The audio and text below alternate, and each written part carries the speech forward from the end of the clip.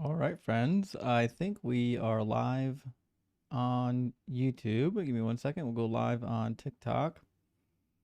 Should be live on TikTok now. If you give me another second, I'll make sure that the guest boxes are open.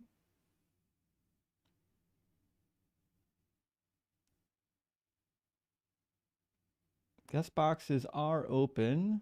Give me 1 second to set up the guest box for the right video format. There we go.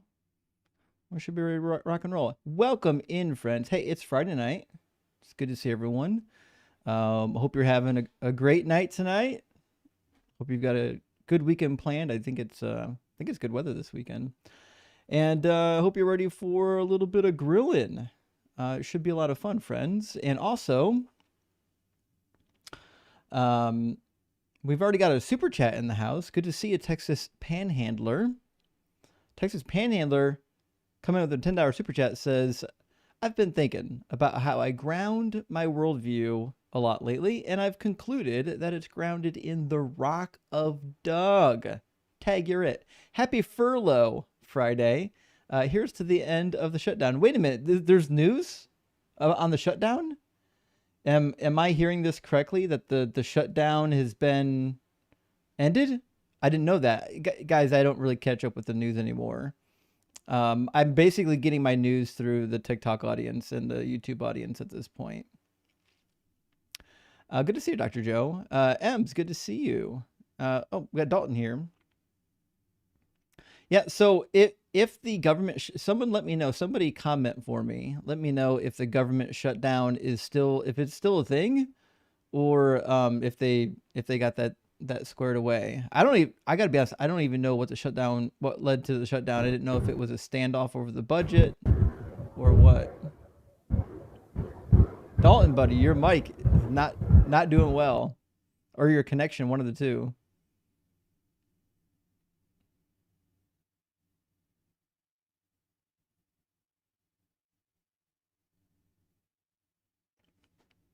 Having some hardware issues there. How does it sound?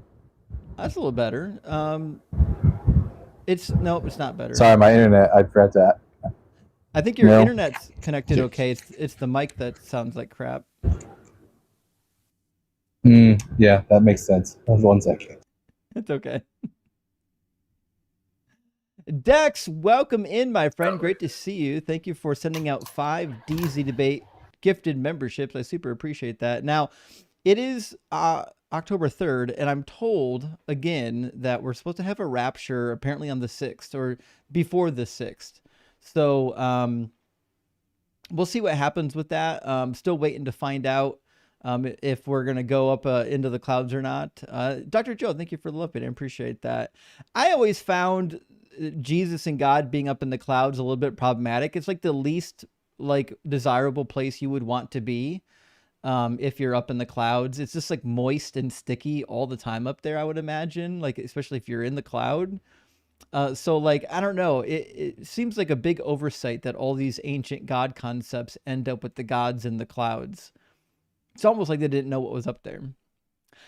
And Pi, thank you for the $5 super chat. Pi says Philbro's clock must be mandatory across all platforms. It is mandatory now, my friend. We've instituted it. We're going to be doing the Philbro clock. We are doing it. And Steven, welcome in. Great to see you, my friend. Steven says, what do you think of John Fugelsang and his book, Separation of Church and Hate, in which he posits there is a liberal and there is AA liberal and we need to unite? Well, I don't know what AA liberal means, but I have not read the book, so unfortunately I can't really comment on it since I don't actually know the contents of it. So unfortunately I can't really help you much there. Edward, thank you for the $5 super chat. Says, do you remember when the Sadducees presented a really good hypothetical and Jesus just started to piss and moan? Yeah. Yeah, in fact, I do. Listen, the reason why Christians don't answer questions is because Jesus never answered questions. Every answer he ever gave was a diversion. And Christians read that in the New Testament. They're like, oh, look, he's so smart. He avoided the question. Like, no. He just avoided the question. So that's where Darth Dawkins learned it. Okay.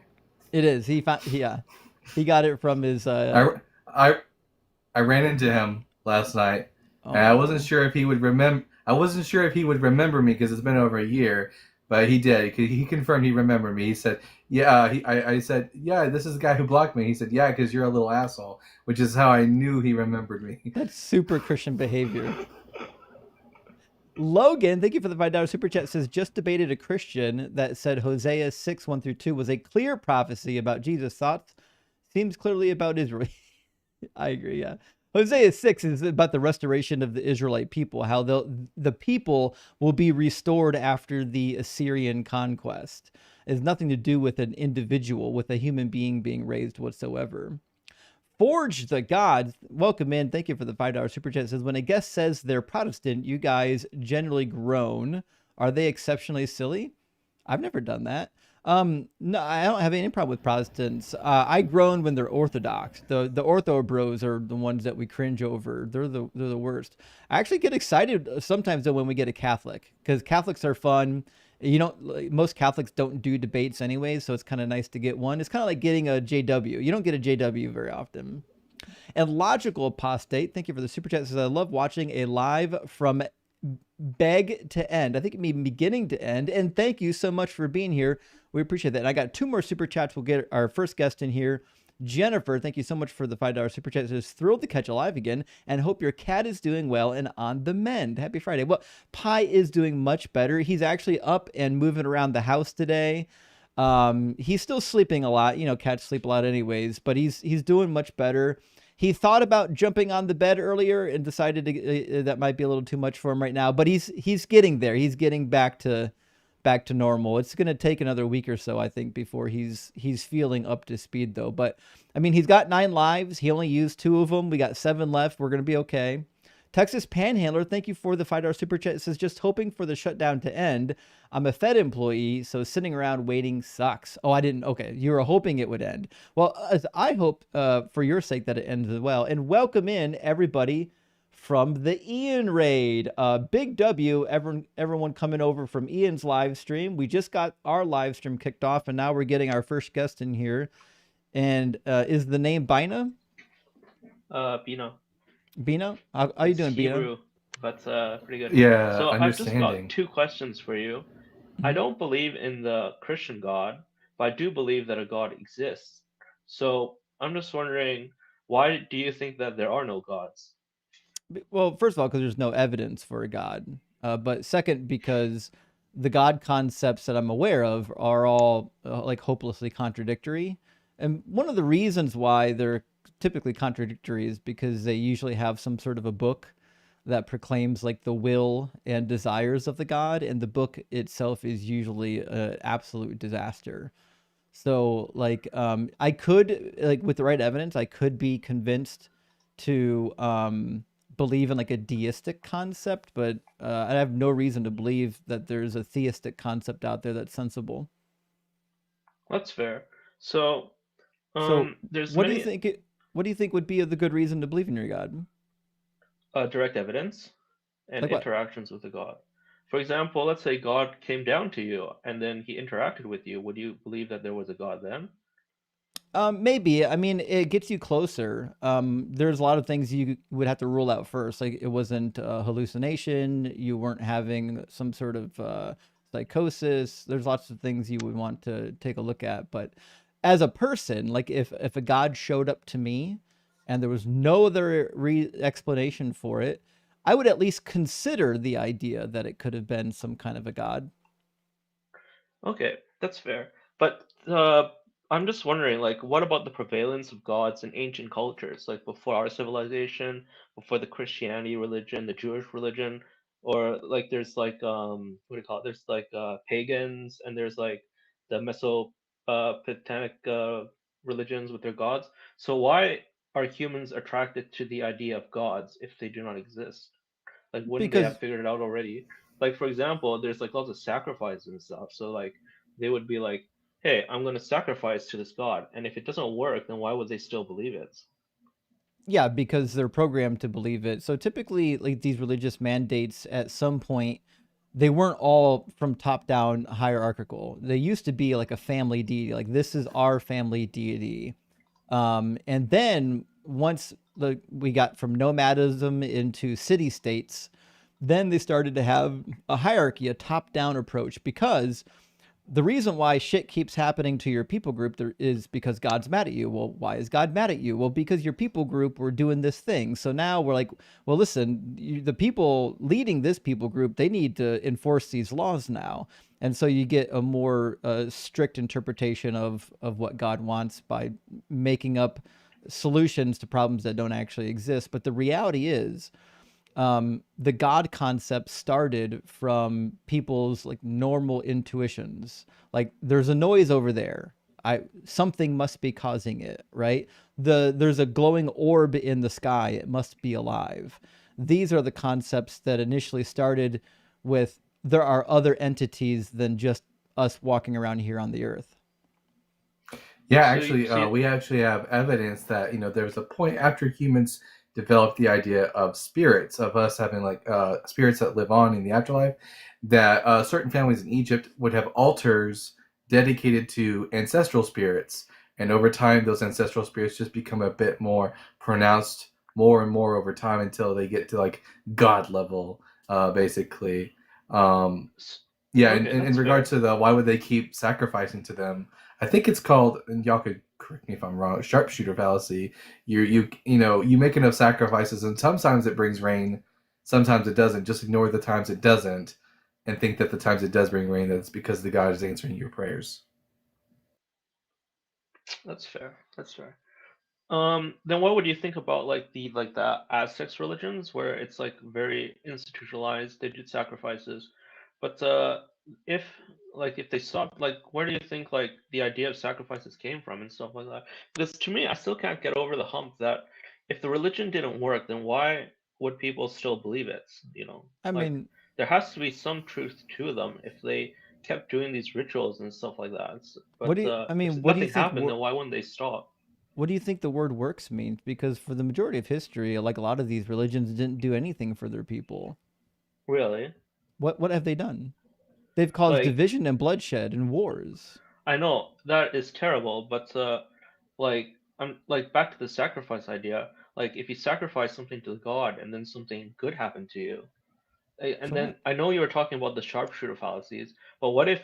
But this is sacrifice. It's like they have to give like a lot of their money to this God, right? So if like So it's what? not like Or sacrificing. well, Um, I don't think the Aztecs had money. They would have sacrificed their I animals and know, but crops. like, yeah, but that's worth a lot of time, right? That's a thing of a lot of value. It's not like I'm throwing away a McDonald's meal. It's like I'm throwing away a year's work or something like that Yeah, for the deity. And if it didn't work, why would I still follow the religion? it doesn't work because people are convinced that you have to do it anyways, and when it doesn't work, they make excuses like God is mad. So, for example, if you read the Hebrew Bible and you're Jewish, you'll discover that every time an invading army came in and beat up on the Israelites, it was because God was mad at them. This was God's vengeance, and so there's always an excuse for God's failures. When something good happens, you blame it on God. When something bad happens, you blame it on you. Okay, that's fair. That's fair. Mm, yeah, that's because the for me the only thing that gives evidence of God is that the sacrifices work. You know, But they don't. like uh they don't. Like No. every si- like what about like occult rituals then? You know, What like about making them? deals with dev. What about like it's like not mainstream religions, okay? Like nobody's forcing them to do these blood sacrifices and stuff like that, right? But I, they keep I doing mean, them. Why? if sacrifices worked 100% of the time, don't you think someone would have used that to present evidence in favor of the existence of a deity? Yeah, that's the occult. Like that's like lots of the Satanists and the Do like No. do the do we have any? Do do we you have have any evidence? evidence that there's yeah? Do we have any evidence that their sacrifices have a 100% like rating of like success? Like they always get No, what it is that I they're don't think asking. I don't know because I'm not an occultist. I'm not like a satanic worshiper. But for example, those people that do these sacrifices, it must work. Otherwise, why would they Oh, do them? it doesn't work. They're just as blind as the religious believers. In fact, I've got a Really? friend, a really good friend on TikTok, who spent the better part of a year and a half to 2 years every day almost going live on the internet asking Satan to possess him just to prove to Christians that Satan isn't real. And golly gee, he never got possessed by Satan. That's fair. But we hear all these stories about the occultists, right? And how they do There's sacrifices. there's But you stories, don't man. believe those stories? So, okay, I No. know. That's like, okay, that's fair. So you don't believe like there's like a cabal that does sacrifices and they control the world? Or is that No. just whoa talk for you? That's crazy Or talk. it's crazy talk? Okay. Yeah. Hmm, that's fair. Well, I don't think I can prove to you that God exists, but yeah. Well, it was nice talking with you. Like my main point was just a sacrifice thing, but Sure. you don't believe that people do sacrifices like the occult. So I can't talk to you about that. People That's do fair. people do Well, sacrifices, but they just don't work all the time. They work at the same rate as chance. It's like prayer. It is the same turnaround as prayer. yeah, I don't think prayer is working because I don't believe in the Christian God, but I do believe like there is a God. But like I can't convince you of that. There's like no Do you evidence believe in for the it. God of the Hebrew Bible? No, Oh, I okay. don't Never believe. mind then. Like to Okay. me, like the Listen, best Bina, maybe if the you could Gnostic. if you could make sacrifices to your God and ask for something and it always came to pass, hell, that would convince me that your God is real. Well, I don't believe in a God that needs sacrifices though, but I do believe in like spiritual entities and stuff. Like I really like the Gnostic explanation of the world, but I don't. I do believe in spirits and stuff like that, but I don't believe like there's this one Christian God, something like that. So Right. you guys are like well versed in like because you were a pastor before, right? So you went to seminary Yeah. and stuff like that. So you know all the Uh-huh. Christian arguments. To me, they're very weak arguments because there is no evidence for that, and it always is circular reasoning towards the Bible. But Yeah. but in Yeah. Gnosticism, like it's just like to me Christian like apologetics is every broken out of the gate. yeah it is pretty broken, but to me like they're just stories to explain the spiritual, but you don't believe in the spiritual at all, no? No, why would I? Because you've never experienced it. But that's fair. Yeah, I'm not here to convince you of that. Okay. But I'm just saying, like, there has to be some truth in the spiritual. Otherwise, like, we wouldn't do sacrifices. We wouldn't do this prayer stuff. Like, No, we wouldn't people do any would. of this stuff. Really. Well, like, I have a what do sister you who think? every time like the wind blows the wrong way, she burns sage in her household because she thinks it wards off the evil spirits. The Do you evil think spirits spirits. are afraid of sage? No, I think that But she maybe thinks it like it works. was like a medicinal, like maybe there was like some medicine in the past, like they burned sage and then like some diseases were warded off or something, and that's the reason for that Right, superstition. but in But her mind it feels like it's working, right? Because what's happening in her mind is in her mind. Like the supposed evil spirits are in her mind. Burning the sage to ward them off, all in her mind. These are merely placebo effects. yeah, that's like but that's you're more centric to the like the Christian worldview where belief is important. I don't think belief is important at all. I don't think that you believing that spirits exist matter, even if they exist or they don't exist. I don't think belief has any value whatsoever. Yeah, I Like don't think they it's care people about can be me. delusional. Yeah, I don't think so either. Yeah. But yeah, Well, listen, Biden, it was good to talk to you. I'm gonna see yeah. if I can Sorry get about that. a I believer up just here, and yeah we can yeah. yell Have a at each good other for a debate. little bit. Okay. Have a nice It's day. okay. It's good to hear from you, man. Yeah. Bye. Cheers, friend. Cheers. That took a sharp left turn at one point into conspiracy theory land. I was shocked. Friends, if you're watching on YouTube, you can join using the link on the screen, tiny.cc/DZGuest. If you're watching on TikTok, you can join the standard method. I see we have My Dog is Better Than Yours in the queue, and we'll grab them next. And I have to say, currently I don't have a dog, so I can only agree with you on that. And Let me just in case grab. you haven't noticed them, Blitz is here. Yeah, welcome in, buddy. Just making sure. Much Blitz, appreciated. Blitz is sneaky.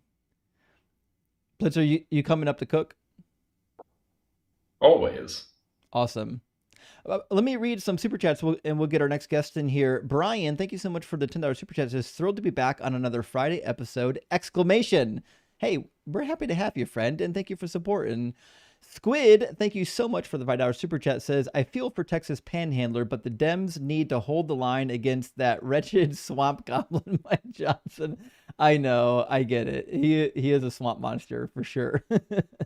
Anyone remember Swamp Thing from the 90s? That's basically, we're living through that right now.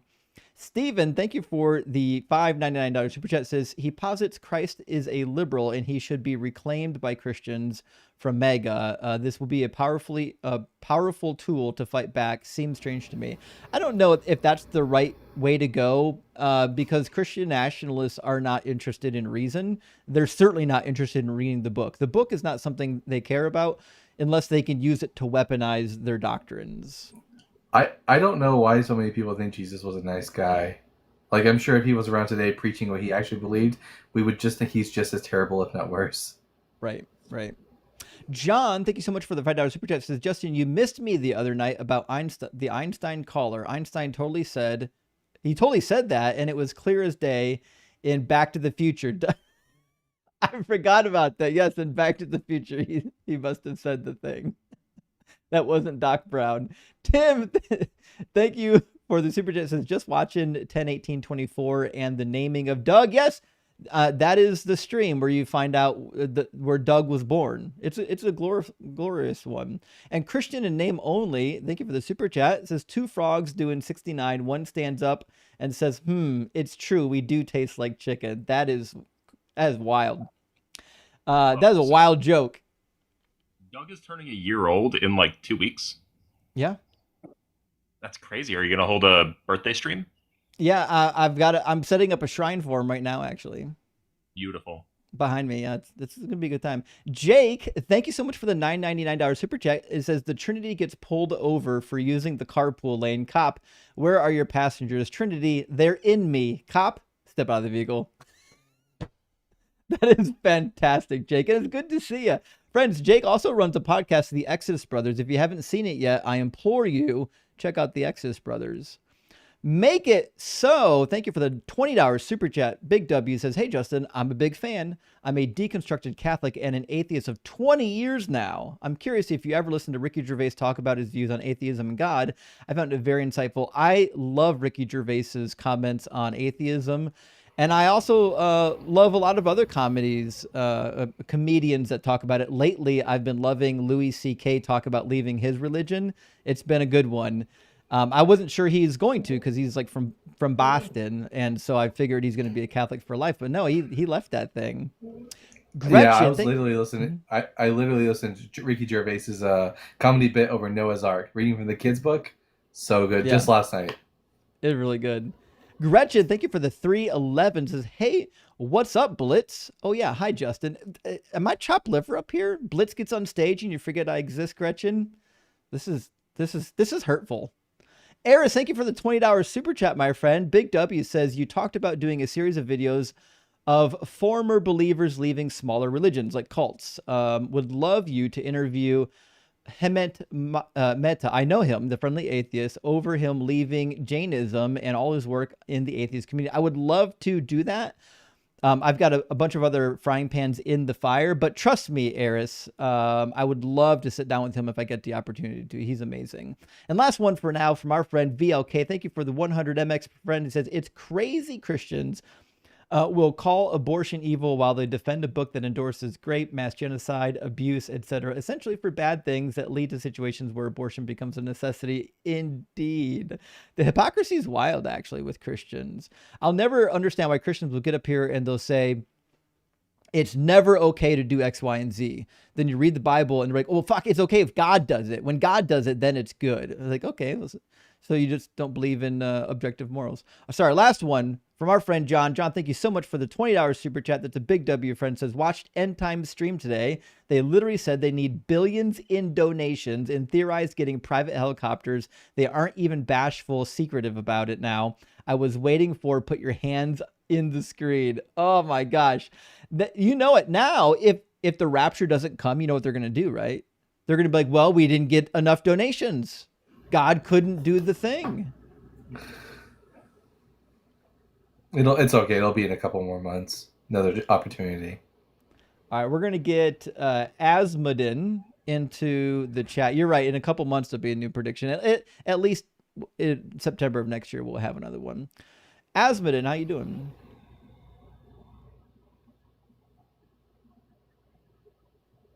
Assman, you there? Hello? Anything? Bueller? Oh, he's gone. Weird. Okay, we'll get Jerry next, it sounds like. Jerry, we're going to bring you in. I hope you got your microphone ready. How you doing, Jerry? I'm doing pretty good. Can you hear me? Yeah, I can hear you loud and clear. Nice. Jerry, are you All right. at least 18, and do you believe in God? Yes, and I think so.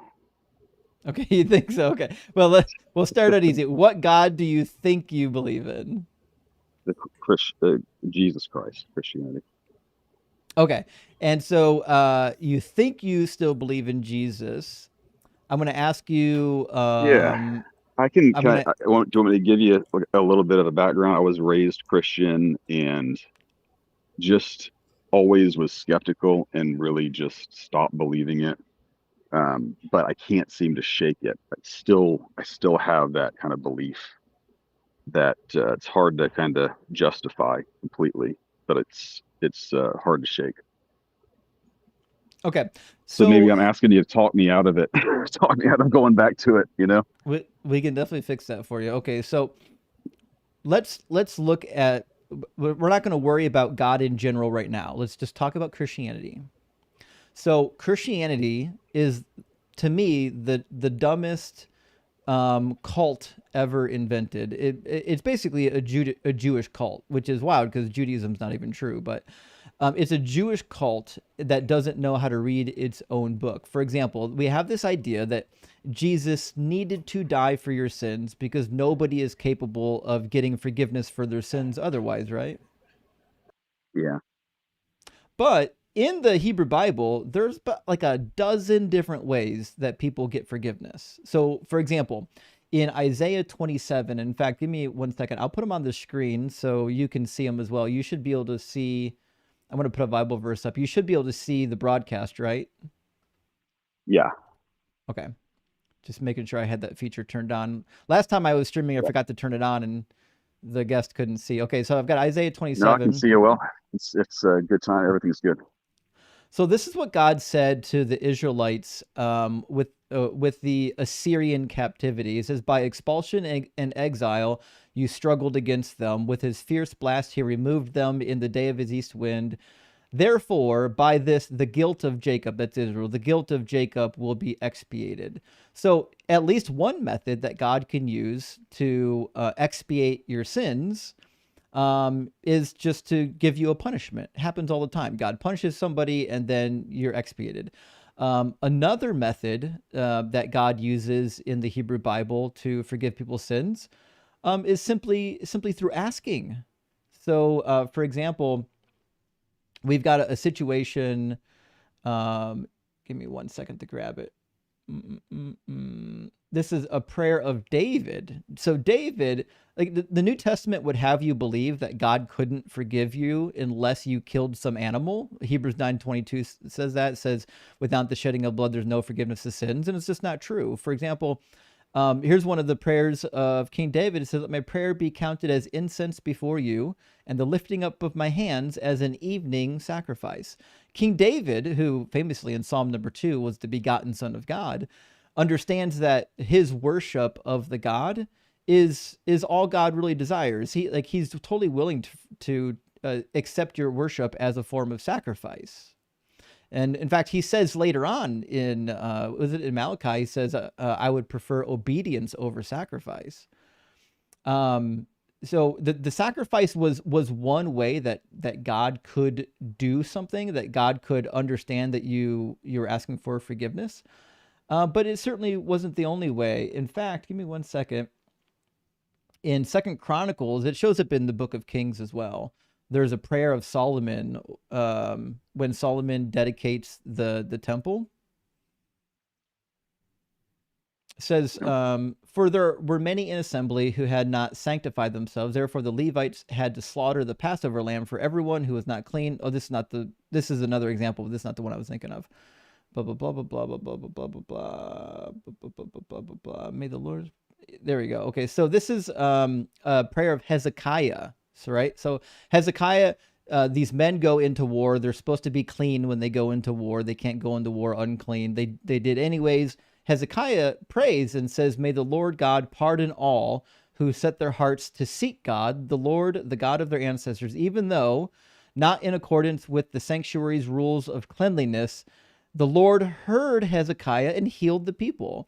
So Hezekiah, they violated the Lord's commands when they go out to war. And Hezekiah is like, sorry, they're repentant, and God's like, okay, I'll forgive you.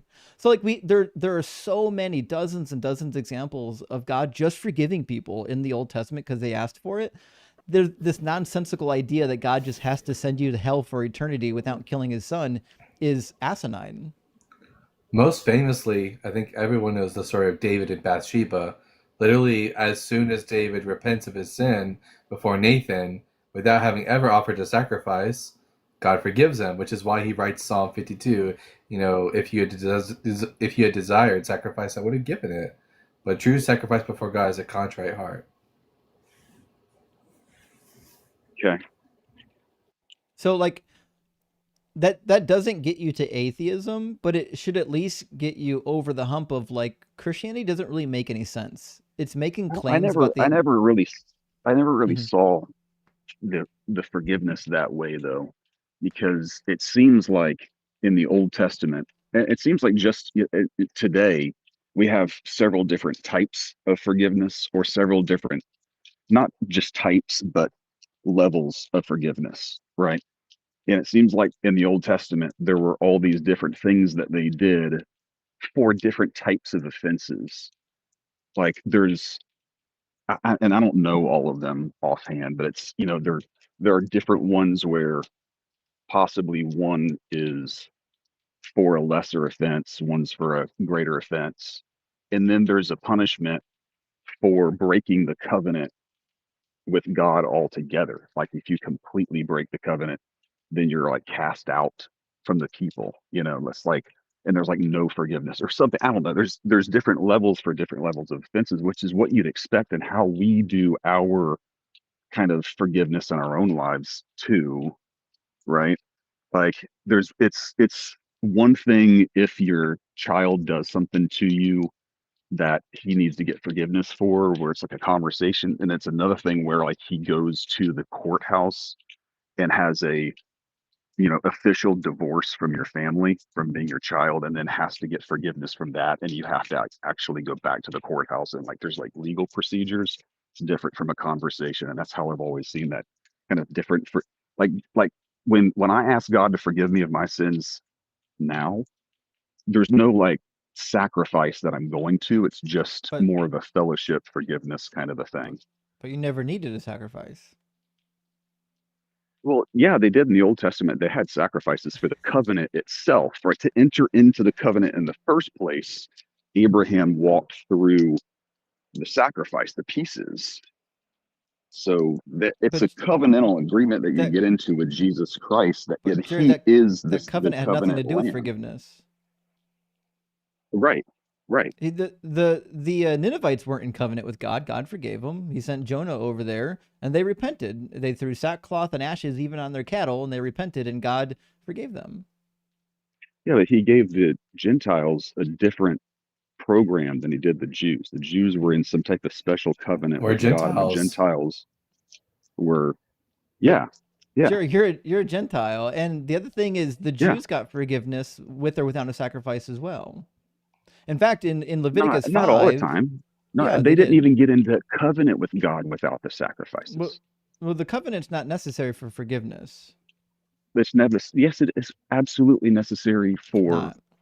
um for the Jewish people for forgiveness. It is. It's not. That Well, if wasn't they the exit purpose the of covenant, there's no covenants. forgiveness. The covenant is a behavior treaty. Okay, all right. Like God, if you sin against the God, no matter if you're part of the Hebrew people or not, He will forgive you. And He does it 20 or 30 times explicitly in the Old Testament. People Well, what is the constantly. covenant for? And like people who are in Israel and exiled from the people and cast out from among your people and that kind of stuff. Well, From what I the always the understood, covenant is for they God. they It's a they lost. suzerain vassal treaty. Do you know what a suzerain vassal treaty is? No, Okay, so a I'm suzerain I'm a vassal little bit of treaty. a moron. So I No, really, you're not a I moron. mean, So a it's like, suzerain vassal so treaty is a treaty between a higher level kingdom and a lower level kingdom. It's kind of like how a mob boss would go in to like a local shop owner and shake them up and be like, "Hey, you got a nice shop here. It'd be a shame if something happened to it, but for the right price, I'll protect you." That's a hmm, suzerain vassal treaty where a larger overlord is granting you protection, but also they need some stuff from you. Like when they go to war, yeah, you have to give them some of your men to go to war. The Deuteronomic code reads identical to all of the classic ancient Near Eastern suzerain vassal treaties, including the blessings and cursings at the end of the treaty. And so what you have between Israel and their God is just a treaty of here are my demands. For me to be your God and for you to be my people, these are the demands I want you to meet. Now, there's nothing to do yeah, with whether or not they're going to go to heaven. And to be sure, there is no real heaven. Heaven is just being resurrected. You get resurrected on the last day and you get to live on yeah, the earth yeah. forever. So the reality is there were lots of people not in Israel, and you're not an Israelite, that were like God would have granted you eternal life just like the Israelites as long as you lived a decent life. That's why Jewish people don't worry about me. They don't worry about atheists because they don't think I'm going to hell. Okay, So for example, I did a video with my yeah. one of my rabbi friends not that long ago, and you would think that he's an Orthodox Jew, he'd be trying to convert me, since we're friends. He doesn't care. It's not his job to. They don't care to convert me. To them, the resurrection of the righteous is not about whether or not you believe the right thing. It's about whether or not you lived the right life. Yeah, So this yeah. idea I that could see that. that I God's could going to see that. send you to eternal fire because you've committed one sin, and because you've committed one sin, you're imperfect. Now He just has to burn you in fire forever. None of that's in the Hebrew Bible. That's all manufactured to make sense of the New Testament. Yeah, that does not make sense. I mean, that doesn't. Like It doesn't work at all. why would a loving father send any of his children to eternal fire? Yeah, I mean, even if I was to go back to Christianity, I could not go back to eternal conscious torment or whatever they call Right. it. That's like that's insane to me. Well, But yeah, let's take another kick at one of the legs of the stool. So we talked about the nonsensical nature of the blood sacrifice. The other problem is that Jesus is purportedly the Messiah. The reality is he didn't fulfill a single messianic prophecy. Dalton, you knew I was going to do this. So, in order for Jesus to be the Messiah, one, he had to at least be a king. Number two, he had to bring his people back to Israel. Number three, he had to reinstitute the Mosaic law. And number four, he had to defeat all of Israel's enemies so that they actually had peace. The reality is, Jesus didn't do not even one of those things. yeah, yep. All the things they point to with prophecy are very they're kind of Yeah. they're it's rough. It's a rough situation. The prophecies Yeah. are quite spurious. Some of them don't even exist. So in Matthew 27, Matthew quotes a passage mistakenly from Zechariah 11 and attributes it as a prophecy about Jesus in Jeremiah. So not only did he get the wrong prophet, but if you actually read the prophecy in in Zechariah 11, it has nothing to do with the Messiah being betrayed whatsoever. No one gets betrayed in that prophecy. It has nothing to do with Jesus. He just remembered the word 30 pieces of silver and was like, "Oh, I don't. this guy over here." I know what you're talking about. I don't think that's a good example though, because I mean, if I remember correctly, he doesn't say this is what Jeremiah wrote. it says this is what Jeremiah spoke. And there are all kinds of other things. So I don't think that's a really good one to nail it down on. Like there are all kinds of other spoken oral traditions of Well, the prophets, like the one you get in Jude of the book of Enoch, those kind of things. That's There's all that's kinds of that's like, that's written down too. First Enoch chapter 1 verse 9. yeah. right. So The one in Matthew, I to think it says to thus be sure, spoke. we have no record of what Jeremiah spoke other than his writings. That's it. Right. But there are all kinds of Jesus there didn't are all have kinds of access to quotes of any Old extra biblical Testament tradition. stuff. Well, there are all kinds of quotes of oral tradition and all kinds of things. I mean that I've never heard that's of not. one. The reality is What that about the quotation one is directly Paul quotes the taken. Lord? That is Remember Paul taken quotes. I guess directly that's a from Zechariah chapter 11 in the Greek Septuagint. We know it's not from Jeremiah. right. And I don't Zechariah think wrote I see two to exactly three what you're hundred talking years about. after It's Jeremiah. So Zechariah yeah, wrote way after Jeremiah was already dead. So Jeremiah is not out here quoting Zechariah.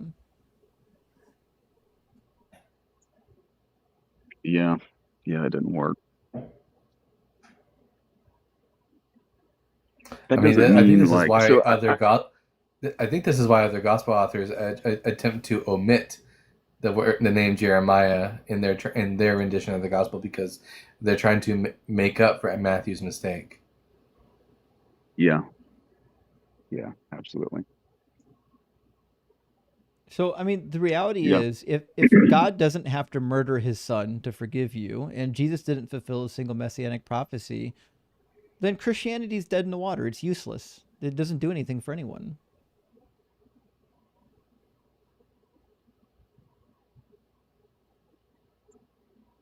yeah.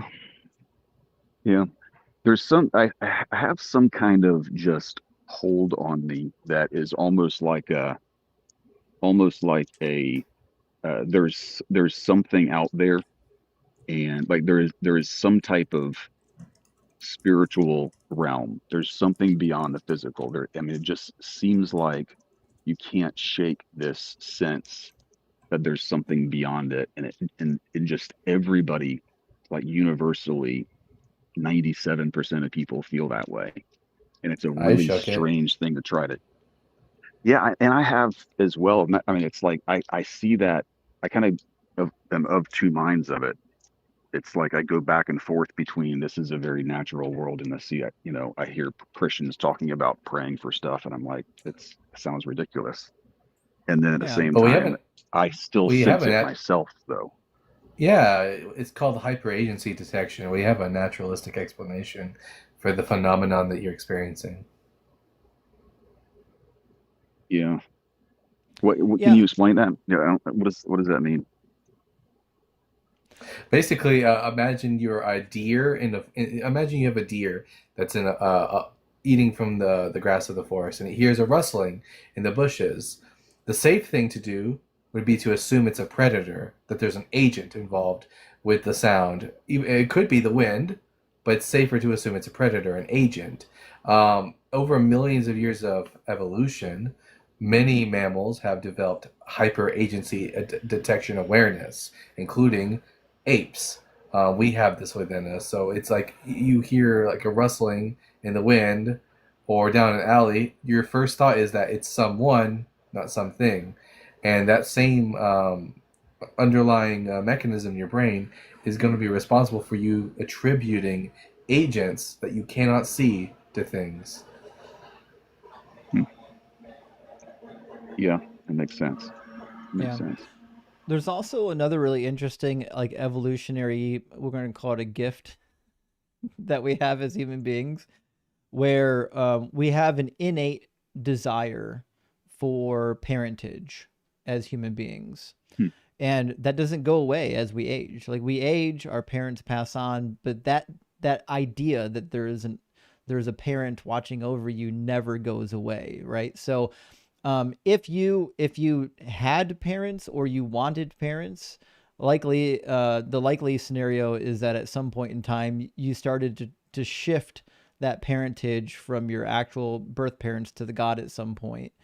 Not everyone has it, but it's common enough in the world that it really does explain why so many people have like this inner desire to be parented, you know? Yeah. Yeah. Okay. All right. Well, it makes sense.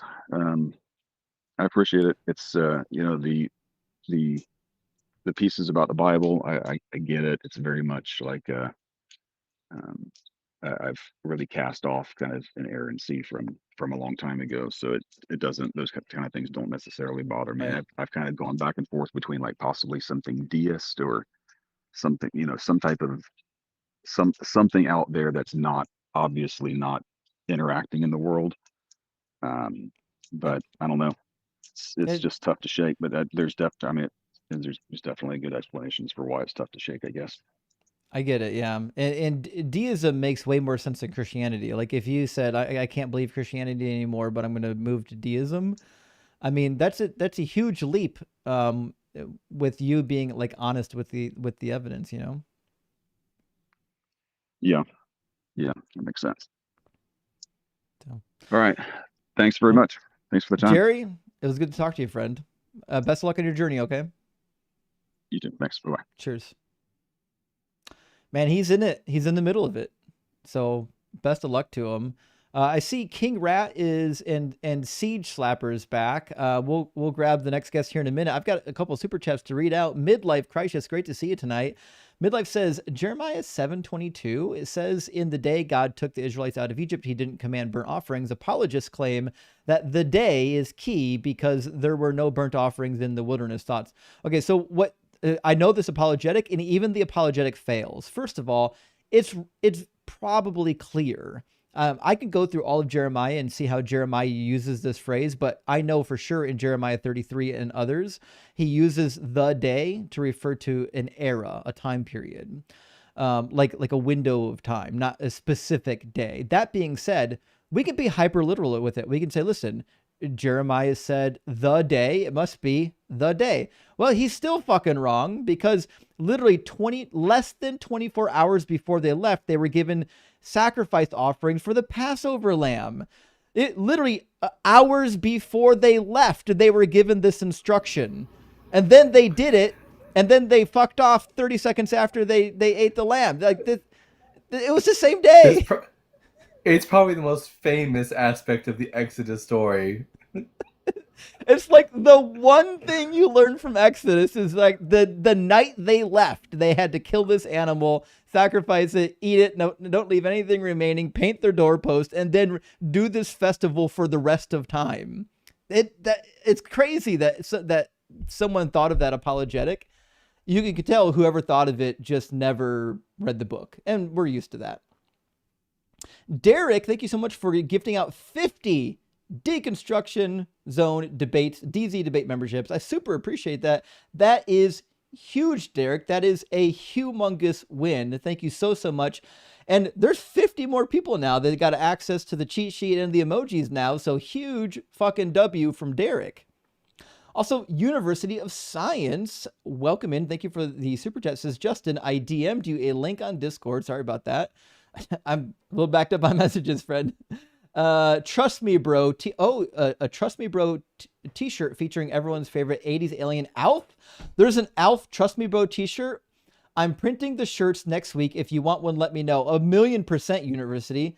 There's nothing I would love more than an Alf t-shirt that says Trust Me Bro. I'm 100% on board. I'll find your DM. We'll work it out. I send you the money. We're going to make it happen. This is great. Are you a big Okay. Alf fan? Yeah.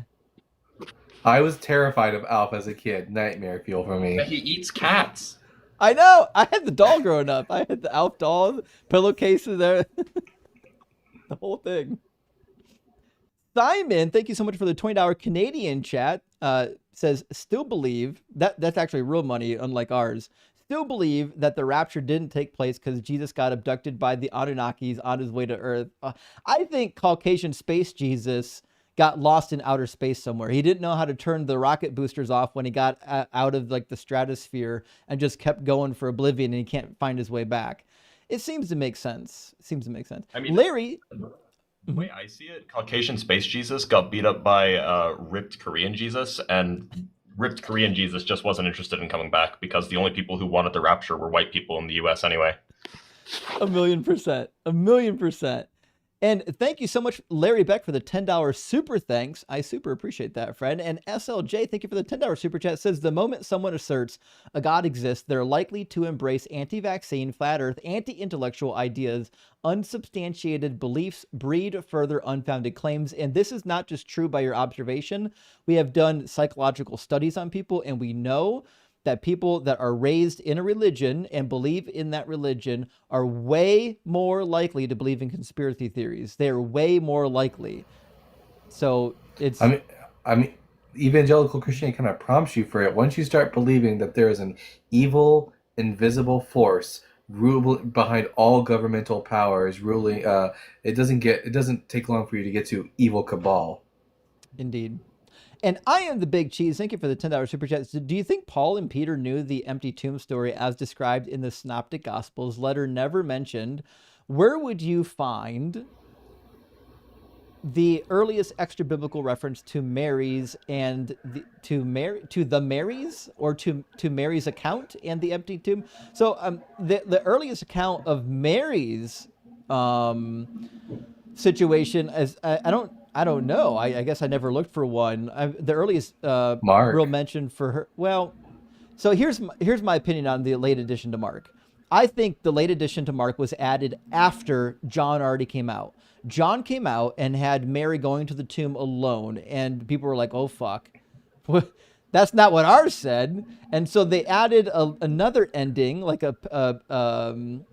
just a note at the end of Mark, at the end of the long ending, saying, "Oh yeah, he appeared to Mary Magdalene first."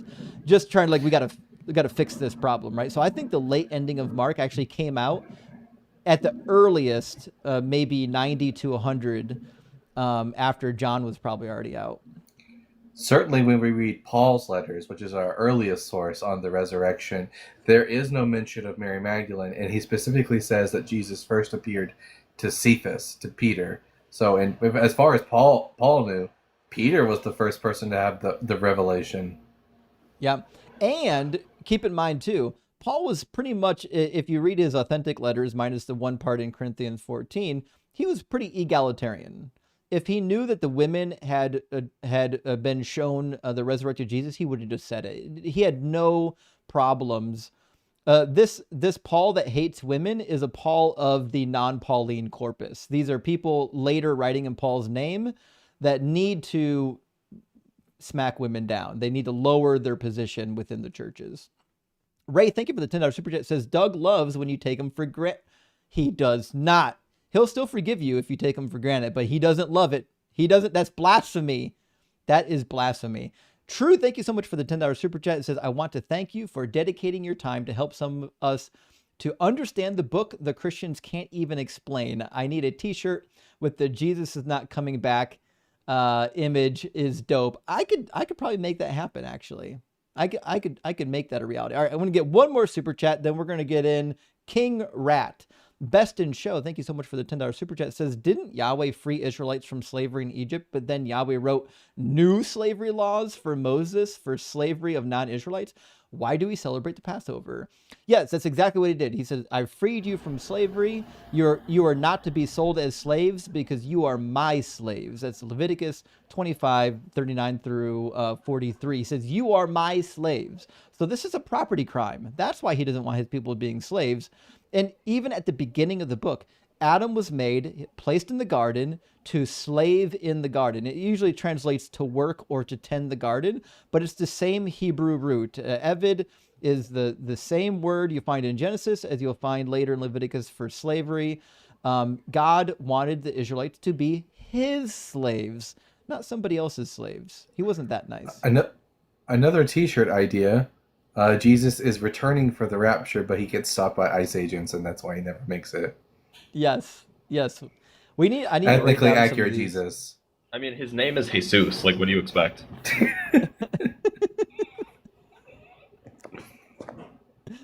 And you know he don't have any papers. He can't even write. What's he gonna do? Read them? All right. King Rat is still loading. We'll give him a second to catch up. Might have a bad connection.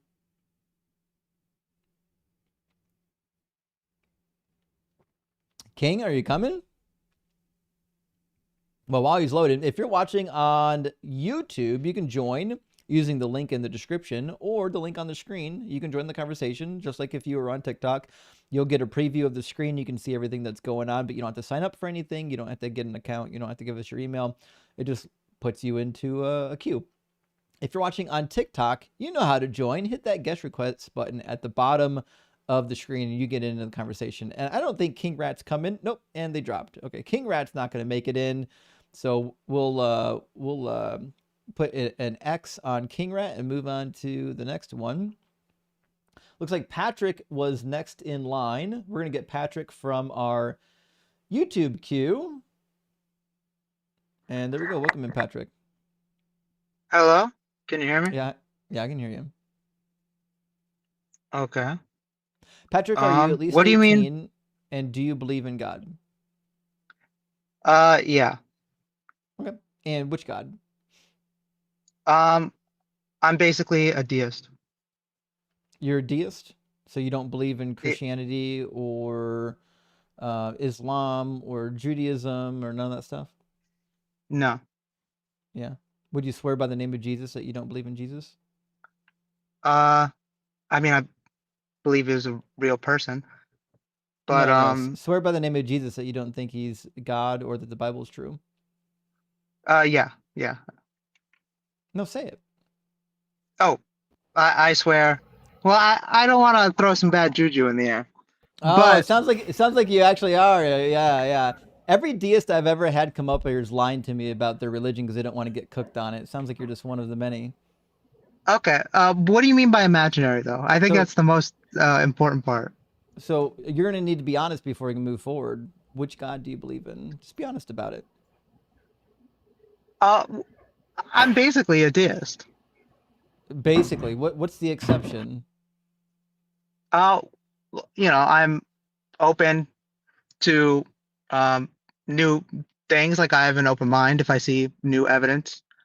Okay, yeah. so then we'll just need you to then swear by the name of Jesus that you don't think he's God. Well, I don't understand what that has to do with the It's weird that you can't your do God is it. imaginary, prove me wrong. It's weird that you can't do it. Okay, I Why are you swear so by the scared? name of Jesus. No, okay, fine. I swear by the name of Jesus that he wasn't God. Okay, cool. Now tell me about your deistic God. What's the argument or the evidence that would lead one to believe in some sort of deistic concept? Okay, but first I want to understand what you mean by imaginary. It means you can imagine it in your head, but you can never demonstrate it to be true in real life. So I'm willing to bet that it's going to hold true because you don't want to actually give me the evidence for your God. You want to complain about my prompt? No, well, I'm not trying to complain. I'm trying to hold you to a strict definition you don't retreat. Sounds like crying, what it sounds like to me. So to be sure, you well, do or you don't have an argument for your God being real?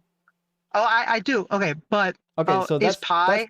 That's the starting My God point. is the same amount of real as something like a circle or like pi. You know, are those imaginary? Depends. Like if I write it down? I mean, like arguably they are, right? Yeah, I mean, I don't believe that numbers are real, to be sure. I think they're abstract concepts. So if you think God is an abstract concept, then you don't believe in God. You're an atheist, buddy. Well, I believe God is as real as numbers or it's real like that in that sense. Well, welcome to atheism, bud. Do you think that numbers exist, or do you think that numbers are human inventions? I think something can exist and be a human invention. Well, I mean, so we invented God. Like a conceptual invention. Is justice real? Is love real? Is logic real? All of that, according to you, is imaginary. It's not real. Here is Voldemort real? Is Voldemort is real within the context of a Harry Potter book? He's not a real human being in real life. Is the God that you believe in real like Voldemort is real, or is it real like, Justin is real? It's real like the concept of justice or race or... It's imaginary. Thanks. You agree with me that your God is imaginary, something you made up in your head. Cool. Well, well, okay, it's real, but then your position is that All right, you get out of here. You don't believe in God. What Grow a set was of that? balls and just admit you're an atheist. No one gives a shit if you're in the atheist closet. Just come out. Justin, be All right. nice. Sometimes people are. Look, okay, actually, you know what? I just applied to work at Baylor, and I'm like, look, I'm Jewish. It counts. Like, I have to pretend, right? And by the way, don't send this to Baylor because then they won't hire me. Whatever you do, don't do that. But like, I can get why people are like afraid or like reticent to like admit that they're an atheist because there's stigma there. I guess. Maybe. You might be right. I'll pray on it later. True. Thank you for sending out 5 DZ Debate memberships. I super appreciate it. And so do the 5 people who received them. And Zen is with us tonight. Big W. Let's see some W's for Zen. Thank you for the $50 super chat, my friend. Says, hi, Justin. Still trying to follow you from stream to stream. Here's a donation to an Oktoberfest beer in case you want a change from the Kraken. And I got to be honest, I love Oktoberfest. It's the one holiday dedicated to getting light beers off the menu, and I am all for it. Light beers are, if Satan existed, he's the reason why light beers were invented. So big W, Zen. We will be celebrating Oktoberfest, and I appreciate that. Jarek, my friend, good to see you tonight. It says, here's some money just for the cat's treats. If I don't hear from your cat that he got it, I'm never donating again. Simply wet for Sharon and Rock Over. Pi will let you know. I promise. I'll make a video just for you, Jarek, of Pi eating his treats. He's currently not even eating his normal food right now because he's only nibbling. But in another week or two, when he's fully recovered, I think he'll be okay. And Big Cheese, thank you so much for the $5 super chat. Says people have lucky underwear and ritual customs for their favorite sports team. Same human behavior behind all magic, sacrifice, and prayers. I almost agree with you, Cheese. Here's where I'll deviate, because like I played football and wrestling and all this stuff, and I had like the lucky shirt that I wore all 4 years of high school for every football game. But for a lot of us, it wasn't a spiritual thing. It was a ritual thing. Like this is how I feel comfortable, not because I think this thing aids me, but more or less like it worked then. Like I wore it and we won. Why change? I'm just going to, it's just a mental thing. It's a placebo thing for most of us. And Lord says, take my monetary sacrifice to Doug. Keep me and mine hard, Sharon Wet. Absolutely, Lord Illuminous Pooh. Good to see you tonight. And Doug certainly appreciates it. I'm actually using Super Chat money to set up a shrine for Doug for libations and incense sacrifices. So I've got to 3D print the altar still yet, but I'm 3D printing a legitimate ancient Near. It's going to be really good. Jennifer, thank you for the $5 super chat. It says, Aztecs sacrifice prisoners to the sun. There is a sun still. Sacrifices work. Shit. Premise number one. I guess I believe in whatever the Aztecs believe now. Cooked. All right, last one for now from our friend Dr. Joe. Good to see you, Dr. Joe. Dr. Joe says, Dr. Blitz, I'd love to have you in Texas, but don't do it. Texas colleges are cultish, conservative, grapey, and gross. That's most likely true. I mean, yeah, but you take the job where you can get one, right? Blitz, you're coming to Texas? I'm actually applying to several universities in Texas. Because, funnily enough, it turns out when you are, draconian and authoritarian like Texas is, people don't want to go there. Yeah, well, if you end up near Northeast Texas, you'll get a hookup. I'll keep it in mind. We got VERICAL coming in next. Did I say your name right or did I screw it up? Can you hear me? Yep. Yeah, it's VERICAL. It's a Hebrew word, or 3 words combined, technically. Cool. Are you at least 18, and do you believe in God? 30, yes. 1995. Cool. And which God do you believe in? Probably a combination of a lot of factors, but the Abrahamic one somewhat follows what I believe. Okay. Does your God have properties? Like, is he all knowing and all good and all that stuff? I think that God's capable of changing his mind, which means omniscience is a paradox. But other than that, I mean, yeah, he has like very powerful qualities. He's just not perfect. Yeah, but does he know all things? It's hard to say. I don't think anybody really knows that. Well, I mean, what's your opinion though? I don't think he knows everything, or else it wouldn't make sense for him to test somebody. So he clearly can change his mind, or he clearly doesn't know every single thing that's going to happen. Okay, so you think that the God does test people?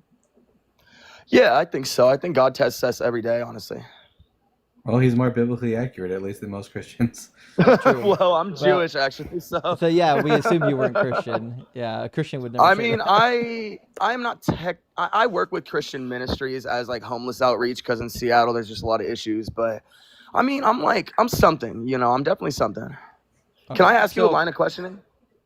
Well, we're gonna talk about your God first, then you can ask me whatever questions you want. So Sure, totally. Yeah. What would be like a good piece of evidence or a good argument for why the God you believe in exists? I don't think there's any physical evidence of God. It doesn't have to be physical. I would say testimony, and which is admissible in court, so that's evidence at least in a court related matter. Obviously testimony doesn't work in like scientific based relationships or relations, but I don't think there's such thing as physical evidence, because my God would exist in a place that he both permeates but also exists outside of our universe. So you know, if I created a video game and then I told somebody, all right, using only the properties of that game prove that I exist, no one would be able to do it. There's no proof of that because I live in a different plane of reality than that video game. Okay, so just be sure there's no good argument for your God existing then? No, I never said that. I wanted to ask you a line of questions. You just didn't want me to ask you. Well, we're already in a line of questioning, so it sounds like yeah, but you're the only one thing questioning me. so far. It sounds like the Here, only let me ask you thing- something. Do you believe well, in logic you're not, as like you're not done yet. you're not gonna let me talk? I'm gonna let you talk, but I already know where you're going, and it's not gonna go anywhere. You're gonna waste No, your time you do running. not. No, you don't. You really don't. Trust me, You're bro. gonna waste your time running tag Okay, here. go ahead. I do this for a living. Go ahead. You're not gonna bring anything Go ahead. new. Okay, go ahead. So to be sure, the only argument you have for your God existing is going to be personal experience. No. Okay, then what's the other evidence? I think it's more of a thought experiment that's worth thinking about. It's not something that will prove that God is real. But I will say this: if you believe that the singularity contained all things, then you have to consider the. I don't believe You don't in believe singularity. you don't believe in the singularity. What do you believe the universe came from? There's no. It didn't come from anywhere. It's eternal. That's my belief. So it is infinitely regressive. Yeah. Do you believe that it's an emergent property of things not existing, therefore something exists? No. What do you believe it came from? It didn't come from anywhere. It's eternal. I just said that. Okay, so that's the second so time then now. what causes the universe to collapse? Gravity. What causes dark energy and dark matter to fail? It doesn't fail. How do you know that? Why do stars and galaxies collapse? We've never observed it failing. Yes, to we be have. sure, to be sure, dark energy is not even all that well known. And also, you've right underneath you is a PhD physicist that has something to say about this. Yeah, I actually think Dr. Blitz is super fucking cool, dude. Dr. Blitz, I really appreciate what you've been doing. You guys really open up like a lot of like good, like, you know, debates. And so I've never been able to talk to you, Dr. Blitz. You're always the fucking most popular dude on TikTok sometimes, but not really, but you know what I mean. Like, can we talk about quantum physics? Because I believe that like entanglement is a big proof of at least something greater than physical property. Look, this is Justin's live. It goes where Justin wants it to go. Okay. I mean, you're welcome to, but you're not going to like where it goes. You would be very surprised. This is going to end up with you saying quantum woo, nonsensical things that aren't supported by actual science, and then Dr. Blitz is going to have to educate you in front of 3,000 people. You are making a lot of assumptions about things you don't know. Well, go ahead and make your argument then. Justin, do you have 2,500 viewers on YouTube right now? Closer to 2,000. We're on YouTube too. Fuck yeah! What's up, YouTube? Look, I don't want to be disrespectful to anybody here. I want to just have a nice conversation. Because we're allowed to have our beliefs, and I don't think there's anything wrong with being an atheist per se. It's like, I was an atheist for like a long, long time, and I changed my mind personally. I will say this: I think that quantum entanglement is a well-proven thing. It's not woo-woo, and if you can prove that two things can move separate from each other, but at the same time because of each other, one thing moves one way, the other one instantly moves the other way, then that proves that space has less spatial relations than we thought, and that the universe might have been folded in on itself via either time dilation or via gravitational wells. Yeah, what does any of that have to do with God? Sorry, go ahead, Blitz. No, it's fine. It's fine. It wasn't on topic, so I can just cover my ears and pretend it didn't happen. That sounds like something y'all would do, but yeah. Well, here's my point. Can you tell us what that has to do with God? It proves that there's something more than what science can prove right now, which means you guys have to admit that you don't know if God exists or not. So God of the gaps. Well, I mean, a God of like, yes, a God of the gaps, but not really. If you believe in the singularity, which clearly you don't, but a lot of scientists do, then you have to recognize. Well, a lot of scientists. In fact, most scientists. Name a living scientist right now that believes there was a singularity.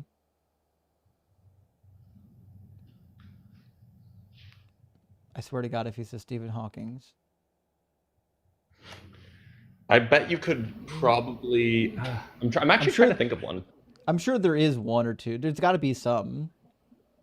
I mean, my guess is that it's probably 60-40 or maybe 70-30. Yeah, I'm sure there are some. I mean, you asked me for a living scientist, so I would also be surprised if he said Stephen Hawking, Justin. Well, yeah. Things you can look up yourself, but you don't want to know the truth. So. Oh, there it is. Yeah, okay. So why would I believe in a singularity? Do you even know what that means? Yes, I do. Yeah, I mean? actually defined it earlier, and you just disagreed with what I had to say. You did not define it. The singularity, as we know it, is an infinitesimal point where all of life in the universe was condensed in a really hot point, and then everything exploded during the Big Bang. But you can have that, and that's not necessarily a singularity. What do you think singularity means? It means something that is monatomic. Do you know what that means? Monatomic. It's reduced down to the singularest, smallest point it could possibly be. That's not what monotonic means. Well, yes. This is gonna get bad for wannabe science guy. So monotonic is it's an adjective used to describe functions, and what a monotonic function is that it's strictly increasing, strictly decrease. Well, I shouldn't say strictly. It's either staying the same or increasing, or staying the same and decreasing. Monotonic is not like something that's applied to physical systems. It's applied to mathematical objects. He's Googling it right now. More so, actually. Yeah, I mean, I already knew what it meant, but I'm gonna have to prove to you guys that I'm not stupid. Well, it's too late for that. Well, here's the thing, man. You didn't even know what monatomic meant. I knew that it was. I didn't study science. Okay, so what's monatomic gold? What is that? Apparently, you don't know either, because Dr. Blitz had to correct you. Yes, I do know what monatomic gold is. I actually really do. Do you mean monoatomic? He's looking it up. He's Googling it right now. You know, every time you swipe away, we can see you swipe away, right? I was mispronouncing it. Let me. Yeah, I know. We're watching you swipe away to the internet to look it up. I know, dude. I'm literally looking things up to read definitions to you guys because you keep saying I'm wrong about shit that I'm right about. So you don't know it then. So I meant to say monatomic. The monatomic. Yeah, I mean that's not how you pronounce it. It's monatomic. Like. Wait. So is there an M there or an N? Monoatom. I see. Monoatomic. Okay. One singular atom. Monoatomic is a chemistry thing. I know this, but chemistry has physical properties, does it not? Yeah, but it doesn't have anything to do with the singularity. Well, it could, though, because it's more of like a broad range of terms where it's like something is essentially as small as we can get it. Now, obviously, the atom is not the smallest thing we know of, but there could be something smaller and smaller than neutrons or whatever, like smaller and smaller and smaller and smaller than a proton, smaller and smaller and smaller and smaller. And we don't know that yet. We haven't seen the full depth of how small everything is, or if there's a fourth dimension. Why would we believe that everything in the universe at one point was monoatomic? Well, I mean, like maybe that's not the exact perfect way to describe it. I would just say it's at an infinitesimal point. Like it's a What does that singularity. even mean? What does infinitesimal mean in your jargon here? It doesn't do anything for you. Really? Why Like, is these this are jargon? buzzwords. Because you don't know my vocabulary. That's not buzzwords. It's No, fucking something that's I know really what the word small. infinitesimal. I can't even say. I know what it means. It doesn't Yeah, do exactly. anything for you. Yeah, because it's You're- really small, and I'm sorry you that I'm can't hurting have your feelings something. 'cause I'm You using can't have big something. words, dude. You I'm can't sorry have that I'm something that's- hurting your little buzz You cut can't have side something feelings that's because I'm using big words. infinitely small. Infinitesimal. I mean, that's not an accurate how description. do you know? Of So you don't smallness. believe in the fourth dimension then? I mean, I think the fourth dimension means something than you think it does. What do you think it means? It's essentially the dimension of things going inwards, or you believe it's time, but I don't believe it's time. I think it's things going inwards. Dr. It's Blitz, the is the fourth dimension time?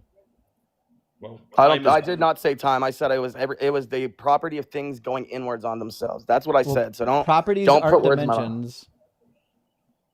Okay, and so what if you can see around you and there's three This guy's dimensions in front crazy. of your eyes? Nah, This is bro, why- you just don't listen. this is You why, just don't listen. You really like, just don't listen. Reading literacy actually matters. Like, learning buzzwords will never get you to an actual argument. Buzzwords? There's What are you, fucking Woody? Are you fucking reading Toy Story right now? repeating You watching buzzword- Toy Story? I don't know what Buzzwords. buzzwords has Because to do with. you're getting offended that I'm using words that you actually don't Buddy, understand. you're the one. You're getting excited offended. You're right offended. now. Your butt You're up- hurt. You're offended. You're up Your butt here hurt. crying that you're using words out Oh, of context I'm that you don't even crying. know what they mean. I'm crying. No, dude, why don't you Crash out. stay on point? Why do you He's think? literally crashing right now. Like, he's on the edge. He's on the edge of crying right Let now. me ask you a question. Emotional damage. I So, love that fucking soundbite. To be clear, we've still never heard the argument on how any of this has to do with your God being real. Are you ever going to give me the argument on what Yes. the quantum woo has to do with Are God? you gonna stop interrupting people and listen, or? I didn't interrupt you. You just don't like Okay, my then question listen. because you're so like butthurt that your argument failed that you want to like reframe the argument rather than me getting it back on finished my track. argument yet. I haven't finished it yet. So you can start with what this has to do with your God being real. Do you believe that consciousness is an emergent property, or do you believe? Crazy fucking pivot, consciousness. Well, because what if the singularity joke. contained? What if the singularity contained consciousness? Yeah, and what if green smelled like April? What a dumb question. We're talking I about your think God right now. You are genuinely not as smart as you think you are. You just smile and try to make fun of people. Like I can see it in your eyes. No, you got I'm hater. making fun of you got you. hating. You got making fun haterade of in your you. eyes. I can see you drinking it like you're in a Gatorade commercial right now. Are you done with the Haterade. meta, or do you wanna give the argument? Well, like I'm This just guy's sorry got that I'm nothing talking but circles meta. around you. So he's got no actual argument. He doesn't know what his own words mean, and then he Yes, I pivots to do. meta and new arguments. You are fucking ridiculously dumb. I'm yeah, getting the- Why don't you secondhand listen to what I'm saying and not what I'm not embarrassment saying? Yeah, I the embarrassed said- laugh doesn't make it worse. Why don't you listen for longer than a second? You Why are don't like. Why don't you just stop talking meta? Why don't you stop trying to Dude. steamroll conversations and have a real one? I am do that having with a your real fucking conversation girlfriend with an infant. You right do that with now. your girlfriend too?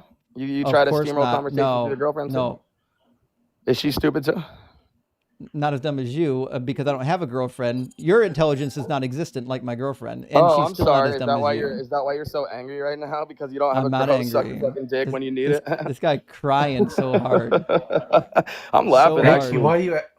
Ricky, why are you acting like? Why are you acting like a high schooler? Imagine your argument failing so bad that you have to switch to this kind of meta.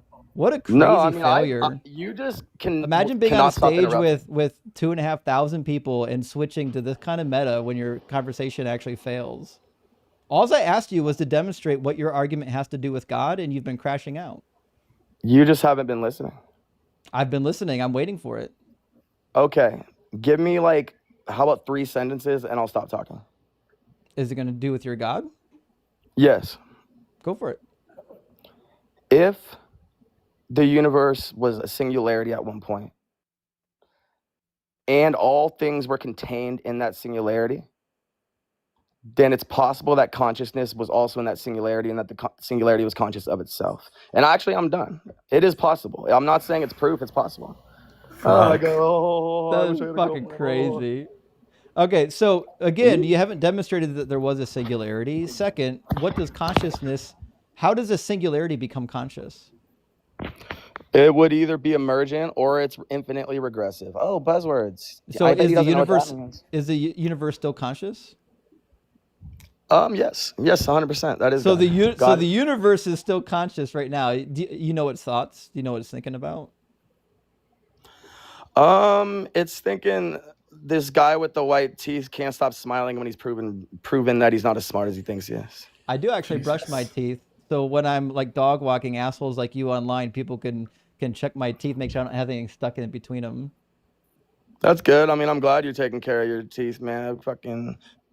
All right. Well, listen, you're a loser, and my audience didn't come for this level of 5th grade argument. So you're done. Okay. Don't come back. That was embarrassing. Justin, That what was kind of drink is crazy. what kind of drink is a monotonic? You know what? That's when you just have tonic water and you don't have any alcohol.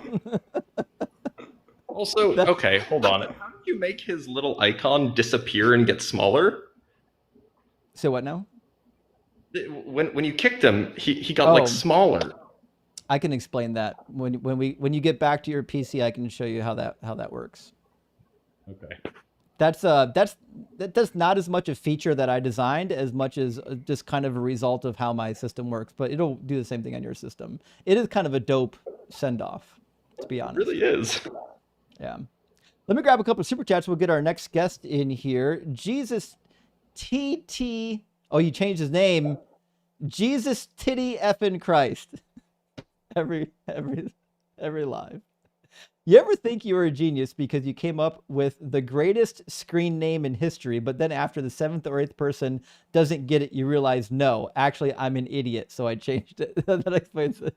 Listen, I'm sure it made sense to you, but the problem with jokes is that they only work on people who know the joke. You know what I mean? Just one of those. Oh, that was pitfalls. beautiful. Dipster, thank you for all the face paint on TikTok. I really appreciate that, Dipster. And Noco, thank you for the $20 super chat, my friend. He says, oh my God, shrine for Doug, rock hard for Doug. Yes, it's going on, friends. I'm building the shrine for Doug. It's great. I already bought an incense burner with like the Catholic frankincense and myrrh incense like that they have in the Catholic mass. Like we're gonna get it going, friends.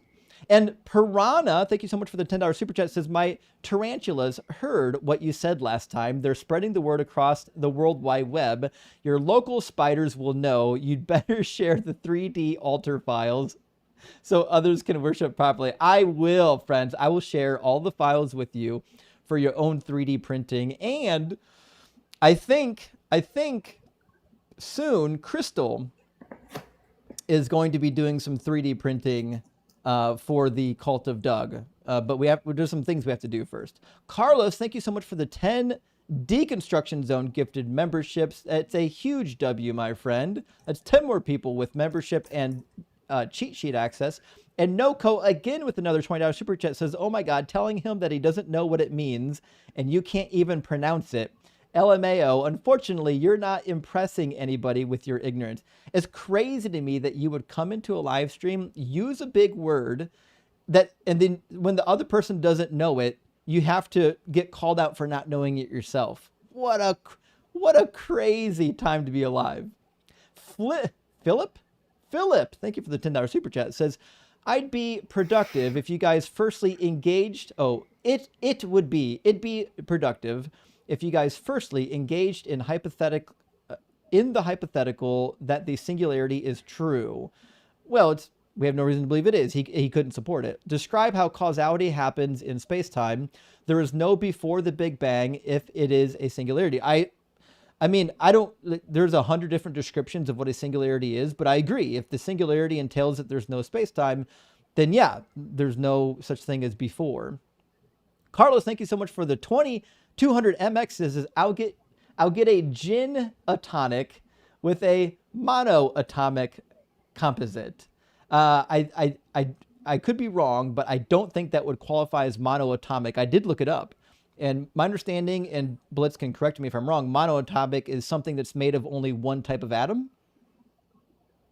Yeah, it's pretty straightforward. Mono meaning one, atom meaning atom. That's what I thought. Like it said some of the noble gases qualify as monoatomic. Yeah, definitely. Mandy, thank you so much for the $20 super chat. Says, I'm sure you heard this before, but only way Jesus saves if he shops at 99-cent stores. Also, when it comes to slavery, religions and gods are the biggest enslavement to logic and reason. Couldn't agree more. And I have not heard that joke before.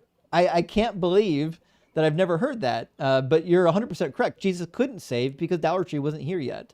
And Menards wasn't around either. How are you going to save big money at Menards without Menards? GL, thank you so much for the $20 super chat. Says, any thoughts on the White House directive that connects anti-Christianity to domestic terrorism and instructing agencies to investigate and prevent it? Does it concern you at all, considering your work?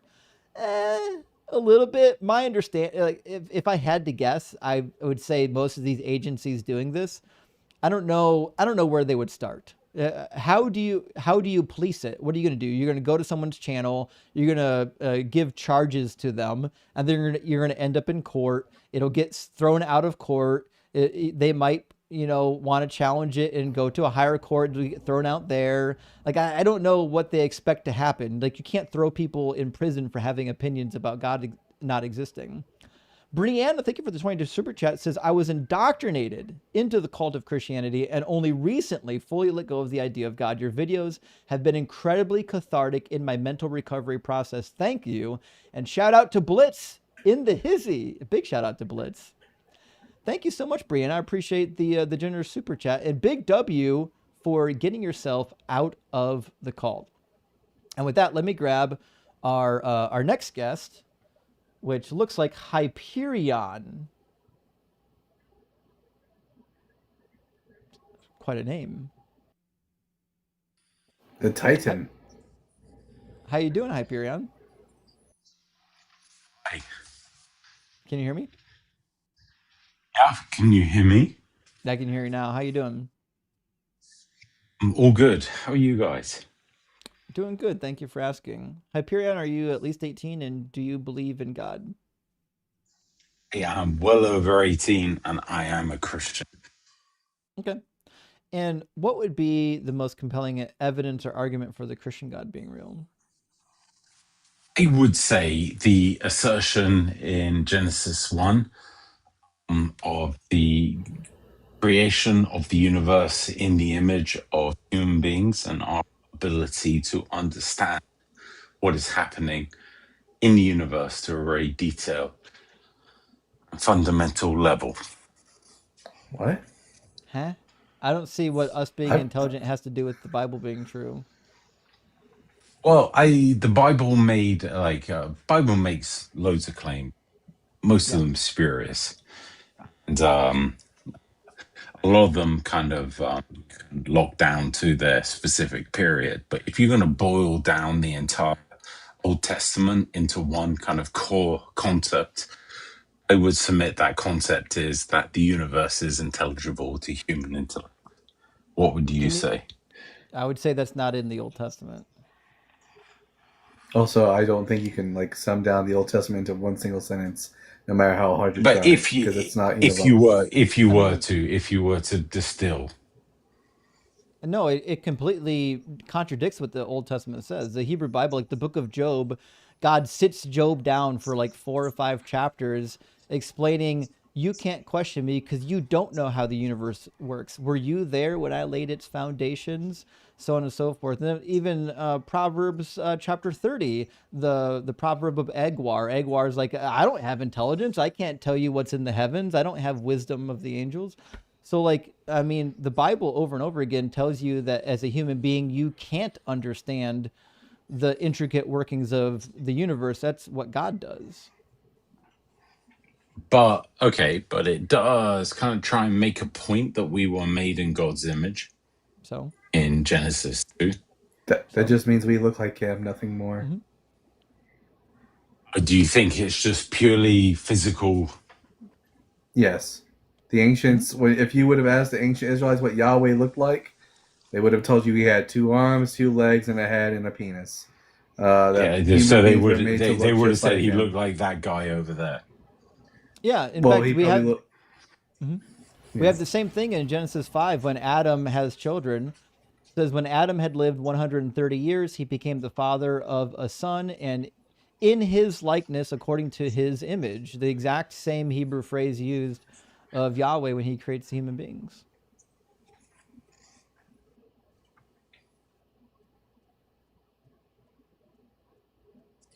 Yeah, the word Salem just refers to what something looks like, nothing more. Okay, so you're telling me it's like a purely physical description? Mm-hmm. Yeah. God is In described all with of body its parts. instances? He's got a nose, he's got hands, he's got arms, he's got feet. White hair. Yep. His nose gets Well, hot some when he's of angry. He that smells stuff. some of that heritage comes from El in the Canaanite tradition, especially the beard.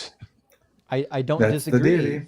Yeah, the Canaanite tradition had a very corporeal idea of the deities. In fact, somebody wrote a whole PhD dissertation on this and then turned it into a book. Her name is Esther Hamori. She wrote a book called When Gods Were Men, and it details how in the ancient religions, the gods were more like supermen than they were these immaterial entities. Don't forget Dr. Stefan Kapulu's book, God in Anatomy. Whole book dedicated to just talking about God's body parts. A whole 3 chapters Wonderful dedicated to his book. genitals Like alone. I've read it a few times. It's a great book.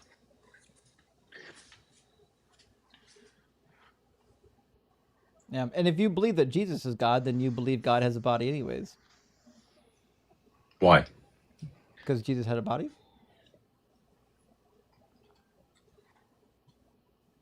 Okay. And But there's nothing incompatible about God having a body. It wasn't until Christians started to make God a bit more abstract and make him incorporeal that the idea that man was made in God's image took on new meaning. But until that point, it had nothing more to mean than just that humans were made to look like Yahweh and the other gods. when do you think that process began? After the biblical period, sometime around the 2nd to 3rd century CE, is when you start getting all these philosophical innovations to Christian theology. Yeah. So you think the Deuteronomistic historian was absent from that evolution? I don't think so, but I think the work of the Deuteronomists came prior to the Greco-Roman period. I think he finished his work most likely just at the end of the Babylonian exile. And to What do be you mean by sure, finished his work? Like, what layers do you think that he put on to the DTRH tradition? typically he gets accredited with Deuteronomy, and then he usually gets credited with Joshua, and then he also gets credited sometimes with the Book of Kings. I personally think Kings is older than the Deuteronomist. I think if the Deuteronomist was involved in Kings, I think he just was there to edit a much older historical text. Do you think the prophetic tradition of Elijah predated Elijah? So the problem with Elijah is we don't really have evidence that this was a real person. So like I don't know if the tradition of Elijah predated him. That to be sure. What about Elisha? There probably were prophets in Israel that were doing what those guys were doing. But when I read the story of Elijah, it reads like mythology. I'm not inclined to believe that a real Elijah existed that did the same things that the biblical Elijah did. Yeah, but doesn't the Elisha text give you a more like a fundamentalist point of view of the Elijah narrative? Or do you think Elisha and Elijah was disconnected? I mean, personally, I think there was one individual, and depending on which community you were a part of, you pronounced his name Elijah, or you pronounced it Elijah, Elisha. And we see this all the time in the Old Testament, where we have what probably was one story, but it was held by multiple people groups, and they changed enough details in the stories, like the names and other things, that they just got remembered as different stories, as different people. Personally, I think there was only one person. I don't think there was Elijah and Elisha. But do you think the Elijah traditions were based on the Elijah narratives? I think Because it was Elijah appears more kind of like folkloric and yes, bear it's folklore. proclamations. It's like Johnny Yeah, The it seems to Appleseed. me. the Deuteronomistic historian kind of maybe came in and took some of the Elisha narratives and said, you know what, that makes a great deal of sense when I'm trying to narrate the It, fall of the northern kingdom.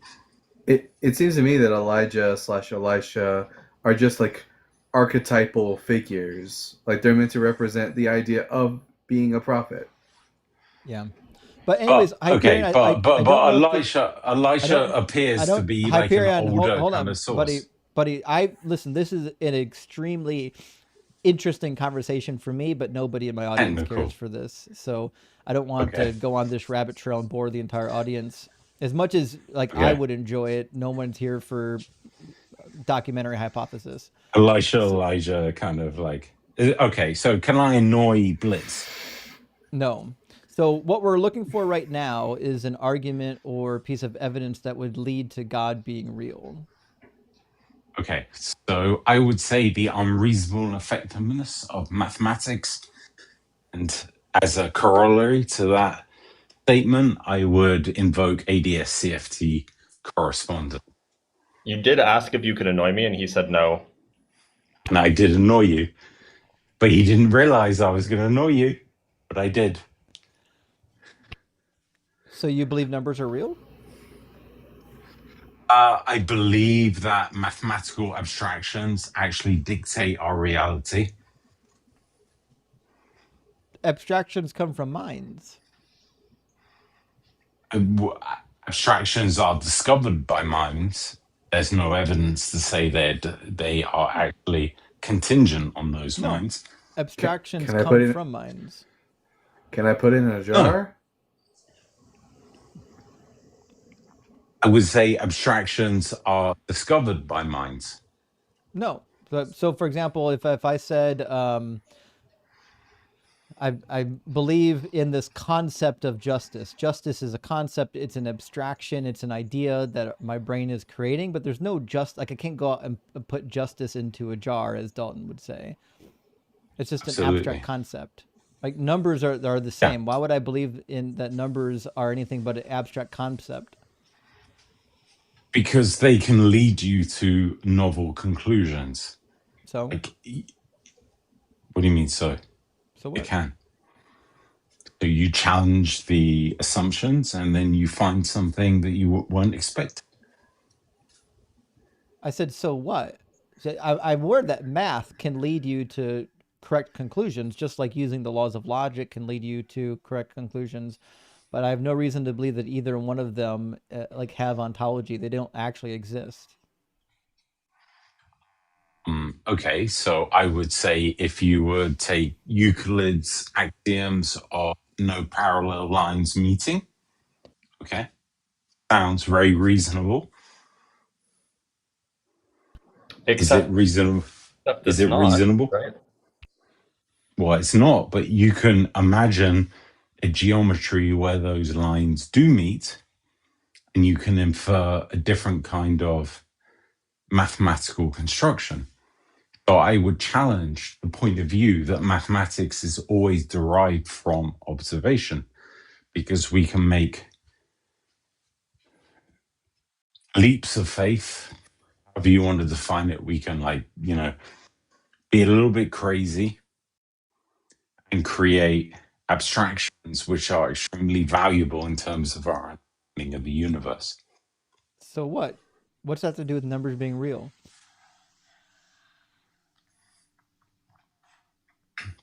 It demonstrates the numbers being real is a kind of a relevant question. The relationship. It's not irrelevant. No? That's literally the question I'm asking. Is like, you believe numbers are real. I'm trying to find a reason why I would believe numbers are real. As far as I can tell, numbers are a concept the same way justice is a concept. Hyperion, I don't know. So Justin, what numbers do you think are real? Like, why do you think talking over me as I'm responding to you is the right move? Because I'm asking you a question. Well, you shouldn't be doing it while I'm responding to your first question or responding to the thing that you Okay. just said. I haven't talked over you. Okay. Did you hear what I said? Yes. What'd I say? Why am I talking over you? Prior to that. No, I didn't hear that. Okay. So I want to know why numbers exist, but you don't believe the idea of justice exists. Justice is not something that has ontology. It's just an abstract concept from the brain. It's something we invented with our brain. Why does one have ontology, not the other? Because I don't think numbers exist. I don't think numbers aren't necessary for the structure of our universe. Blitz would appreciate this. If you take a n-dimensional Euclidean manifold and you look at the diffeomorphisms of the number of structures that you can create differentiation upon them, 1, 2, and 3, you get 1. 4, you get uncountably many. 5, 6, 7, you get 1 again.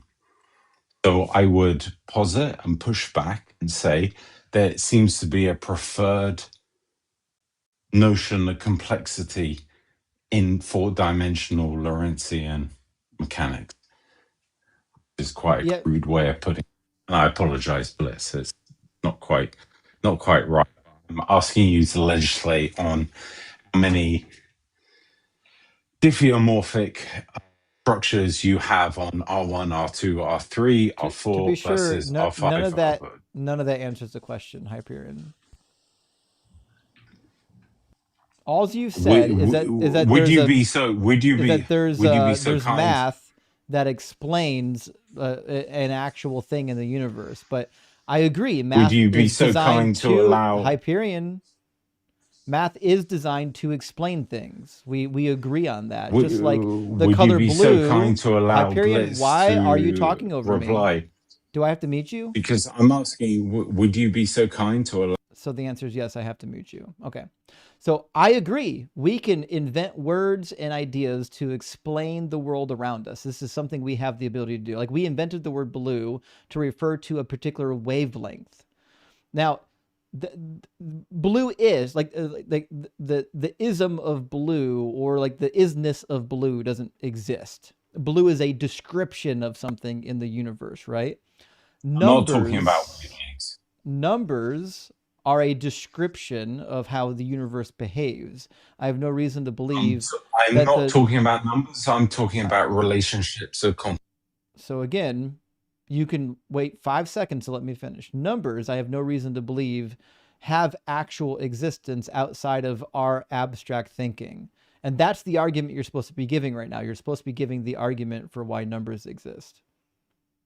Like with actual ontology, not abstract concepts. Yeah, Jenny, you might be right. He might be drunk.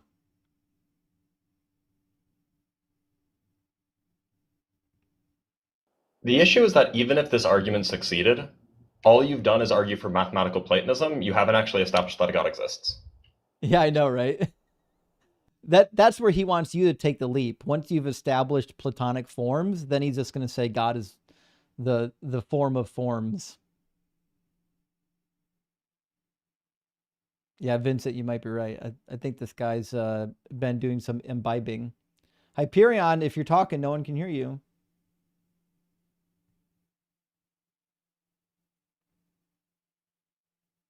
I think he fell down and now he can't get up. Someone sent him life alert.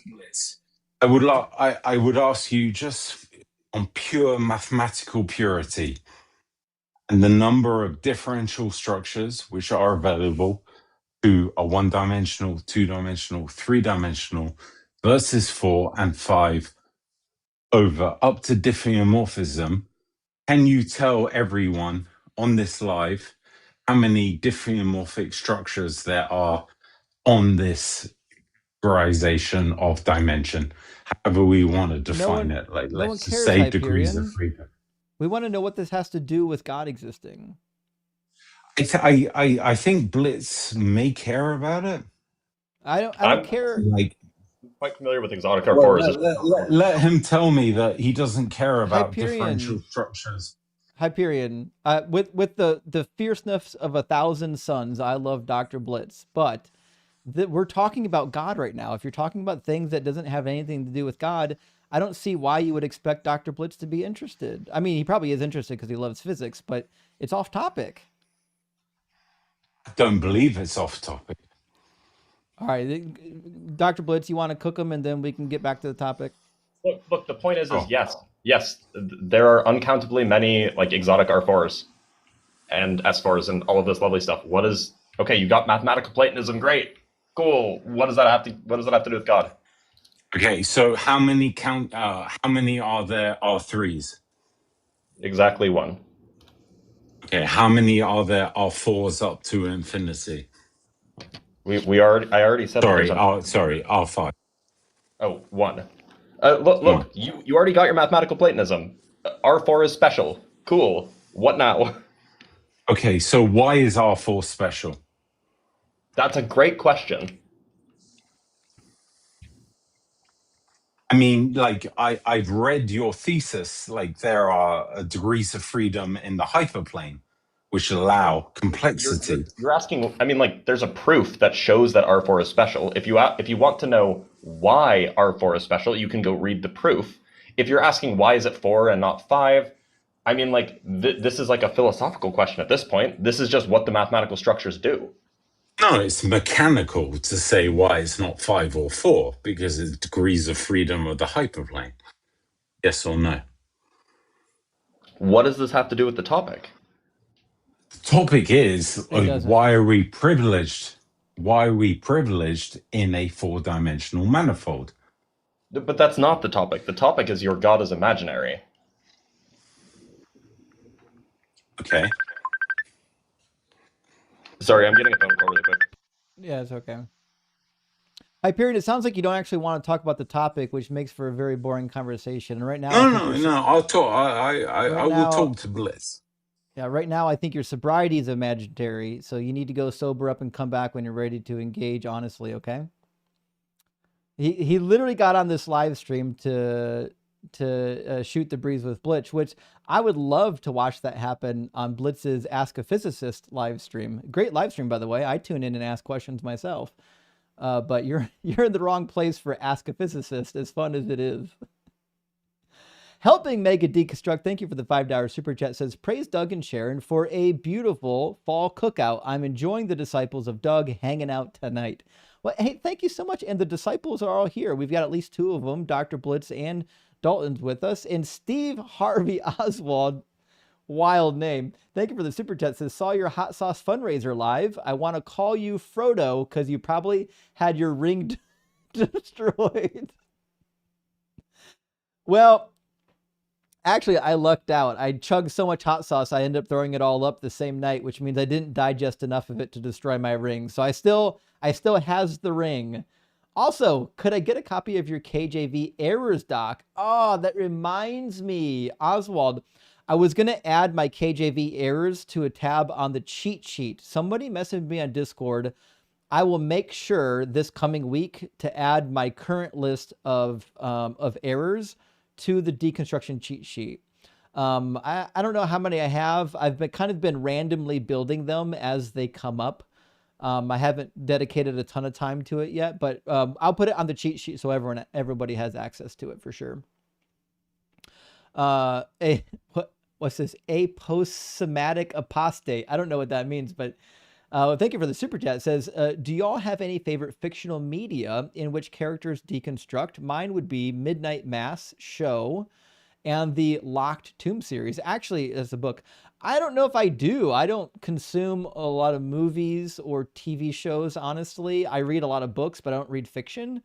So, like, I mean, I do read the Bible. That counts as fiction. But, like... I mean, technically supernatural. At the end of it, they defeat God. Sounds good. Ian Rogie, thank you for the $5 super chat, says, the Christian laugh, it gets to me. It's some people crying without tears. That's a good way to say it. Yes, the nervous laughter while you're like cooking yourself, it's the same thing as crying without tears. I've never heard that expression before, but I think that's accurate actually. The convert deconvert. Oh, covert. Sorry, the covert deconvert. Thank you so much for the super chat, my friend. Says, Reiki, are you going to keep interrupting? Have something worth listening to and we won't interrupt. Yeah, I actually agree. Yeah, if you say something nonsensical, off point, or meta, I'm going to interrupt you. If you're giving an actual argument that we asked for or staying on topic, I will not interrupt you. Grace, I wonder if this is related to Huge Grace, says, make sure to get Jesus wafers for the Doug approve. Actually, that reminds me, I've been meaning to order my own communion wafers. I haven't done it yet, but I'm gonna make it happen. Ronnie Land says, is the word unicorn in the original Hebrew Bible? Not really. Rock hard for Doug. Love the work you do. Okay, so there's a conversation to be had here. So the word unicorn really comes from the Greek Septuagint, and then from there, from the Latin. Latin was a translation of the Greek Septuagint, not of the Hebrew.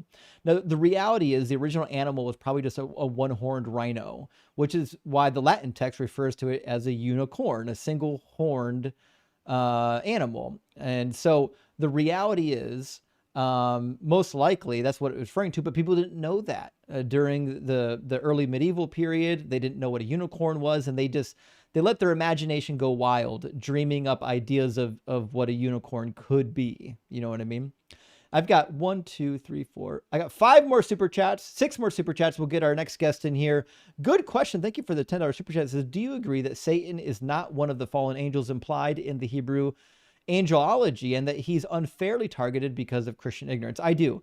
It's clear that Satan wasn't part of the fallen angels from Genesis chapter 6. They're locked up in chains in darkness awaiting judgment. Satan was a henchman for God. He was the accuser. His job was to do God's dirty work. If I'm going to be really anal about it, no, there are no fallen angels in the Hebrew Bible because Genesis 6 are not angels. Fair enough. Fair enough. Yes. The idea of angels didn't come until the Greek period. That's a good point. Scotty, thank you so much for the $10 super chat. It says, rock hard for Doug and Sharon. Should I pop up to the Vatican this weekend to confirm it's still there and get Doug a nice rosary? Oh, Doug would love it. He'd be fine. Nighty night from Italy. Love Justin, Dalton, Dr. Blitz. Catch you all in the end. Well, thank you so much, Scotty. Really appreciate that. And big love to you over in your home country of Italy. And the covert deconvert comes back. Thank you so much, my friend, for the super chat. It says, woo-woo arguments for God summed up. Argumentum ad rectum. Just pull shit out of your ass and hope the opponent is too confused to refute it. We've heard that a lot.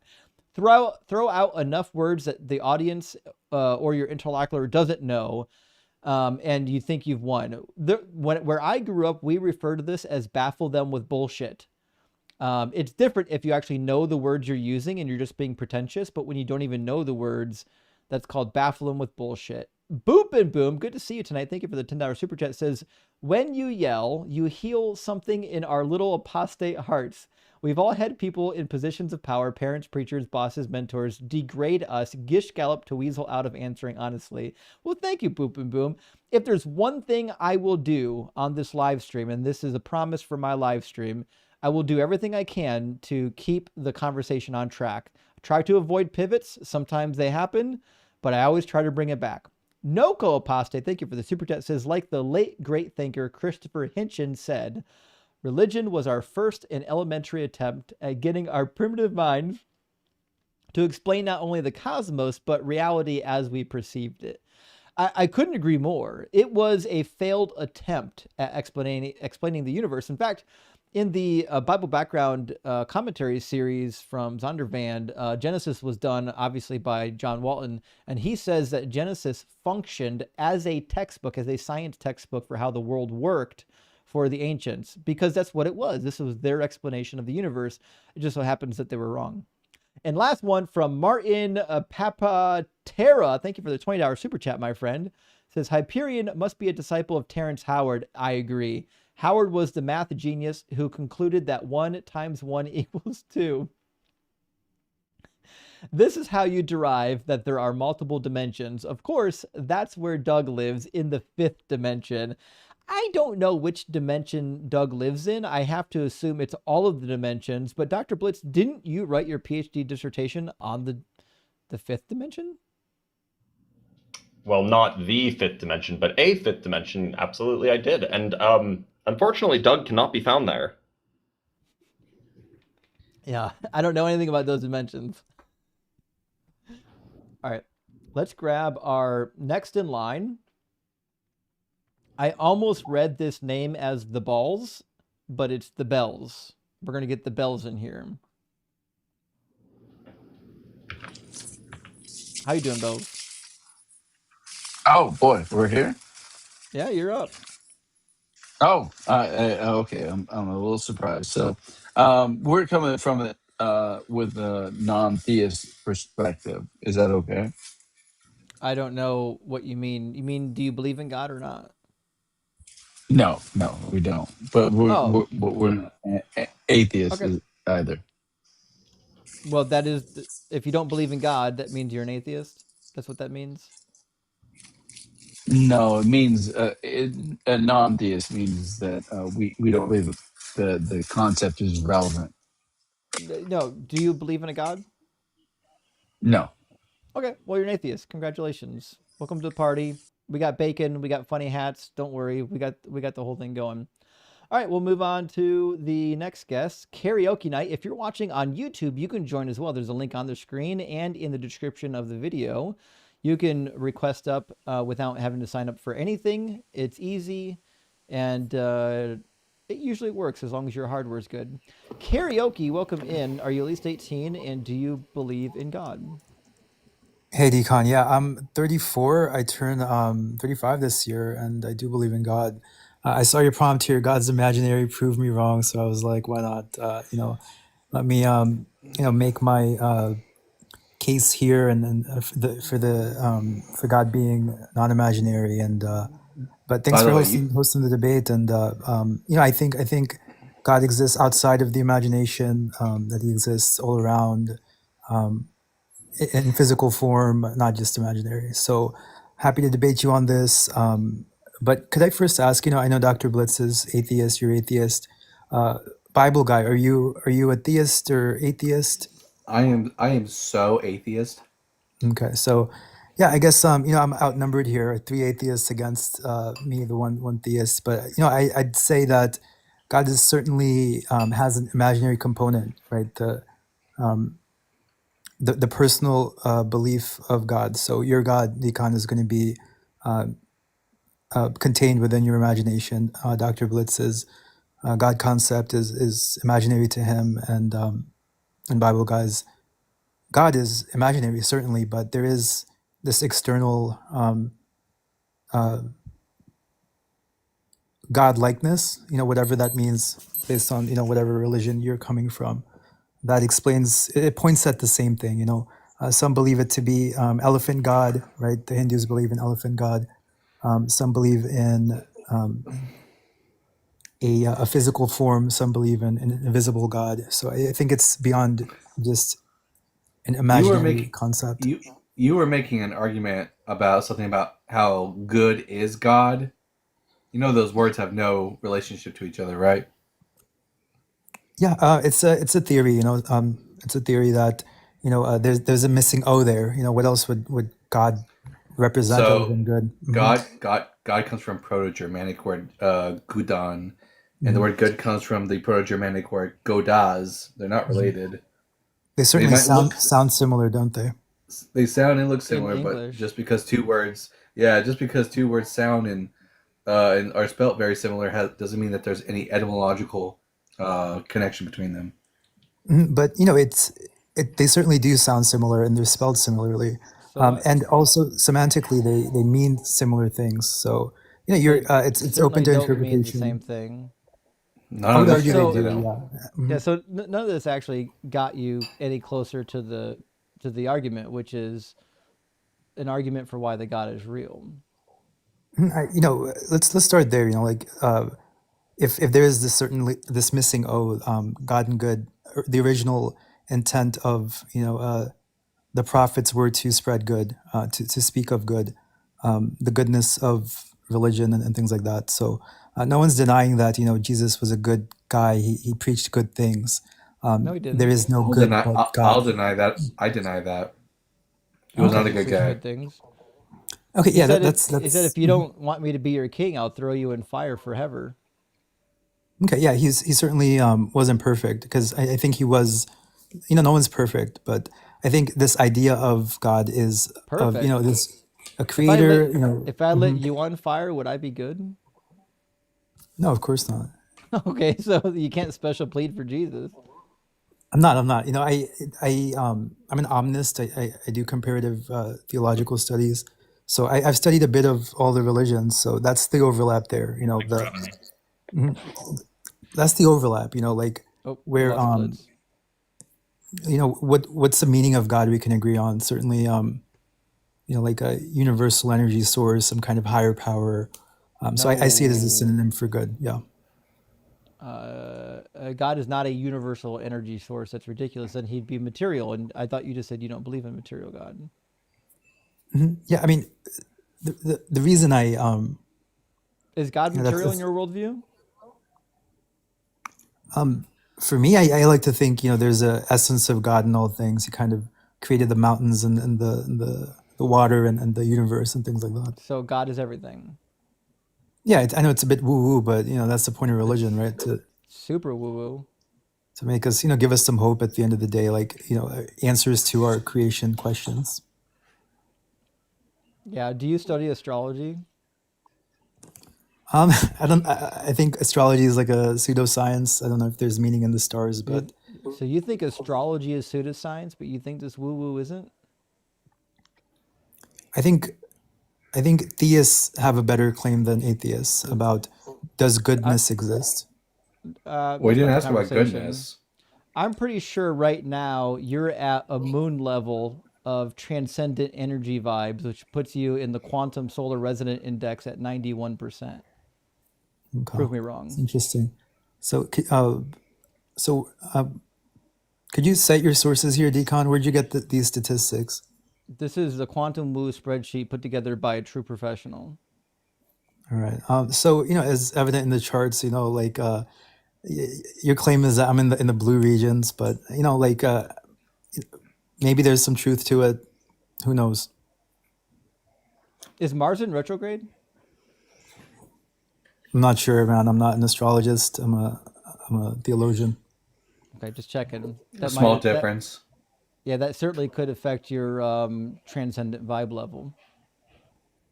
Yeah, I'm going to stick to what I believe. I think somewhere the word for good and God got lost in translation, but God is good, guys. No, God those they both come from two completely different Proto-Germanic words. They're not related to each other. That's a fact. That's not. They sound the same. They mean the same, man. They don't. No, okay. SON and SUN sound the same. Is my child like warming the planet right now?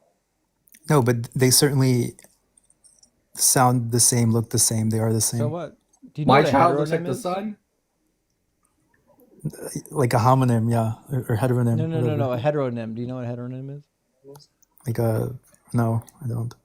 There are words that are spelled exactly the same but pronounced differently and have different meanings.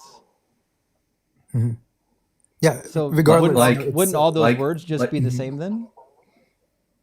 Yeah, regardless of which branch of the etymological tree you're looking at, Bible guy, in the Indo-European language family, yeah, sure. right?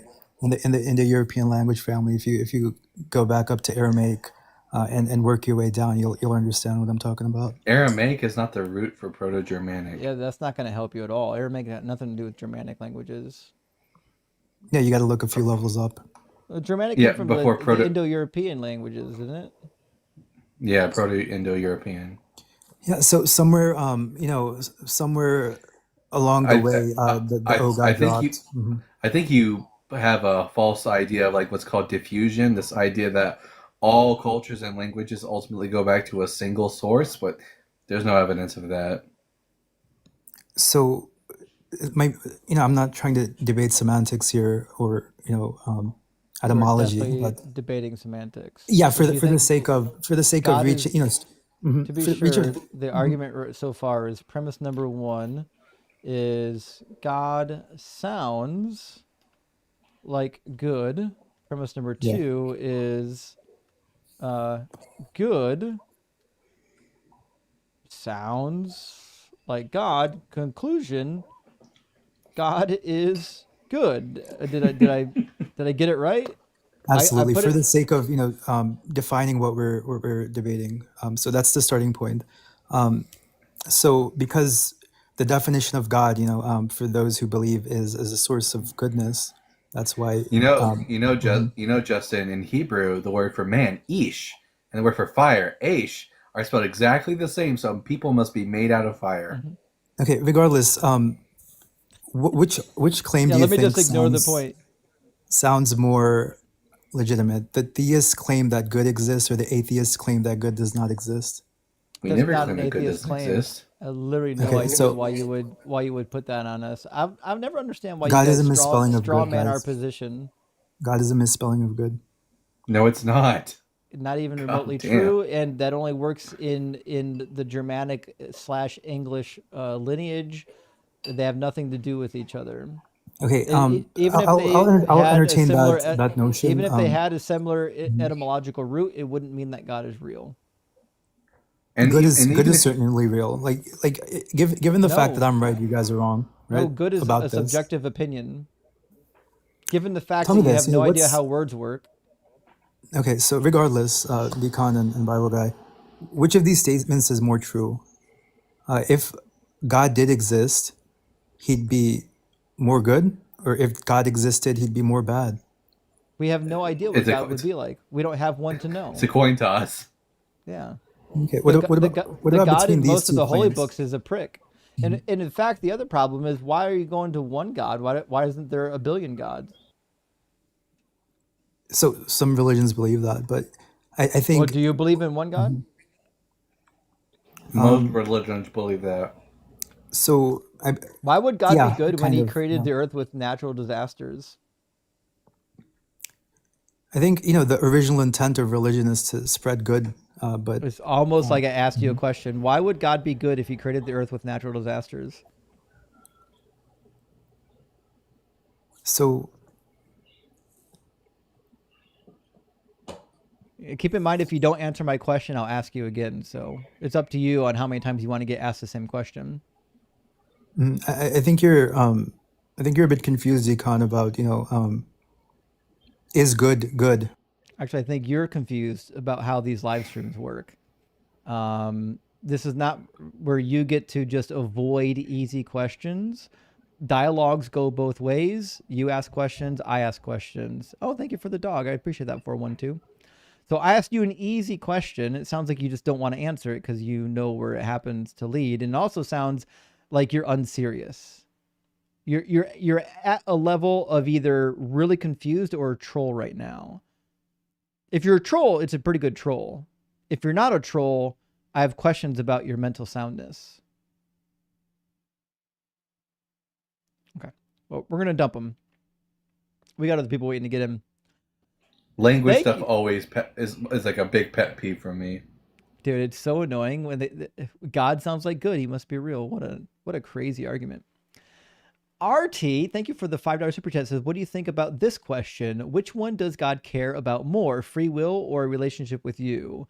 I mean, in the Christian worldview, they have to say free will because free will is their ticket out for so many horrible things. Even though it's Krusty, not in good the to see you. Bible. It's certainly not. Krusty says, listening to Blitz cooking on his new channel today, Justin, you would have been proud. I watched it. I was there. I was proud. You know I love Dr. Blitz's channel. Derek, thank you for the $5 super chat. Says, thank you for your donation. Well, Derek, thank you for your donation. I appreciate that. And again, for another donation from Derek, it says, from a fellow Ohioan who escaped the Catholic Church, keep up the great work. Well, I'm glad you escaped the Catholic Church, but not escaped Ohio, even though if you get too far north, you end up in the Mistake on the Lake. Other than that, there are some decent places to be in this glorious state. And remember, Ohio is the heart of it all, friends. And Oops Caught on Camera, thank you for the $5 super chat, says, I've heard that the rapture prediction was off due to God not knowing that we use a different calendar now. He will never understand time zones. Isn't that the craziest thing? Well, I mean, surely he'd be using the time in Jerusalem. I don't see why he would be using American time. But if that were the case, I mean, theoretically, it would only be delayed 24 hours one way or another. Like, it wouldn't be delayed for days. What year is it right now over Israel? I don't actually know. Google will tell you. I think it's like, yeah, I think if it's like supposed to be that thing where Christians think that the 6 days represent 6,000 years, then we still got like a couple hundred years before Jesus is supposed to come back. So, That's true. Big old time frame. Indeed. Forge the Gods says, you said there is no heaven. You just get resurrected. Scripture, please. Okay, so first of all, heaven just means the sky. Both in the Greek New Testament, Hebrew Old Testament, heaven always means the sky. They have no concept of an otherworldly plane. That's why God's throne is in the sky. God dwells among the angels in the sky. Jesus comes riding on the clouds. God is the cloud rider because they live in the sky. So when it says heaven, heaven just means the sky.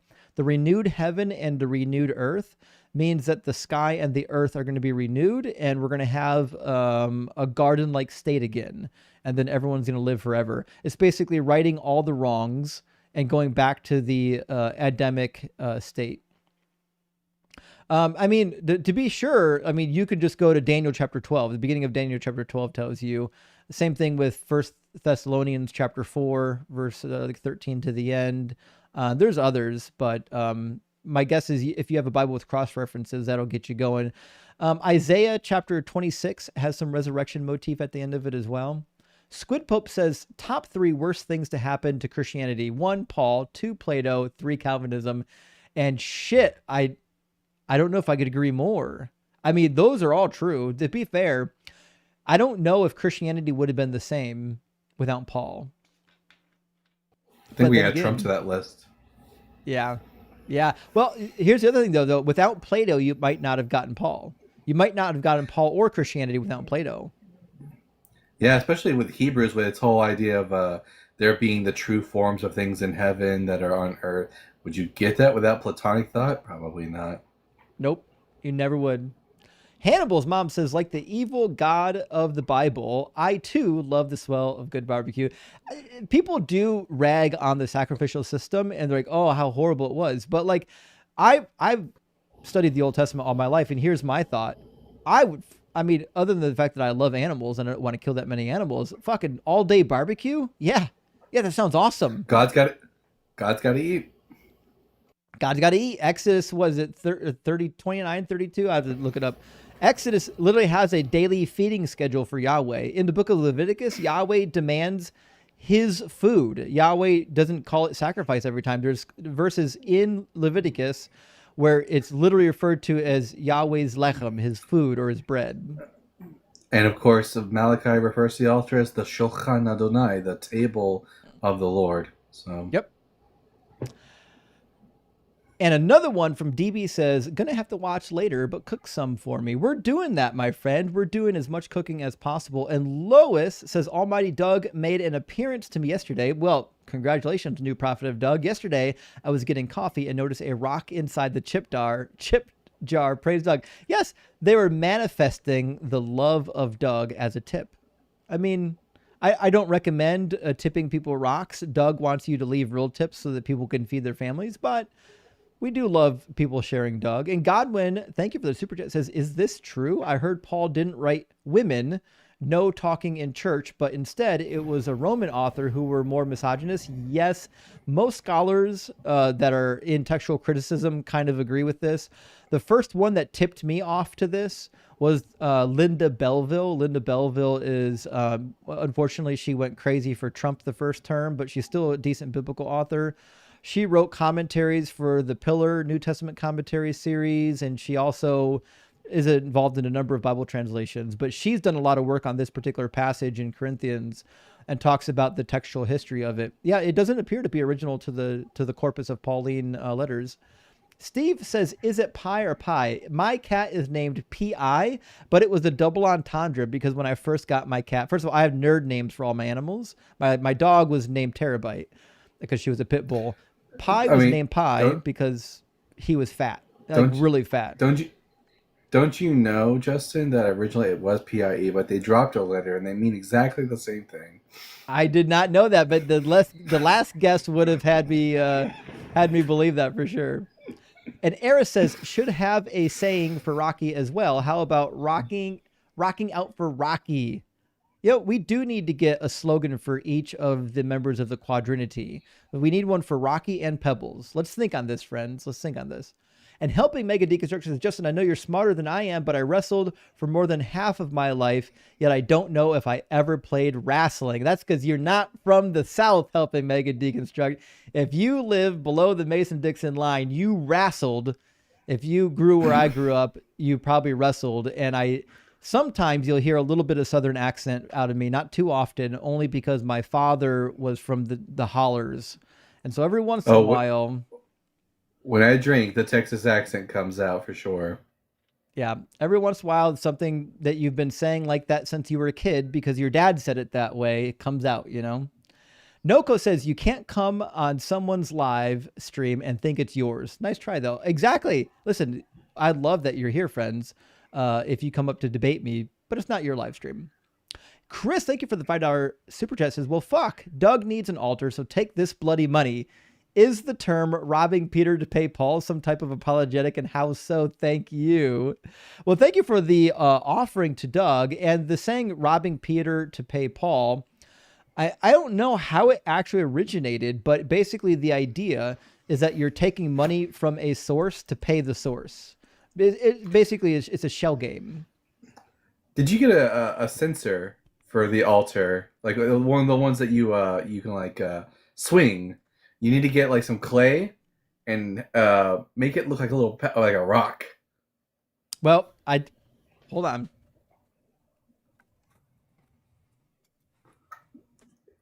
Oh boy. I went Catholic style. I still That's need beautiful. I still need the chain. The Catholics have theirs on a chain so you can swing it. But I haven't gotten a fake gold chain. To be sure, this is not real gold, friends. This is a $12 Amazon purchase. I highly recommend it. But you can burn all kinds of incense in here, even the loose leaf incense that the Catholics buy. Which, Say by what the you way, want about Catholics at all. It smells good, doesn't it? You smelled it. Yes, when I was Catholic, I loved going to mass, and my priest used to use incense every mass. Loved it. And say what you want about Catholic Orthodox, they know how to put on a show. They're very theatrical. It's true. All right, I'm going to read 2 super chats, and then we're going to get going. MRG, thank you for gifting out 20 DZ Debate memberships. That is huge. Big W, friend. I super appreciate that. And also, Dr. David is back with us, says that God and good, son and son, blah, blah, blah, BS is a typical play on words used by the pro-fake aka prophets. Most importantly in life is rock hard for Doug. Keep up the great work, Justin. Et al. I don't know what et al means, but thank you so much for the appreciation. And last one from our friend Tim. Tim, thank you for the $10 super chat. It says, can you comment on scriptures that apologists use to claim the Bible is divinely inspired when it mentions the earth as a sphere before it was common knowledge, specifically Isaiah 40:22. So Isaiah 40:22 doesn't say that. It refers to it as the circle of the earth, and a lot of scholars think that it meant either one of two things. It refers to the dome over the earth, the rakia. We call it the firmament in the King James, or it could refer to the disk of the earth, because the same word in Hebrew is used for disks and for circles. Now we know that the earth isn't a circle because it's not hollow. So if we're translating it as a disk, then it's just a flat disk. And this matches what everybody in the ancient Near East thought about the earth. In fact, I've got the flat earth map behind me that shows it from ancient Babylon as a disk. Sorry, you can't see it because my green screen's up, but the reality is everybody in ancient Near East thought it was a disk. To be sure, if the Israelites wanted to say the earth was a sphere, They had a perfectly good word. They could have used Isaiah 28:13 says, "I will throw you like a ball into the field." Hebrew word door. They could have said that, but no, they chose circle. Yep, just one of those things. Good addition there, Dalton. All right, let's grab our next in line. And I don't know who was next in line, but it looks like it's going to be Carson and then maybe I Know It All, or maybe Pedro.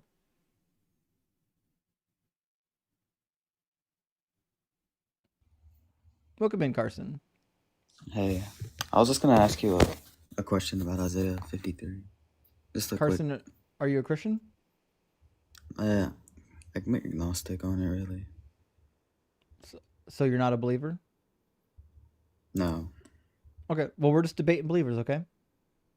my bad. It's okay, I get it. If you have questions on Isaiah 53, just DM me. I'll answer them, okay?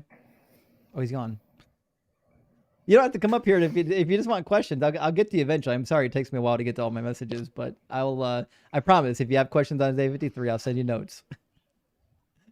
All right, let's get I Know It All, 1776. I'm sure this won't go south. Oh boy. What's up? How you doing, Know It All? I'm good. I'm Christian. Cool. And are you at least 18? Yeah. Cool. What'd be a good piece of evidence or convincing argument for Christianity being true? Well, one thing I want to correct real quick is something that you said a little bit ago about the word sky. Uh-huh. You speak Hebrew? First off, I want to just say this real quick. What do people in England call a football? Like a soccer ball?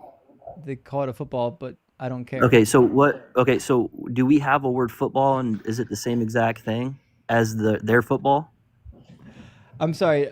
Is this related to the word heaven? I'm asking you a question. If you don't want to answer, Spelled that's different. fine. It's spelled differently in England. Yeah. Is it the same word? Differently. Is it the same word? It sounds the same. This is just an example. This is just an example, but I mean, there's plenty of words that we say that are very common with them that have different meanings. But in the actual text, right, when it's referring to Jewish people writing this word, saying heaven, and not only that, but you're incorrect on the definition. What is the word? Can you pull up the definition real quick? Can you tell me what the word for heaven is? Just pull up the Hebrew without definition. looking? Stop trying to get a gotcha. Just pull up the definition. So the word is Hashemayim, and do you know what it means? Can you just pull up the word real quick? Do you know what it means? You can say no if you don't. Yes, I do know what it means, and that's not the word. That is the word. He's gotta go look it up. He's gotta go look it up. To be sure, there's two words. Okay, go to Matthew 6 and 10 and pull up the interlinear concordance. That's Greek. That's what I'm talking about. Right? They had you were talking about the Greek. That's what you were talking about. No, now you're switching to the Hebrew. Go to the Greek. You were talking about started in the Hebrew. I gave you a Hebrew phrase. You were talking about it in the Greek a second ago. I said the Greek and the Hebrew. Okay, pull up the Greek. Oranos. You said there was no Greek word for other than heaven means sky in the Greek. You said that. Oranos. That's exactly what you said. Oranos in the Greek is the sky. Yes, but it has more than one definition. No, it does not. Pull it up. Just pull it up. Pull it up. Pull it up. Stop being a coward. Pull it up. Pull up the interlinear concordance. I can't think of a single verse in the scriptures where it doesn't refer to the sky, which is where Yahweh lives. Yeah, but when he says it, when he says the sky, he's only talking about, like he was making it seem like he wasn't talking about the actual heavens. Like he wasn't. When people are referring to heaven, they're referring to anything above, right? So in Matthew 6 and 10, he says, "Make everything like it is on earth." Make everything on earth as it is in heaven, right? So is he basically saying, make it just like clouds? Is that what he's saying? No, that's not what he's saying. No, first century Jews had a cosmology where they thought that literally above them in the sky existed literally shadows and copies of everything that you'll see here on earth. So they would have had trees and palaces and altars and all kinds of things in the heavens above them. But it's all in the sky. Can you go to Blue Letter Bible real quick?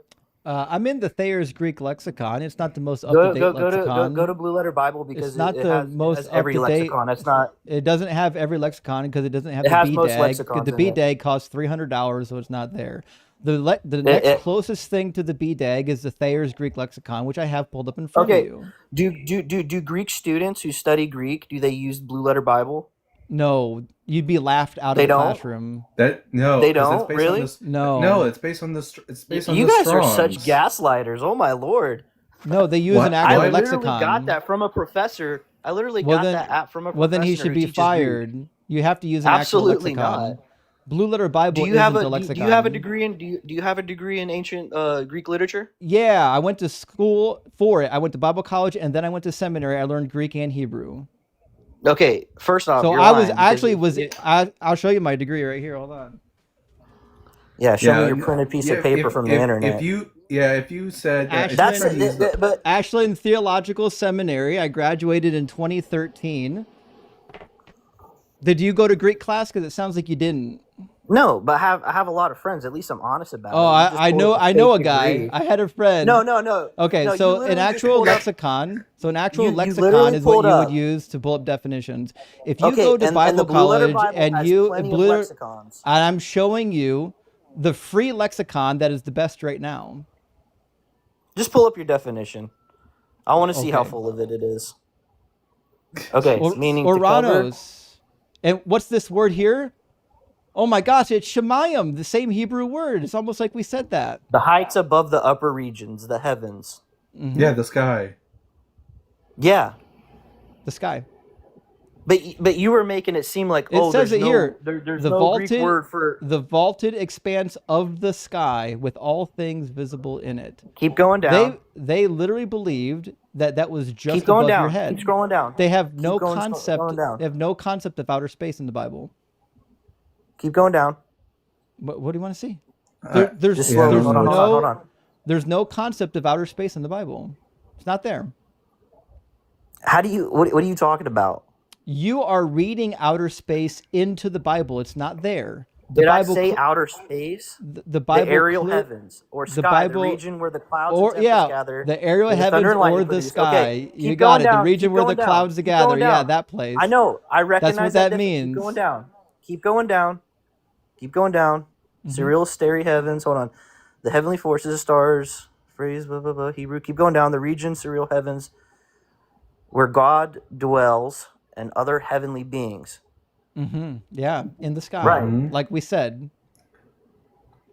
Yeah, first century Jews would have believed that the earth was surrounded by 7 concentric spheres, the 7 heavens. They had a different cosmology from the people of the Old Testament, but for them, What's your source it's all on that? above our heads in the sky. The ascension of Isaiah. Where's your source on that? The ascension of Isaiah, the life of Adam and Eve, and the Talmud, and also the Okay, Hekal. where does it say in the Bible that there's 7 heavens? The book of Enoch describes them actually as well. Okay, so the book of Enoch. Really, Paul you're gonna bring up mentions the the book third of heaven. Enoch? Yeah, Paul mentions actually the third of the 7 heavens, which is where paradise was located What in that cosmology. what verse? What verse? Let's see. Where is that passage? I knew a man who was caught up to the third heaven. Paul verse. Let's see. 2 Corinthians 12. I know a man in Christ who 14 years ago was caught up to the third heaven, whether in the body or out of the body, I do not know. God knows. The third heaven in these classical cosmology. So, for example, if you read like the life of Adam, verse 2. 2 Corinthians. Yeah. So again, as I was saying, if you read classical Jewish apocalyptic mystical literature, like the life of Adam and Eve, for example, it has 7 heavens, and in the third heaven that is where the Garden of Eden is located in like this first century cosmology.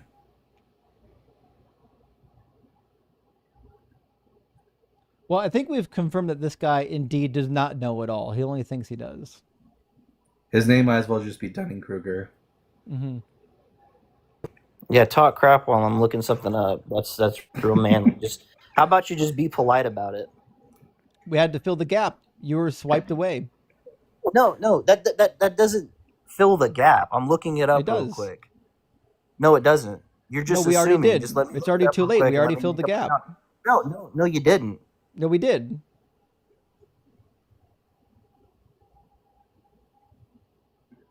Just give me 1 second before you start running your mouth, please. I'd really like, before you start running your mouth, let me come back and then we can start talking smack to each other. At least have that respect. Don't do it when I'm away. Buddy, you didn't come in here respectful. I don't owe you anything. How did I not come in here respectful? You came in here saying you're going to correct somebody on something that you don't know anything Did I? about, and then How you about you and then replay you that? talked How about and then you replay talked that? over us every No. second of it. Huh? You came in saying When you did were I going to say- correct when did I us, say and that? then as we tried to dialogue about it, you talked over us. You're the prick. You're the reason why people don't like you. The reason why you don't get invited to things. That was really seminary of you, buddy. I'm not Christian. Now I I don't know. care. Now I The know that reason- degree's fake. The reason why people don't invite you to Thanksgiving dinner is because of this.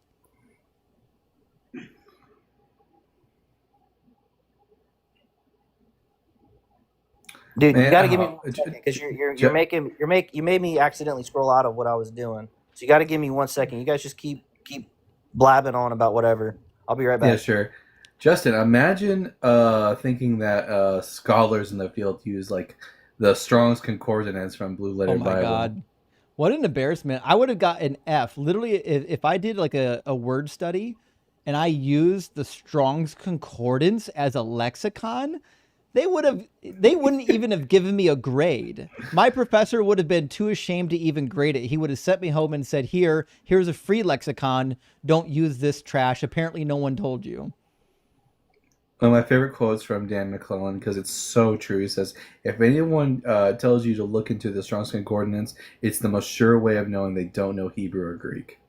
Yeah, I agree. That is my litmus test for anyone claiming to know Hebrew or Greek. If you say that you use Strong Concordance, you're done. The other thing, my other litmus test for people saying that they studied the language is just to see if they can conjugate a verb. If they can't conjugate a verb, you didn't study the language. You might have learned a couple words, but like if you don't know how to make a word future or past tense, like you don't really know how the language works yet. Yeah, I Let's see if remember he when comes I was a fundamentalist in my Keeper Roots congregation. We had two books that we read from exclusively. It was the Bible and the Strong's Concordance. And to They be sure, none love of the us knew what Strong's we were talking about. Concordance. Yeah, for sure.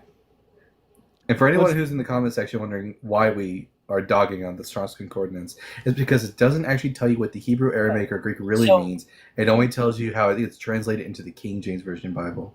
So Right. so I just want you to explain this to me real quick. So you said Paul went to the third level, right? So like The you were third talking heaven. about 7 levels a second ago. Mm-hmm. Where does it say anything about seven levels in the Bible? I've already named my sources for you. It's the no, life no, of Adam I'm and talking Eve. about in the Bible. Fun fact: the Bible isn't like the entire breadth of all Christian and Jewish Okay, literature.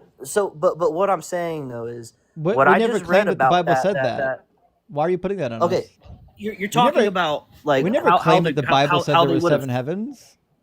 I just Huh? said that's what I just said. That's what Jewish and first century Jewish cosmology was. I never claimed that you can find those No, exact okay, words so in the third Bible. level, almost like you when I weren't just read listening. upon that.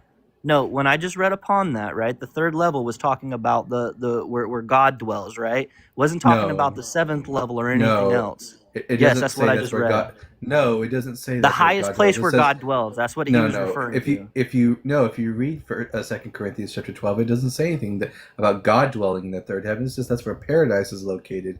And if you were Where's more paradise? Where's It's paradise? in the third. It's in the third heaven. Okay, dwells where is in the, God? In the seventh heaven. Okay, where does it say that? In the life of Adam and Eve, and in the book of Where First does it say Enoch, that? and in the Where in the does it say ascension that of he's on the Isaiah. seventh level? He's telling you if you quit talking over him. Yes. No, he If you isn't. He clean just said the if you clean the out- 7 days of Adam. I'll mute him since he doesn't have any self-control.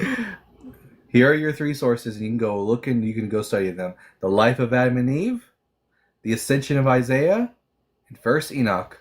All describe God as existing in the 7th heaven, which is the final layer of the heavens. And in the life of Adam and Eve, we actually have a story where after Adam has passed away, the angels are commanded by God to go to take his body to the 3rd heaven where paradise is located and to bury him there. So like this was just typical of 1st century Judeo-Christian like cosmology. That's all I've said. And if you want to read Paul and understand what he's saying, you have to understand like the background culture. Okay. Once again, where are you seeing the 7 levels? You're just like 7 Did days. you hear what he You says? know, Here, you talk about the yes, I did, right? But he all right, hasn't so said anything about it. we'll do this again. Dalton, go ahead and list your sources again. The Listen life this of Adam time. and Eve, the ascension of Isaiah, and First Enoch. I can include Hechelot Once as again, well, which is third 7 Enoch. levels. Where is it said about that? 7 days isn't He 7 levels. just told you. He didn't say 7 days. He said Jesus 7 Christ. levels, right? The only thing about Adam and Eve that it says is 7 days. We're not talking about Where's the Bible. 7 levels? And huh? Do you not know that he just named it talking an about extra biblical text? Do you not know the life of Adam and Eve is a Jewish apocryphal work? This guy doesn't know anything. Okay, to sit here, no, to sit here and to say it's like, oh, embarrassing. the Jewish people back in the day believed this. When you like, you're Yes. saying that the people We at have their Moses' we have time their believed this, writings. and the same I didn't say anything about people that. Moses. I didn't say Okay, anything about what are Moses. these writings called? What are Buddy, these you writings can't called? track it What are these all. writings called? What are these writings called? I'll say it one more time for you. Listen very carefully. First Enoch, the life of Adam and Eve. Enoch isn't. No. First Enoch. Do you the think life we of have Adam- actual translations of like actual literal Yes. physical any Yes. reliable copies Yes. of Enoch? Yes, we Yes. do. Really? Multiple languages. No, we do not. Yes, The we Dead do. Sea Scrolls. Yes, we do. Are they all the same? Are any of them the same? We have Do a they Coptic match? translation. We Mostly. have Hebrew. No, There's they don't also- mostly. There's also Syriac. They're We've got multiple languages in okay. the Book of Enoch. Why were they not included in any of the books?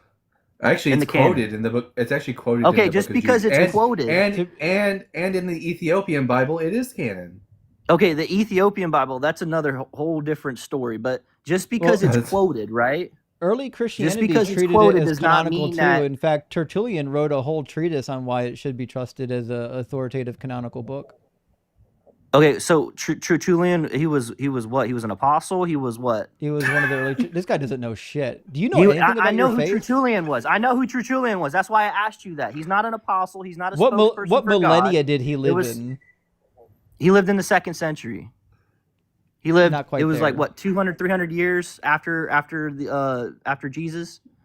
Well, 200 was- years after was Jesus, somewhere is in around the there. 2nd century, but He was the close first at least. person to talk about to So use the I word. guess our sources don't count because they're not part of the Protestant. No, 66 because you're book sitting canon here. of the Bible. You're sitting here. You're sitting here, and you're trying to talk about the Bible, but then you're using the Book of Enoch, which isn't trusted by anybody. Right? That isn't No, it's not true. authenticated. That the Jewish people themselves don't include in their own books. Actually, they did. Well, the Jewish people don't Dead Sea include the Scrolls. New They Testament did either, until- so it's a until dumb what? argument. Before the New Testament, The was Dead it Sea canonized Scrolls. by the Jewish people? There was no. The such Dead was Sea thing. no Scrolls canon. had the Book of Enoch in it. There was no canon prior to Jesus. The canon of the New Testament wasn't sealed until the turn of the 2nd century. They The had a earliest canon. formation The of a Jewish canon people had a can be canon. tracked back to the Jamnia Council. What is a That's- canon? It's a measuring stick. The problem is you don't actually know to listen. We don't have a No, closed it's not. Jewish What is a canon canon? until after Christianity already started. The canon theoretically Was the Torah? No, it wasn't. Only if you're a Samaritan. The Samaritans only believed in the Torah. The rest of the Jews down in Judea believed in all of the Torah, the prophets, and the writings. So you're talking about canon, right? You're talking about books that they all accept No, as being canon what they is- believe in canon and what is- is true.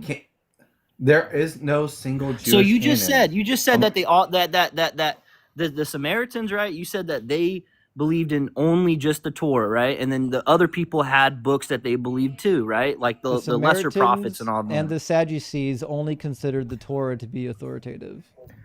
Okay, and then what were the other group? The Pharisees, right? The Jews, the Pharisees. What books should they consider? The Zealots. What books should they consider? They considered What books should they almost, consider? almost all of the Jewish writings, depending on who you ask. It was only the rabbinic Jews that sought to narrow it down later after the movement of Christianity, because Christianity saw a group of Jewish people pushing all kinds of narratives from these extra biblical texts, and that's what motivated them to actually set up a conference at the School of Jamnia to decide what are the actual limits here, guys. So prior to Jesus coming, there was no canon. There was no canon? No. No. You're really saying that right now? Yeah. Yes. There Okay, there were several different Jewish what books sects, did what books did Jesus quote from the Old Testament? Wait, are Well- you about to make the claim that if Jesus didn't quote from a book, then it shouldn't be canon? So if so, rip Did the I book of say Esther that? out. Did I say that? No, I didn't. Well, I'm just making a point, right? Why are we Making a asking bad what books point. Jesus was quoting? Because if Jesus was sitting there considering at the time, right, and if the apostles were considering certain books and they were talking about What- certain books, right? Why do we if give a Jesus fuck what read Jesus- scrolls from certain books? Why do we care what Jesus said? Why would We're you care talking what about the Jesus said? Jews. Why is Jesus special? We're talking about the Jewish canon. Jesus was a heretic. If we're gonna talk about You people brought up quoting books, Christianity, right? Jude doesn't Okay, no. Jude quotes did At not. least be consistent in your argument. I At least did be not. consistent in your argument. You brought up You just talked about Christianity. We're talking about Those the books Jewish weren't canon. considered anything until you were talking about how This guy's not capable as soon as of following it. Christianity He's started. not capable of following anything. No, He's not even listening. no. You're trying to. He has literally you're no trying to idea. Like he goalpost. came in concussed. Like he hit his head Did on the you- door as he did was you- opening it on the way in. Okay. Since you want to be smart, did you or did you not just talk about how the Jewish people got together because of Christianity and they started saying what books they wanted to include, right? Yeah, Or not? And what was the topic when I brought So that up? you brought up and brought what up was the Christianity. topic when I brought it up? I was talking about canon. What I was talking about the Jewish canon because you brought it up. You brought up the Jewish canon, not me. So you just admitted there was a Jewish canon. I thought there wasn't one. You just said there No, was. there you brought it- wasn't. This guy's an idiot. All right. Listen, you don't have enough brain cells to be here. You got to go somewhere else.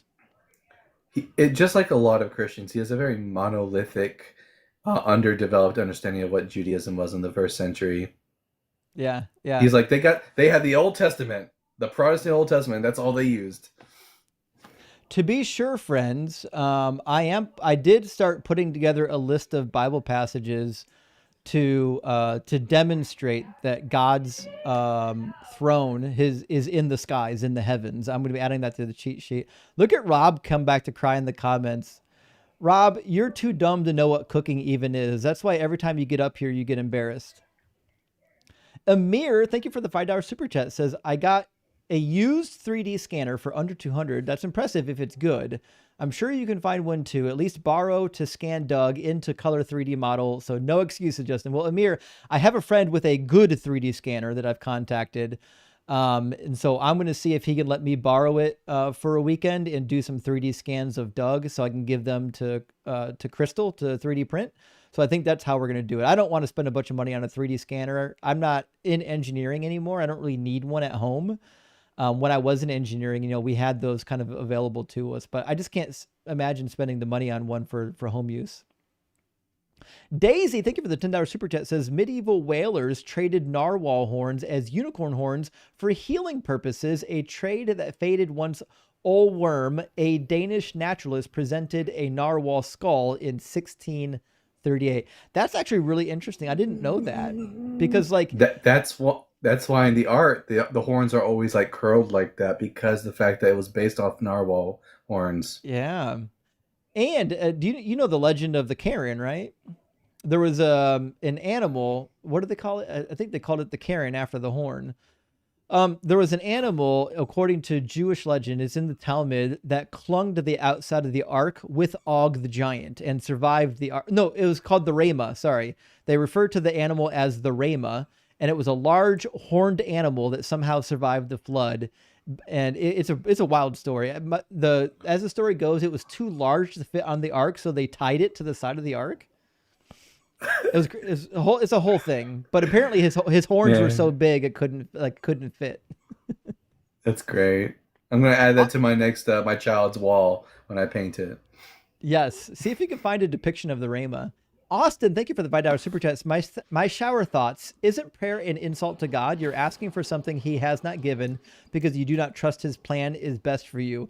This is actually not just a shower thought. This is a good thought. When I was a Christian, I had the same concern, which is like, listen, if I trust God, God's just going to do what he needs to. And I just have to like live with it. What the fuck am I praying for? Like, can I change God's mind? What a useless idea, right? So yeah, prayer to me was nonsensical. I'm with you. And Mo, thank you for the super chat, says, are there better resources than Gateway Lexicon and Sepharia that can show better reference to non-Septuagint Hebrew that provides better context? Yeah, there is a lot actually. So if you want a free lexicon of Hebrew, I always recommend the BDB, the Brown Driver Briggs lexicon. You can get it free PDF. You can get a cheap one online and hard copy. If you want a free or cheap Greek lexicon, the Thayer's Greek lexicon is a good choice. If you want to pay money for lexicons, and I mean big money, you need to save up like $600 or $700 and get a copy of the Hallet, the Hebrew Aramaic lexicon of the Old Testament, and then also get the BDAG Greek lexicon. And when I purchased them, I think I paid around $300 for each of them. Wait, when you said did you mean the Re'em? As in the Auroch, the Auroch ox? Yeah, that was a real animal that went extinct. Oh, really? Yeah, an aurochs. There's like actual. Here, I'll find pictures of it for you, but keep going. Yeah. Let me know about this additional ore or lore. I mean, all right. Let me grab the BDAG. So this is a lexicon that not a lot of people know about. You can find the Hallet lexicon easy. A lot of people don't know about the BDAG lexicon, so let me throw that up real quick. So here's a copy of the BDAG, and the reason why we call it the BDAG is because it's named after the authors, and there's a bunch of them, and their names are long. Oh yeah, you got a picture of it. Yeah, so this is the auroch. It's an extinct species of auk, and most biblical scholars think that when the Bible mentions the Re'em, which gets sometimes translated as a bit different things in the Hebrew Bible, it's referring to this extinct species of ox. It had very large horns. I'll show you the text in the Talmud. They changed the name a little bit. In the Talmud, they've got it spelled as Rama. Ooh, okay, yeah, 100%. You'll have to cite that for me so I can see it. So this is the Greek English lexicon of the New Testament and other early Christian literature, 3rd edition. It's currently on Amazon for $175. So the price has come down. To be fair, I bought mine back in 2011. So it's been a while. Price obviously came down, but they do update it. It's possible that there's a newer edition out. The 3rd might not be the latest, and the newer edition might be more expensive. But that's what you want. If you want a really, really good Greek lexicon, like a really good one, that's the guy. If you're in seminary or Bible college, they want you to own that lexicon if you have access to it. Not everyone can get access to it. I was lucky. I had my own engineering company when I was in college and seminary. I just did it, you know? Anyways, let me grab just a couple more super chats, friends, and then we'll get our next guest in here. Jennifer says men are jinn because Ish and Ish. Jinn are made of smokeless fire. Oh, Ish and Aish. Yeah. I think that's why Nikudot so important. Yes. Well, this goes back to what Dalton said. The consonants for man and for fire are the same. You need some sort of pronunciation to differentiate the two of them. But you're right. In the Quran, it says that the jinn are made from smokeless fire and that the angels are made from light, which I assume they stole from Jewish literature, if I had to guess, because they stole all their concepts from Jewish literature. Or it's just from some sort of Arab myth that, just got caught onto the religion. Sure. You know that the Israeli newspapers don't have any vowel points. Yeah, I've screw seen that. it. Yeah, it's tough. It's tough. You just have to make it a force of habit to know how to pronounce it. Brendan says donating to request communal Pop Rocks for Doug. This is a great idea. I don't know why I didn't think of this. I'm a little ashamed I haven't. So I love hearing you cook. Glad I could finally chip in something tangible. Well, thank you, Brendan. I really appreciate it. And Doug appreciates it. And I love, and I mean love, the idea of Pop Rocks for Doug. We got to make that a reality, friends. All right, I'm almost through with our latest super chats. Bean Dog, thank you for the super chat, my friend. Big W says the swing and chain incense is fucking killing me. Missionary in France was my first exposure to that one on Easter. I was a missionary to French Catholics. The spiritual ego trip was wild. Rock hard for like this is the funny part, Bean Dogs, is Protestants will think that they need to witness to other non-Protestant Christians because they're not real Christians. God didn't save them because they believed the wrong thing or they had the wrong theology. What a crazy religion to be a part of, where like half of your religion thinks that the other half isn't really saved. Leah Moore, thank you for the $10 super chat. Says, hey, Justin, I'm not able to be there tonight to hash it out with you, but I wanted to ask one clarification question. Do you go with an A theory of time or a B theory of time? And Liam, I don't know. So I know Dr. Blitz and Ian have more firm ideas on how they think of time. I don't know if I'm A theory or B theory yet. It's not something I've spent my time worrying about, pun intended, but eventually I'll get around to that. MRG, thank you for the $20 super chat. It says, for dealing with the insufferable pompous morons. Well, thank you, MRG. And trust me, we've had some wild ones tonight. I don't know if there's something in the water, maybe some pre-rapture hallucinations going on. Hi, Lily. Thank you so much for the $20 super thanks. I super appreciate that. And Randy, thank you for sending out 10 Deconstruction Zone gifted memberships. That is a huge W, my friend. And Carissa with 5 more. Big W, Charissa. And Noco with 5 more as well. Big W. Hey, those are all people that have the cheat sheet now and we can presume are safe from the rapture on the 6th, apparently. And last super chat for now, Andrew Moore, thank you so much for the $10 super chat, says, the gall to come on someone else's live and act like this, unbelievable. And the education call out was beautiful. You could smell his brain short circuit. What a doofus. Keep cooking, DZ. I know. I'll never understand where this level of unearned confidence comes from. Like, did their mother tell them that they were really smart too many times? Like, what's happening? What's the situation? All right, let me grab our next in line. Oh, hi, Doug. You know, Welcome this in, is the Jenny. second. Hi, Doug. So listen, I don't know why I'm feeling so melancholy tonight. But I'm listening to the conversation, and you're very funny, and you're so bright. I But appreciate that. answer me this question: why is it? 42. Sorry, I got Why is it excited. that I feel sad sometimes that there's no God? I've been deconstructing since the beginning of this year, and somebody said, "Oh boy," and there's evidence that you're right, I am right, because I read the Bible and all that good stuff. And it seems like bad people are gonna get away with really bad things. Why Yeah. why am I so heartbroken that there is no God? Well, I think for you, it probably depends on what God represents for you. So one of the things that was heartbreaking for me when I came to atheism was the idea that I wasn't going to see my loved ones anymore. I'm never going to be reunited with my father. I'm never going to see my siblings again. And I'm not going to get to live forever. And that's like when you're new to that idea, it's very depressing because when you're raised thinking I'm going to see, hey, my family's not gone. I'll see them again. I don't have to die. My time's not limited. I'll get to live forever with them. Right. That's a really depressing thing to go from that worldview to the atheistic worldview. Now, the reality is, that was a long time ago for me, and you get over it. It's just like you go through your stages of grief, and then eventually you move on. Yes, most days I've gotten over it, and I watch. There's a documentary on Netflix I just watched. I watched it like maybe 3 times. Cosmos, about the James Webb Telescope and the adventures and the Hubble and the trials and tribulations and the very smart people who put it together. And I'm like, yeah, there's evidence, and people like you who went to seminary and studied extra biblical works and all that good stuff. I just like, man, what a shame.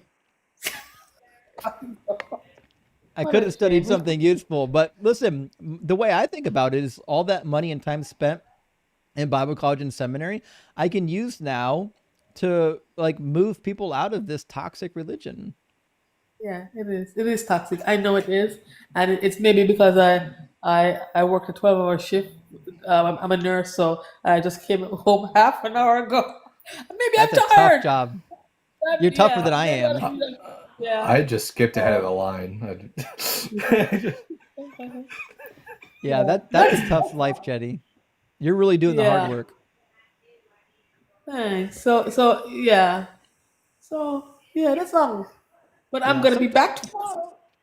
sometimes it helps just to talk to somebody too. You know, sometimes it when you're upset, it just helps to vent, and you're allowed to do that. Yeah. Don't you ever miss the concept of God? You? I miss the idea, like the idea that there's something more powerful than you that's looking out for you, that has your best interest in mind. But once I Right. realized that this is just me wishing that I had a parent that was still alive, that's just really all that is. We're so programmed through evolution to be bonded with a parent that it just never, for most people, it never goes away. Yes. Yes. You're right. Anyway, thank you. Yeah. I Well, best just wishes, Jenny. I hope I just slink hope you away get and some lick rest. away. Yes, thank you very Join the much. Discord. If you're not in the Discord yet, join the Discord. There's a bunch of people in there going through the Yeah. process. Yes, I might. Okay. Thank you, Doug. Bye bye. All right. Good night. Cheers, friend. Well, W Jenny looks like she's doing the deconstruction work. She's doing her best. All right, we're gonna grab Zeph from the queue. Meg, thank you for the super chat, by the way. I just saw this. It says, I didn't imbibe enough margarita for some of these people. I'm with you. I don't have any Kraken tonight. Some of these people would have been much tolerable with some Kraken. Oh, they dropped.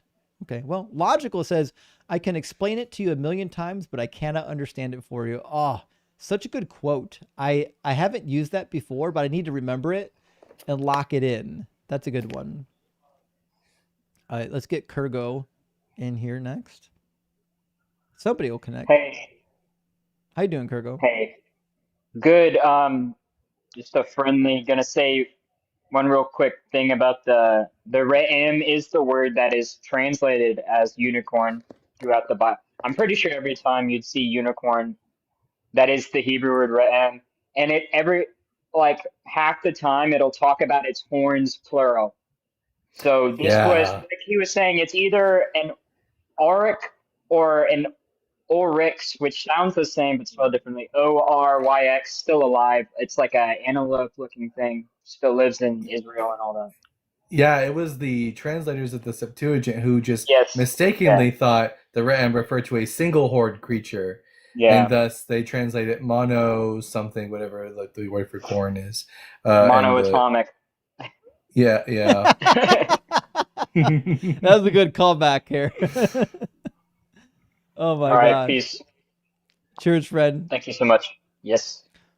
All right, let me By the way, grab you. I found the story. I found the Why don't story we you grab- talked about the Yes. ark and the Rhema. In Zev- It does say Zevakim. Rhema. Yeah, Yeah. but it seems like it's not in the text. It's like the commentary part of the text. It's not actually in the actual.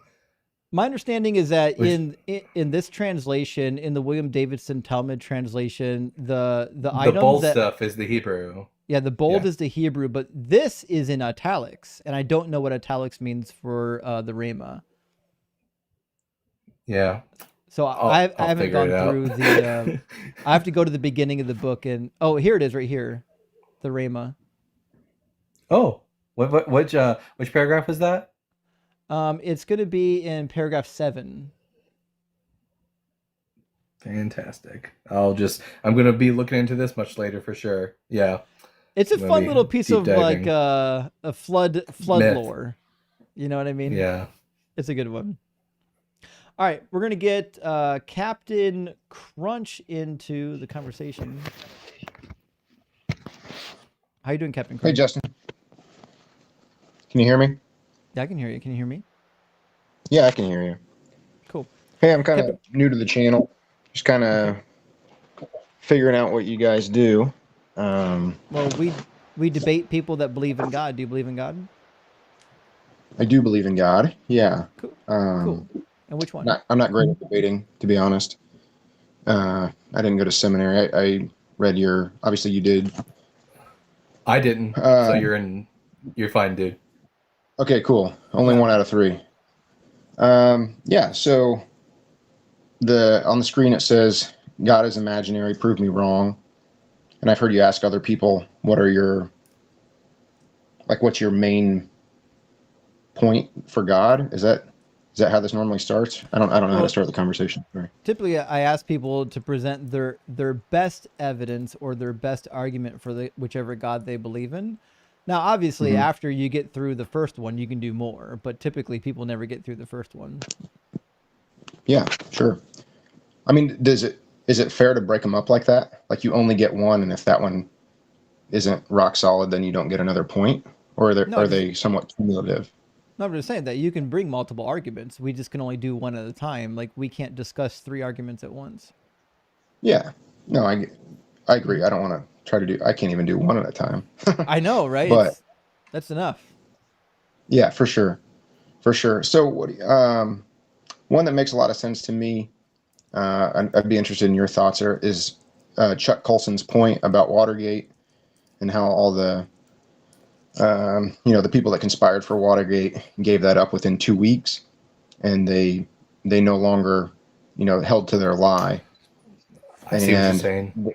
the correlate The with apostles. Jesus, the apostles, that they were. It's very unlikely that they were lying. Now, could they be Well, mistaken? Yeah. we don't even know what they said. They didn't write us anything. Yeah. They didn't write us anything. I mean, the closest you can point to is maybe Peter. Okay. Could Not it John. possibly be Captain Crunch? Could it possibly Because be Captain John wasn't Crunch? martyred. I'm sorry, I was talking. I didn't hear you. Can you say that again? What if it was simply a matter that after Jesus' death, a few of his followers had bereavement hallucinations where they hallucinated Jesus? They wouldn't have to lie. They would just honestly believe that they had seen Jesus after he had died. So they would be sincere. They would just be sincerely mistaken. Yeah, for sure. Yeah, to be clear, we Um, don't believe that the disciples made it up.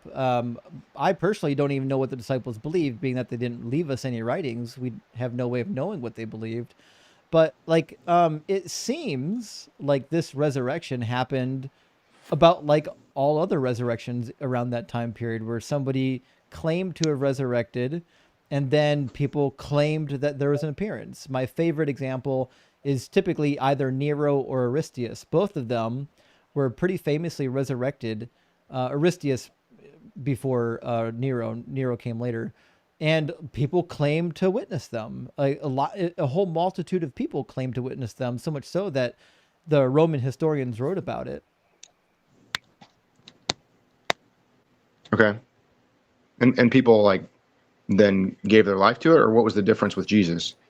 Actually, yeah, for Aristeas and for Nero, people were willing to give their life. Aristeas started its own cult. They put a statue of Aristeas up next to the statue of Apollo, and then in the resurrection of Nero, he actually convinced the Parthian military leader to make war against Rome. Now it's unclear if the rebellion that he started ever got carried through, or if it fell through. But the military, and under the leadership of the military general, had for sure made preparations to have some sort of rebellion against Rome, thinking that Nero is resurrected from the dead and he's going to fix everything for us. Gotcha. Well, I'm honest. I'm completely unaware of all that. So the contention would basically be that Chuck Colson's point doesn't really matter. Nah, not really. Okay. Can you explain Yeah. more about? Oh, go ahead. I would say it does. We don't have any good reason to think that Jesus did resurrect from the dead, but we also don't have any good reason to think the disciples were lying. They really thought they saw Jesus after he died. They were just, but as far as we can tell, they may have just been hallucinating. Paul himself says that his experience of Jesus was a visionary experience. Mm-hmm. Yeah, Paul's was definitely different than the others.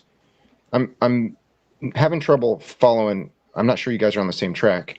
So Justin, you said that we don't have the testimony from any of the apostles.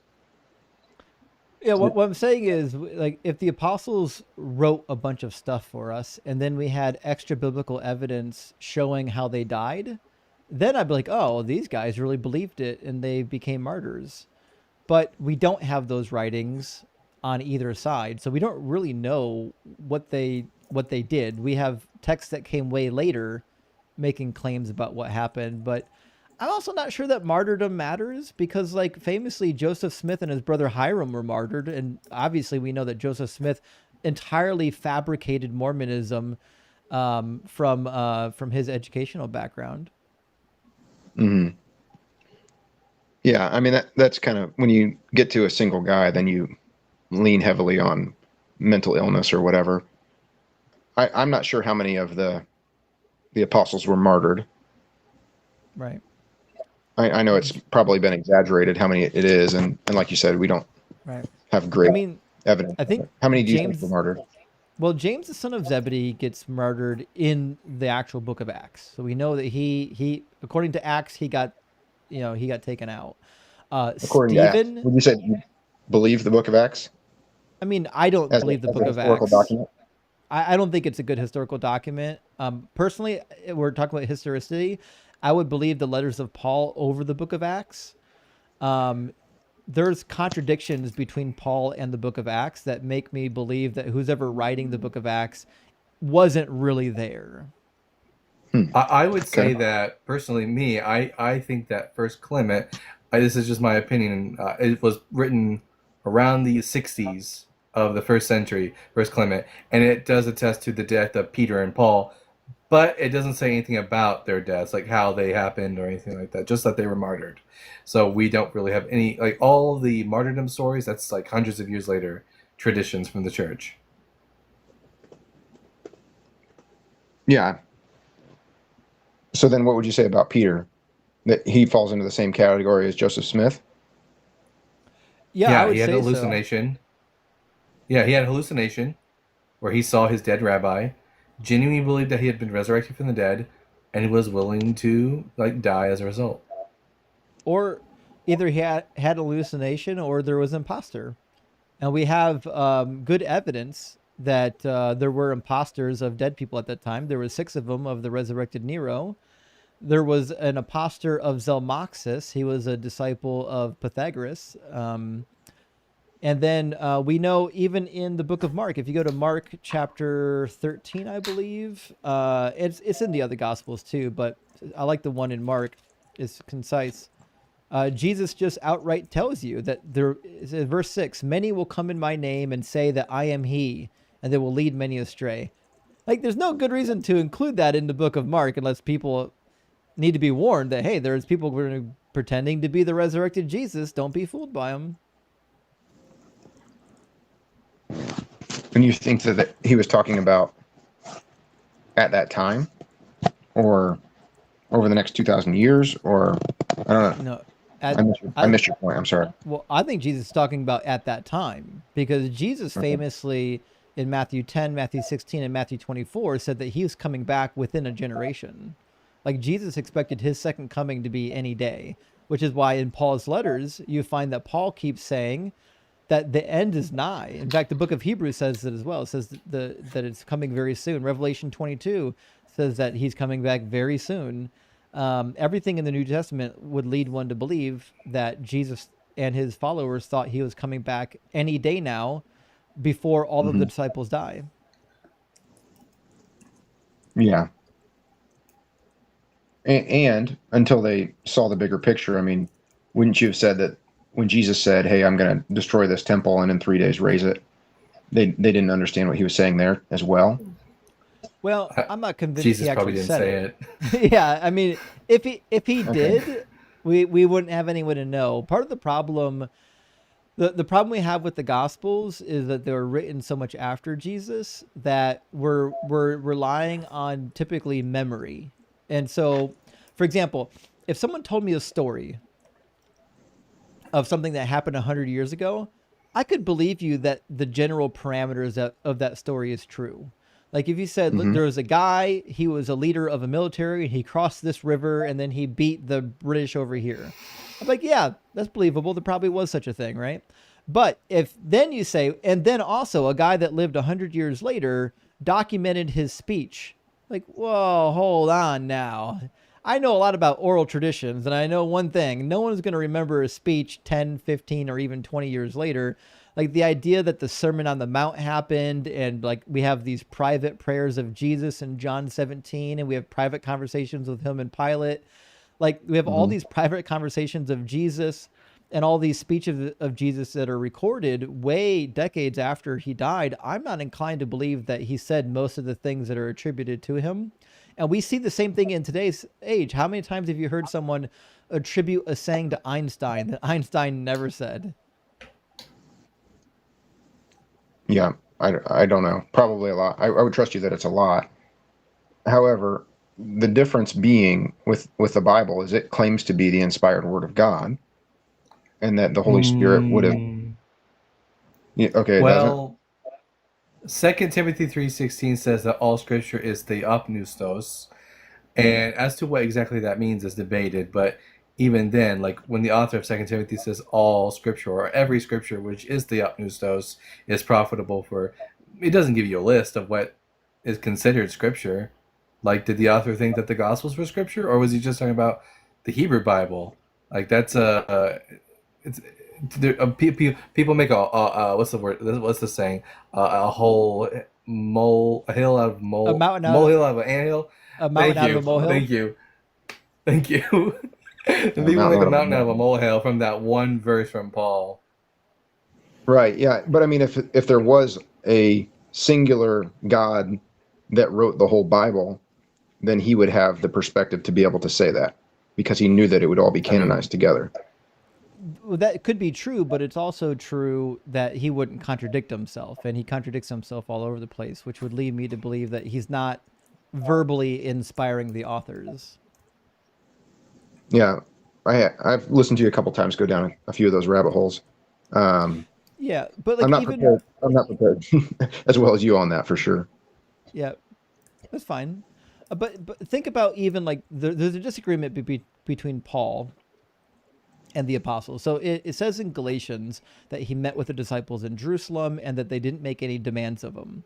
But if you go to that meeting in Acts chapter 15, they did. They issued at least 4 different demands that he needed to give to the Gentile church. And so like Paul and Acts, when you try to align them, there's so many disagreements. I'm like, if I have to pick one of them as trustworthy, I'm more than likely going to pick the letters of Paul because they're occasional letters. They're not written, they don't appear to be written as a narrative. They appear to actually be legitimate letters, some of them, not all of them. And so when I look at the Gospels, I'm looking at the Gospels and said, this looks like mythology to me, right? Okay.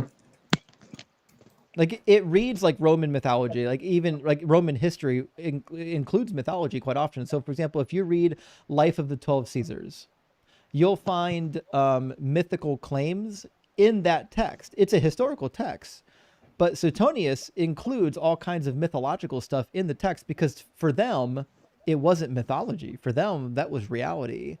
And we find the same thing in the Gospels. They're telling a historical narrative, and it includes all this mythology that like most normal people would be like, oh yeah, well, if we read it in the Quran, we'd call it mythology. If we read it in the Romans, we'd call it mythology. But when we read it in the Bible, we're like, no, it's history. The reality is, like, I'm treating the mythology of the Gospels the same way as the mythology of everybody else. Mm-hmm. And just maybe this isn't something you want to talk about here. That was not your previous position. You used to believe it as truth. Mm-hmm. Yeah. Both of you. Okay. I think one of the difficult things for me wasn't just that I studied the Old Testament and it turned out that Jesus could not be the Messiah, given what the Old Testament says. But the other thing was when I started reading the extra biblical literature. I started to engage in the Hittite corpus, the Babylonian corpus, the Assyrian corpus, Egyptian corpus.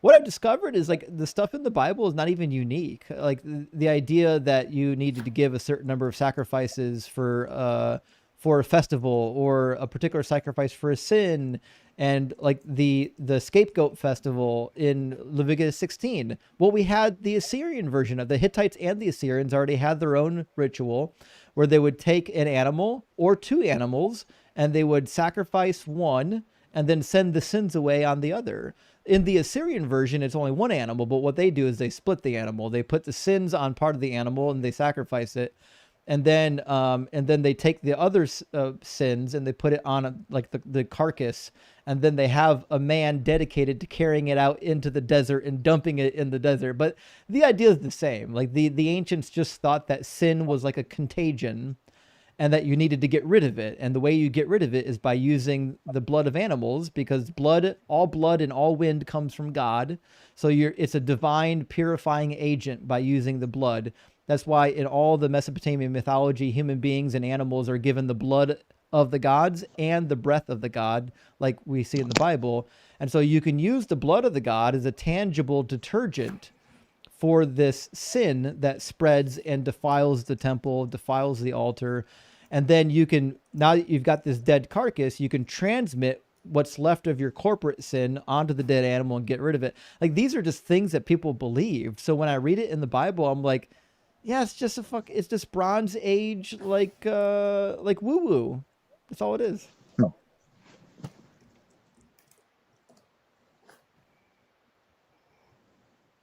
There's actually really one fun one in the Hittite literature where they sacrifice a human being in the same manner. It's wild. And you would presume that they actually did that. Oh, they did, yeah. They had. It wasn't. When you say literature, you don't mean just like, oh, this was like a fun story. No, it's not a fun story. These are like actual instructions for the palace personnel. Gotcha. Yeah. Yeah, I'm way out of my league. I've never read any of that stuff. I probably never will. It's okay. I mean, I only did because I went to school, and I was like, okay, well, this is my major in school. Like, I probably would have got around to reading some of it eventually, but the reality is, I didn't know that a lot of it was there until I got into school. Since I got into school, then they open up the doors. Well, look, if you want to know how the Old Testament works, you need to know the context. If you want to know the context, you've got to read the literature of the time period from all the surrounding peoples. And so that's what we did. Yeah. There's a lot going on there, bud. There's a lot going on there. Yeah, I'm definitely not gonna wrap my mind around it tonight, but it's okay. I see what you're saying. I honestly have no idea about where would you place when the Gospels were written? Because you said 100 years later was your. So that's a good question. I was being a little heavy-handed there. I actually think Mark was written just after the destruction of the temple in 70. I would put it like 72, 73. I think the other Gospels obviously came later, being that they copied from Mark, and for other reasons, the situation that they're describing seems to be, they're like concerned about setting up like actual churches and organizing stuff. But anyways, if Mark is the earliest and he wrote about 70 or so, and the others came after, you could say maybe late 70s. And then John, I think, came way last. In fact, I think John was being edited probably into the 90s. I think the fact that John has so much in it that already contains like ritualistic ideas. Like there's a ritualistic idea of baptism within the Gospel of John. Like salvation requires baptism and repentance. This type of ritualization didn't really exist yet in the other Gospels. It was developed later, once the formation of the church already happened, and they already started to debate on like, okay, well, according to what we know, what do you have to do? What are the requirements to actually be saved? And so you don't expect to find these types of hierarchies developing early. They usually develop late. In fact, actually, there's actually a really good book called Dating Acts by Richard I. Pervo. And he actually suggests that Luke may have been written as late as the early 2nd century. Yeah, actually, Jaron believes the same thing.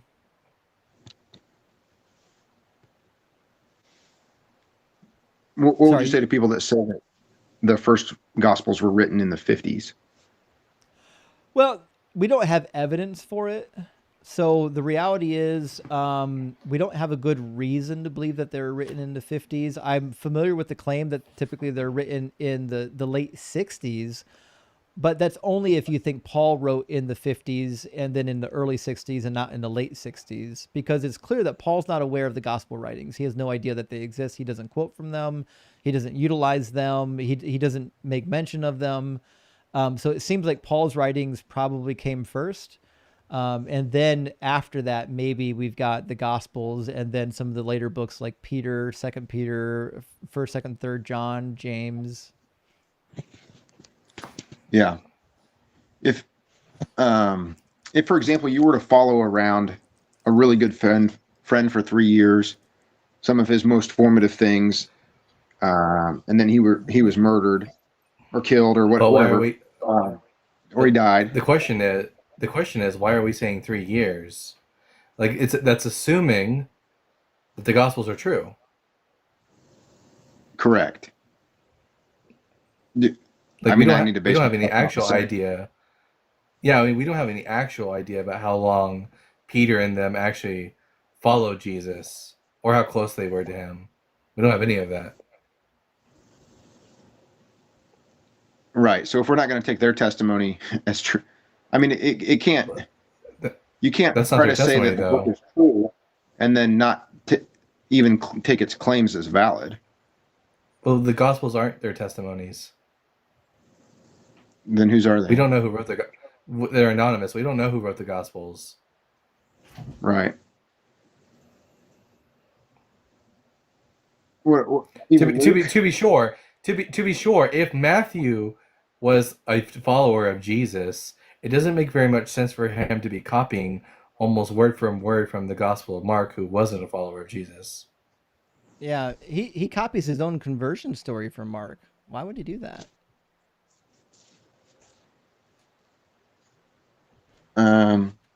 Yeah, I don't know. I've heard of the Q document, or that they both had a common origin rather than one copying off each other. Well, the Q document is just another document that they copied from. Specifically, the common material between Luke and Matthew is considered to come from the Q document. Okay. So but you're talking about other parts. Oh, go ahead. Well, I'm saying there's common material between Luke and Matthew that comes from Mark. We can see it's copied from Mark, but there's common material between Luke and Matthew that doesn't come from Mark. And so they're positing that common material came from another document that we no longer have. Okay. All right. A little bit of a tangent from where my question was going, though. So, yeah, but you've been nice. So, I mean, when people come up here and they're nice, I kind of let them do the tangents. All right. No, I'm trying to get back onto what I was getting at. So as we went off on, maybe this is longer, maybe it's 7 years later, but let's say, for example, you had a very significant event in your life. Your best friend died. That, for example, would you not remember that very clearly years later, decades later?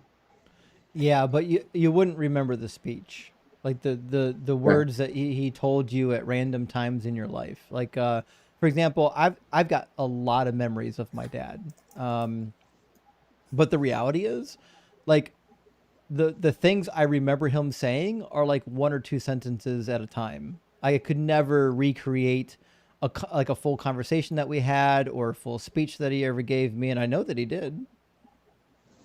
Yeah. And that's where the Holy Spirit would come in as part of writing the Bible, right? That they would remind them of that. Well, that's the key, right? Is they say, well, the Holy Spirit inspired them to write the words, but the reality is, if the Holy Spirit inspired it, then it wouldn't have all the contradictions. Yeah. Oh boy.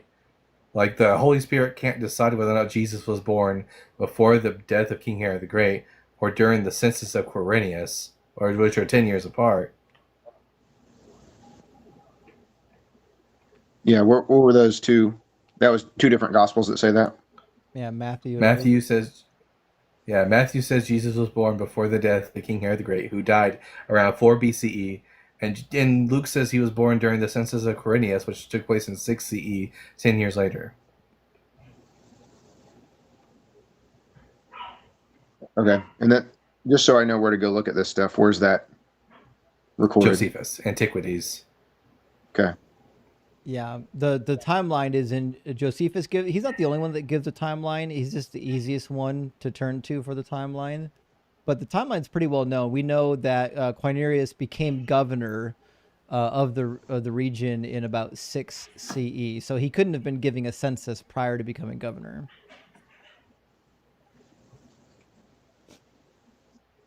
Okay. Yeah. And like I'll look into it. I don't know.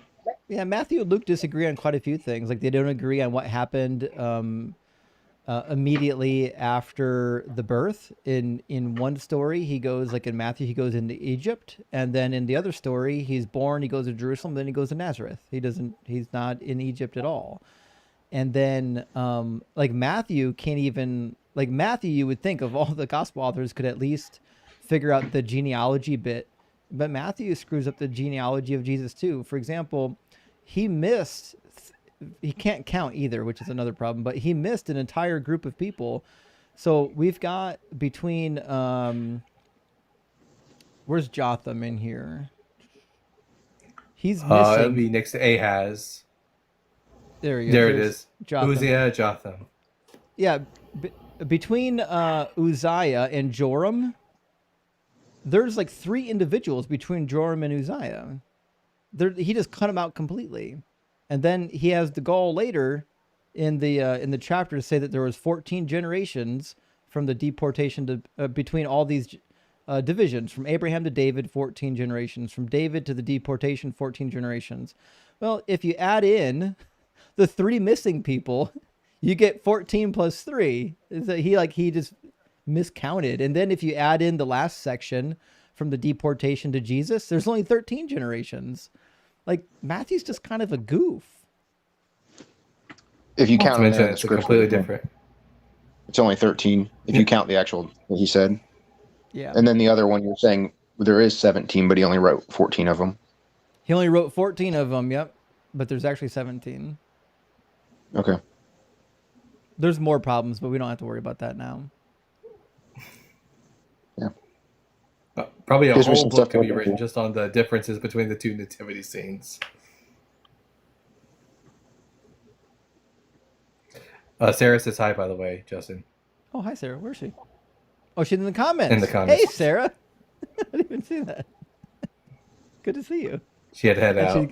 And she gone. Okay. So what's your thought here, Captain Crunch? What you thinking about? Yeah, I mean, honestly, probably about how I thought it was going to go. I felt like I wanted to talk to you guys about it, but also felt ill-equipped. So it gives me some things to go look back at. You know, I knew it wasn't going to be a debate. You, from your bio, says you do this 3 times a week, and they look like 4, 5, 6 hour long things. So you're doing this a lot, and I'm working a different job, you know, thinking about something else all day. I've got the head start for sure. Like to be sure, like anyone who comes up here to debate is already at a disadvantage because this is what I do. This is like my profession right now. Yeah. So. Yeah. You know. But you were respectful, so appreciate it. Yeah, thanks for coming up and being nice to talk to. You know, like I said, as long as the guest is respectful, we're respectful. If they come up here being pompous, they're going to get treated like children, you know? Cool. All right, have a good one. Best of luck. Have a great night, fellas. Yep. Cheers, buddy. See ya. All right, Justin. So here's the deal. The Auroch, I'm going back to this, was like 6 or I figured it out while y'all were talking. The Auroch was like 6 or 7 feet tall, which was huge. But by the time that the rabbis were writing, it was already extinct in the Levant. It only existed in Europe, so they'd never seen it. So like Goliath, like they got bigger and bigger as the story. So it was this massive creature, and Rama is just the Aramaic form of Ram. So there you go. That makes a lot of sense. Okay, that's nicely buttoned up. Welcome in, Sarah. Hey, what are you guys doing? Well, we just had a conversation with a nice believer, and Oh, so that's good. I like those. I know we had a palate cleanser. So That's good. What were his arguments? well, I think he wanted to go to biblical historicity. Oh, that's not a good one. No, but Testimony of the apostles. Yeah, I bet he didn't win that one. But well, you know what? He didn't come up to really. He wanted to have a level discussion, and I think he had a level discussion. I think he was really nice, actually. That's nice. Yeah, That's I mean, lovely. that's what I'm saying. Yeah, he's like a palate cleanser. We don't get that too often. Oh my Oh, goodness. well, how wonderful. Guys, before I move forward, make sure if you're not following Dalton or Sarah yet on TikTok or on YouTube that you do so. Sarah, you're getting pretty close to 10,000 followers. Well, I'm at 8,000 on YouTube. Woo! Right. So we're getting there. Well, on TikTok, you've got a bunch. You're almost at 40,000, right? I guess so, yeah. Crushing. Guys, I am at a raging like 60 something followers, so watch out. I'll catch up pretty soon. You'll be coming, don't worry. Crushing it. All right, well, I've got time for one more guest. And Sarah, you want to do a guest with Dalton and I? Okay. You only have time. What? It's Friday. What are you doing? I know. I have to wake up early. I've got a wedding rehearsal in the morning, and then That's right. Sunday I've got the real thing, and I can't screw anything up. I'm officiating the wedding, and my family will never let it down if I'm late or I screw something up. Will you have time to video chat with me tomorrow about the thing? After. All right. That's fantastic. That's fine. But yeah, I've got to be up early tomorrow morning, unfortunately. Do you guys want to see a really cute dog? Yes. This is Wait, Chesney. Oh, He's like a Muppet. Chesney. Hi. He's a cutie patootie. He's such a cutie pie. All right, let's get Deadest Soul from the queue. Oh, we're ready. Hello. Welcome, Deadest Soul.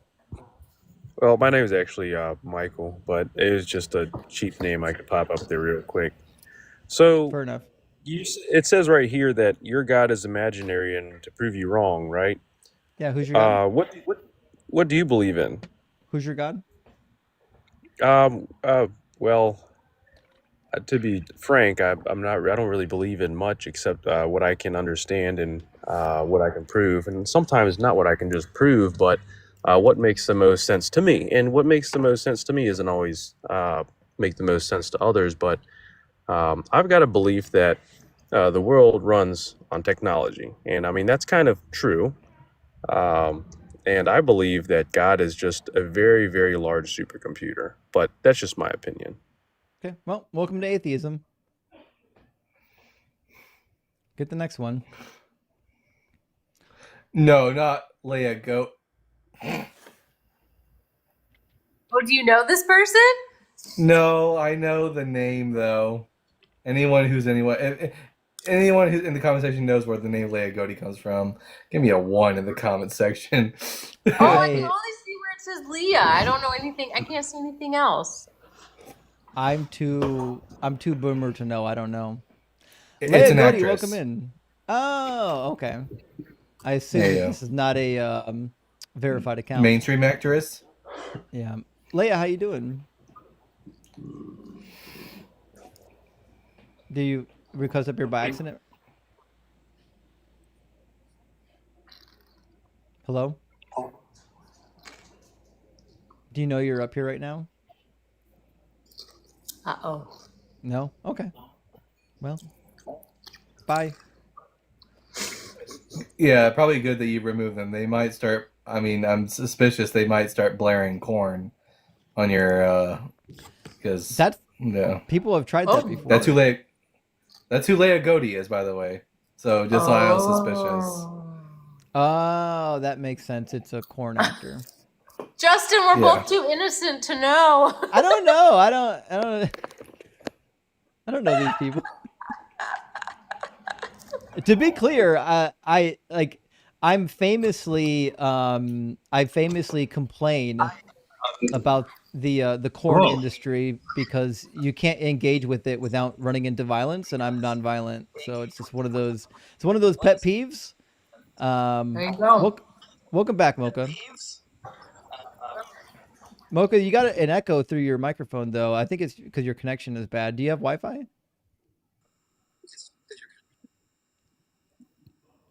How's that? Maybe. Let me see if I'm still echoing. Oh man. It seems okay. Your connection's still slow, but I think it's working. Is that good? I think so. No. Okay. Mocha, I'm gonna try not to talk over you, so I love you, buddy. You got to get a better connection. Man, I must be a bad luck charm. Nah, we've had some bad connections tonight. It's because the rapture's almost near. It's happening on the 6th now. Tad, welcome in. Are you at least 18 and are you a believer? Yeah, I'm 30. And I don't know actually. Oh. But I do have a question for you.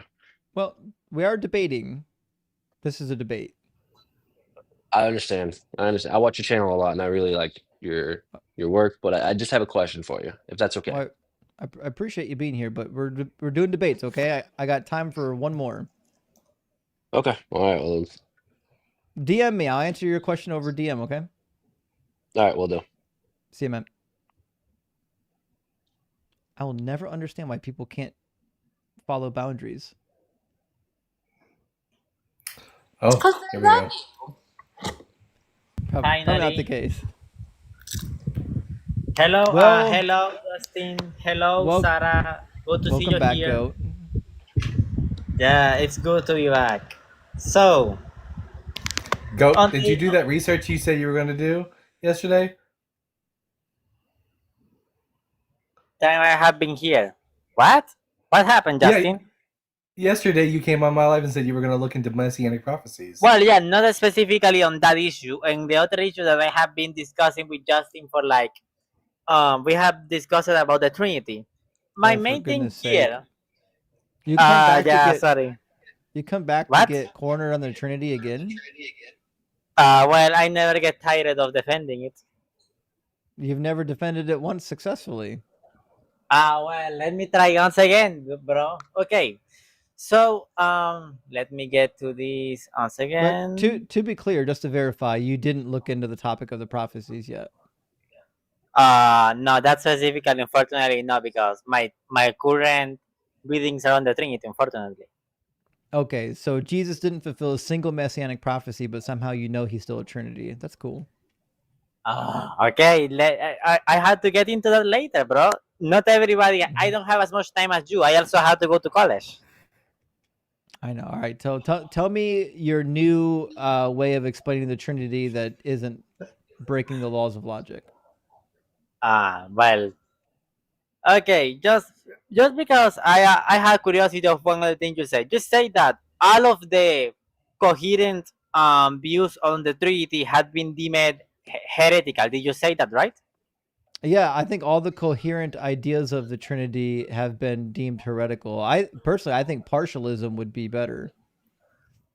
Partialism? What will that even be? It means that God has parts. Jesus is a part of God, the Spirit is a part of God, and the Father is a part of God. 3 parts. What do you mean by part? A part. Just like a part of my screwdriver is this removable tip. Like This a is part of my. pie. Yeah, So exactly. is your argument that basically the only the most coherent model is basically that they are separable pieces of things? Well, they could be 3 different gods. That'd be coherent too. You have a trinity of 3 gods. So, one of your objections goes like the Father is God, the Son is God, therefore the Father should be the Son on the logic, right? If identity matters, yeah. If the law of identity actually works, then yes. If the Do you Father think? is God and the Son is God, that means the Son is the Father, or there's two gods. Do you think that denying that the Father is God is an absolute statement will be heretical according to Orthodox Trinitarianism? Yeah, denying that the Father is God would be Absolutely, in the would absolute be sense. incredibly heretical. So, do you think that if I say the Father is not identical absolutely to God, do you think that will be heretical according to Orthodox Trinitarianism? Yes. Yeah, the Would Father you bet must that? be identical to God. Would you bet that? No, I'm not an Orthodox. I'm talking about like the actual theology of the Trinity. Is No, God yeah, the but Father? Is the Father 100% God? well, let's read what a doctor of the Catholic Church. You know that these guys are supposed to be Orthodox, right? Right, Especially, but I need you to actually answer my question. Is the Father 100% God? by what you mean by that, no, and that is actually Orthodox. So God has You, parts. you want me to prove it to you So God that has it is parts? Orthodox? Does God have parts? I really could not know what exactly you mean by that, but if you mean like really distinct things, yes, I guess so. Mocha Okay, says so he went outside and has a better connection. I don't know if that's sounds about right. interesting to you or not. What? Sorry. Okay, let me. So About yes. doesn't Orthodoxy teach that the three parts of the Trinity are co-equal? Yes, they are all equal, co-equal, No, co-equal. co-equal. Yes. What do you think co-equal means? They both are equally omnipotent, omniscient, are loving, are good, etc. Is Jesus omnipotent? Is Jesus? Yes. No. Why not? He's not omnipotent, he's not omnipresent for sure.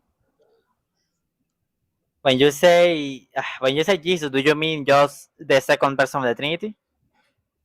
Second person, third person, whatever you want to call him. He's the second person. He's a part of the Trinity, and he's certainly not omnipresent. Well, his human nature certainly is not omnipresent, but his divine nature is. His divine nature is not. He has a body. Why not? According to Paul, in 1 Corinthians 15, he has a body. Yes, Jesus has a body, but that's his human nature. No, he has a different body in heaven or in the sky. What do you mean a different? He's given a spiritual body in 1 Corinthians 15. Do you know about this? And 1 Corinthians 15, I mean, that spiritual body is just the fleshy body that he had, but risen. No, it's not actually. Hold on, guys. Are you guys taking the position that like Paul specifically said the body which is laid down is not the body which is raised. Yep. Where exactly does it say that? And why? I want to see that. I know. I love these Orthodox believers. They have no idea what the Bible actually says. Okay. It says, okay. As for what, we'll start at the beginning. Some will ask, how are the dead raised? With what kind of body do they come? Fool, what you sow does not come to life unless it dies. As for what you sow, you do not sow the body that is, to be, but a bare seed, perhaps of wheat or some other grain. But God gives it a body, as he has chosen to each kind of seed its own body. Not all flesh is alike. There is one flesh for humans, and another flesh for animal, and another flesh for birds, and another flesh for fish. There are both heavenly bodies and earthly bodies, but the glory of the heavenly is one thing, and that of the earthly is another. There is one glory of the sun, and another glory of the moon, so on and so forth. So it is with the resurrection of the dead. What is sown is perishable. What is raised is imperishable. He's saying you have an imperishable spiritual body. If there is a physical body, there is also a spiritual body. Verse 44. Okay, so your argument is basically that, according to Paul, Jesus only spiritually rose. He has a spiritual body, is what I'm saying. Interesting. I actually had heard that argument, and recently there was a book just on that issue, which will be is a defense that the creed on First Corinthians 15 actually refers to a physical resurrection, not a merely spiritual one. I mean, I agree. I think that Paul believed in a physical resurrection. I'm not a mythicist. If you look at all of Paul's writings, it seems to be that he understood it as a physical manifestation, not a spiritual one. Then, if it was a physical resurrection, what do you mean? Do you mean that like his body in heaven is not the same as the one on earth? No, it couldn't have been. When he was on earth, he was walking through walls. Have you read the Gospels? After he resurrected, he was literally walking through walls. Well, yeah, of course. With a human body? Well, with a miracle, of course. With the exact analogy that Paul uses is that it's kind of like a seed that is buried in the earth. And it's not the seed that raises; it's a plant that comes. It's the plant which shoots forth from the seed. The plant isn't the seed. The plant comes from the seed.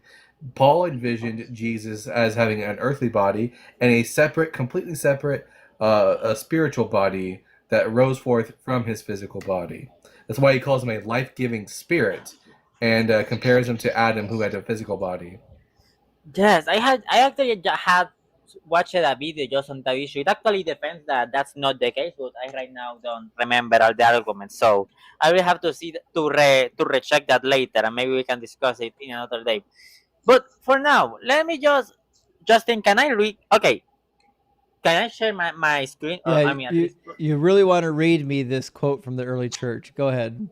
Well, it's not the early church. It's a medieval book. It's about your point It's that you medieval? made that post-Tridentine. You know what Tridentine is? Why do I care what some guy in the medieval period said? The point is to show what Orthodox Trinitarianism actually teaches. For example, with your original point, and you're going to the medieval period. Well, do you think that the Catholic Church in the medieval period was very serious on Trinitarian orthodoxy? Yes. I mean, have you ever read Aquinas? Yes, he was. I actually have read some of the works of Aquinas. I also know that they burned heretics at the stake if they were adamant on their denial of the Trinity. So we go to that. We get to that. Hold on. Let me get here it is. So the Father is God, the Son is God, therefore the Father is the Son. According, if we follow it, identity, right? Allegedly. Yeah, if you believe in the law of identity, you have to. Okay. Can you read this thing? Hold on. I can't. I have no idea what you're showing.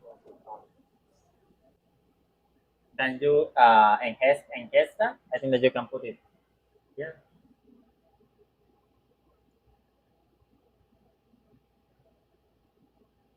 Are we waiting for something? I have no idea what he's doing. No, just supposed to read that. Can you? You know read what? Right? We can't see anything you're doing. Is there? You need closer? No, you're sort of what? We can see your screen. I'm gonna read it myself. Oh. Okay. So the principle that you're applying is that if two things are identical to occur, they are identical to each other, right? Hello? Is that the principle that you're applying? The law of identity, yes. If A is C and B is C, then A and B and C are all the same identity. Perfect. Let me read you this. So Saint Robert Bellarmine says, I say that principle is not true universally except when the two things are equal to a what? So the law of logic isn't true? No. It is true, but let me continue. It's not true universally except when the two things are equal to a third. It's not universal. You just said it's not universal. Law of identity is not universal. Why would you think Well, that? it is universal, but only in when I special plead for the Trinity, you mean? No, hold on. except when the two things are equal to a third thing adequately, as in mathematics, where if two lines are equal to a third, universally they will be equal to each other because there is found complete adequateness. However, if you say man and horse are the same thing with an animal, therefore they are the same thing Well, between themselves. This is man and not. horse are not identities; they're categories. Yeah, exactly. That's the point that I'm trying to get at. So you think That God is is, a category? yeah, we will actually say Oh my that God! So divinity. you're a polytheist? If God has categories, then Jesus is just another God. That's the thing with, well, we will call it a quasi-universal. It's not like a universal like humanity. It's a quasi-universal, but it has Well, similarities with it. welcome Yes. to polytheism, bud. Well, do you think this is polytheism because this is just what Saint Robert Bellarmine is teaching back then in the medieval period? So, So what? I mean, He has the so same the problem point you have. You don't realize that you believe in polytheism now. in polytheism, we will say that that's not the case because the divinity is one. There is one real divinity that There's is not one. communicated. There's Jesus, the Father, and the Holy Spirit. There's three. If they don't Yes, share, and if they don't share an identity, if God is just a category, then there's three gods. okay, hold on, wait a second. This is some Terrence Howard level math right here. What? Trinitarian Nothing. level math, did you say? No, he just ignored me, bud. Okay, well. We This will is why, say that's that. why there's no Catholic engineers. They didn't teach you proper math. They thought 1 + 1 + 1 = 1. Hold on. I'm sure I can find you some Catholic engineer out there, but that's not the point. I'm joking. Yes, I know, I'm joking too. So basically, we will say that since there is only one divinity, and that will be one divine essence, which There's subsists not. in three. No, there's three divinities. Jesus, No, Yahweh, and the Holy Spirit. Three divinities. they are not three divinities. They But are they're distinct from each other. If there's a distinction, that means there's three of them. yeah, there are three persons, but one divinity. Okay, so if you have three entities that are distinct from each other in the same category, you have three of the same category. I don't know why. I don't know why he thinks we should give a shit about people who lived hundreds and hundreds of years after the people who wrote the Bible and had no conception of anything he's saying. I know, right? No conception of what? Of the things you were talking about. The biblical authors have no conception of anything you were talking about. I will not think that. Progressive revelation, Dalton. Come on. Progressive revelation. Oh well, there is progressive revelation from like which I Moses to think John. is actually according to Orthodox and Catholic theology, there is no more revelation after the time of Jesus. So technically, it's not after the time of Jesus, but after the time of the Apostle John, which will be late first century. But even after that, there is infallible council that can define dogma. Yeah. Okay, so here's the deal. Go. It's Okay. late. I have to end stream. I can't stay up late talking to you. As enjoyable as you are, I've got to read the rest of the super chats and get myself to bed. I love a good debate on the Trinity, but every conversation we have goes like 2 hours, and so I don't. That's unfortunate. I don't think the night's going to be your night on winning the Trinity debate. Yeah, maybe it is. I'm still not ready for this, but maybe we can one day have a moderated debate, just the two of us, if you want it. I mean, I'm not particularly interested in. I get paid to do this debate. I would love to see you talk to Justin about messianic prophecies. Oh boy. I would. Messianic prophecy is a very tough issue, dude. Yeah, because it's not philosophy, right? Yeah, it requires you to actually read the Bible and talk about the Bible. I get it. Very tough. Well, maybe when I finish my whole reading of the Bible, we can do that.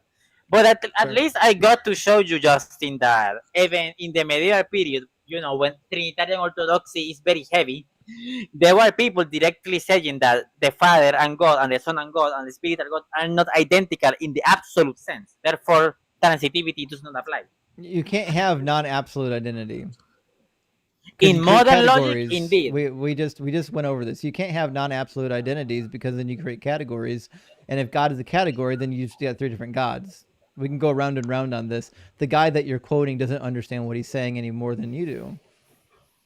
Well, if you may say so. But actually, have you ever like is Sarah, is something funny here? Yeah, go the like Justin said a thing, and instead of engaging with the thing, you just said if you say so, and then pivoted to another thing, which I found amusing. Well, my bad in that case. What was the thing that you wanted me to engage? It's okay. I think Justin's ending the stream. Although if anyone wants to come hang out, I think I'm gonna go live for a little while. Yeah. So, yeah. All right. Woo, Ju? you guys come hang out with me.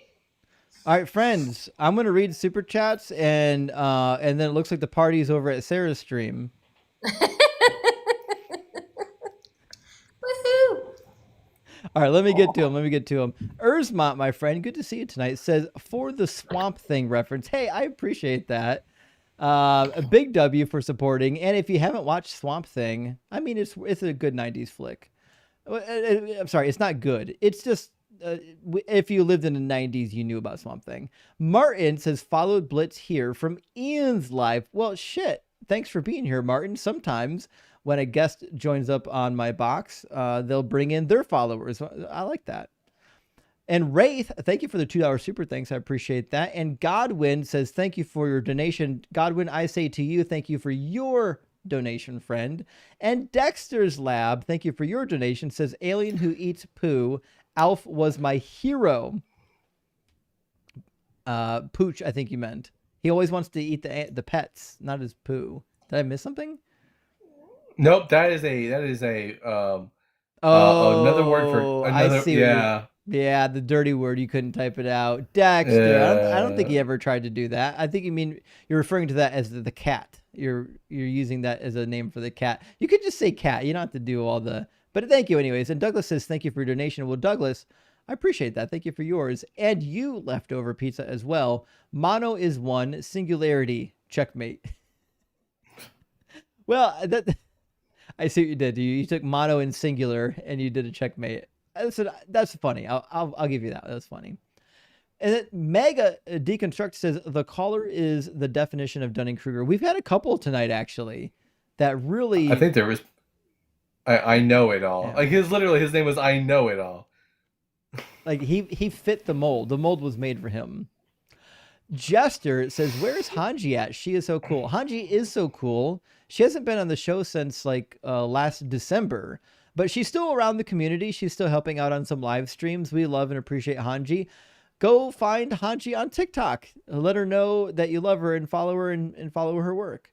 TTV says, I have 4 3D printers if you need help. I'm good, TT. I've got some myself. I'm not looking to 3D print souvenirs. It looks like Crystal is. I just need to scan the models for Crystal. Honeycomb says, have you guys ever read Epictetus and Marcus Aurelius's philosophies that mention a form of God suitable to their philosophical views? Just curious. I have not read either of those two. You guys? I've got one of Marcus's books on my shelf. I just haven't opened it up. Yeah, I've read Marcus Aurelius, but not the other guy.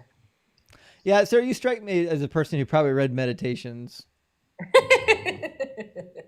Yeah, that's the one I got on my shelf. I just haven't opened it yet. Yeah.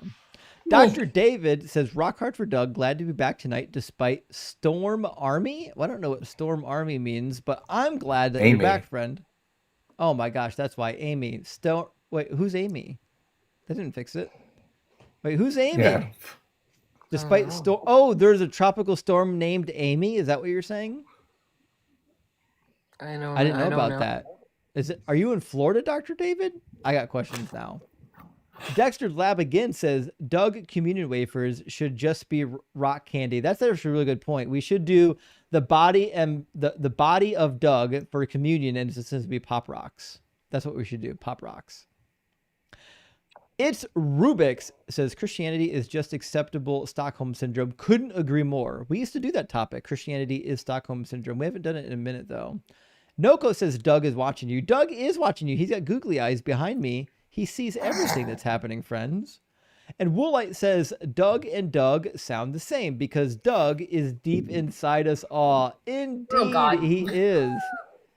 There was Ooh. such a great "that's what she said" joke that happened. Like, I was prompted in the comments, but the person who was making the comment seemed really sincere, and I thought she might be offended if I said that's what she said. But like, I really wanted to do it, and I let it go by. Yeah, shouldn't let that go by. You gotta take advantage of that. I know. Tell Justin Storm Amy is in the UK. Oh fuck. Okay. Is what UK. yeah. Well, be safe, friends. Be safe. Twisted Scriptures, good to see you tonight. It says, thank you for your donation.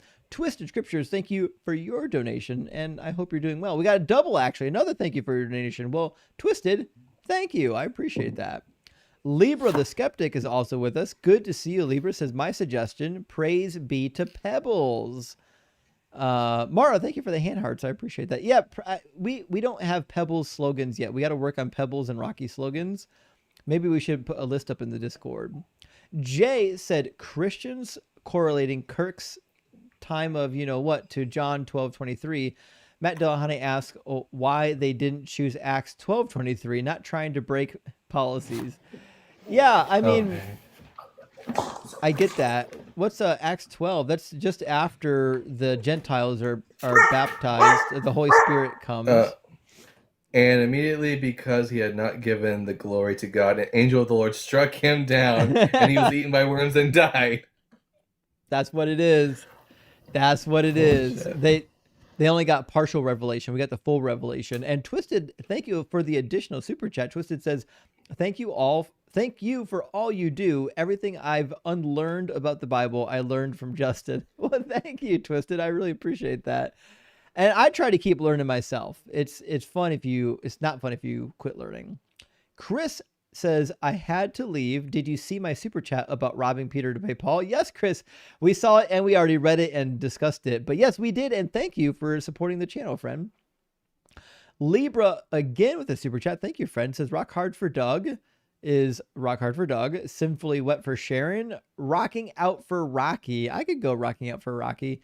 And refreshing praise be for Pebbles. PBFP.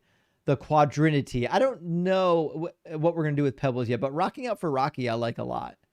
That's a good one. Twisted says, thank you for your donation. Well, Twisted, again, thank you so much for your donation. And Matt Rock, what a divine name. Matt says 99% of apologists stop scrolling down right before hitting the magical winning definition. Yeah, actually, when it comes to looking up words, like we're in the Thayer's Greek lexicon there, or in like the BDAG, they will scour the page for like one word that says what they want it to say rather than reading all the definitions because they just think that's how definitions work, but that's certainly not how that works. And Dr. David says, Dark DZ, I have friends verse MDiv. The caller still thought he was onto something. This is why the rapture is needed. I know, although to be fair, that guy wouldn't have been raptured. He's not going to make the cut. But, I mean, one could hope, right?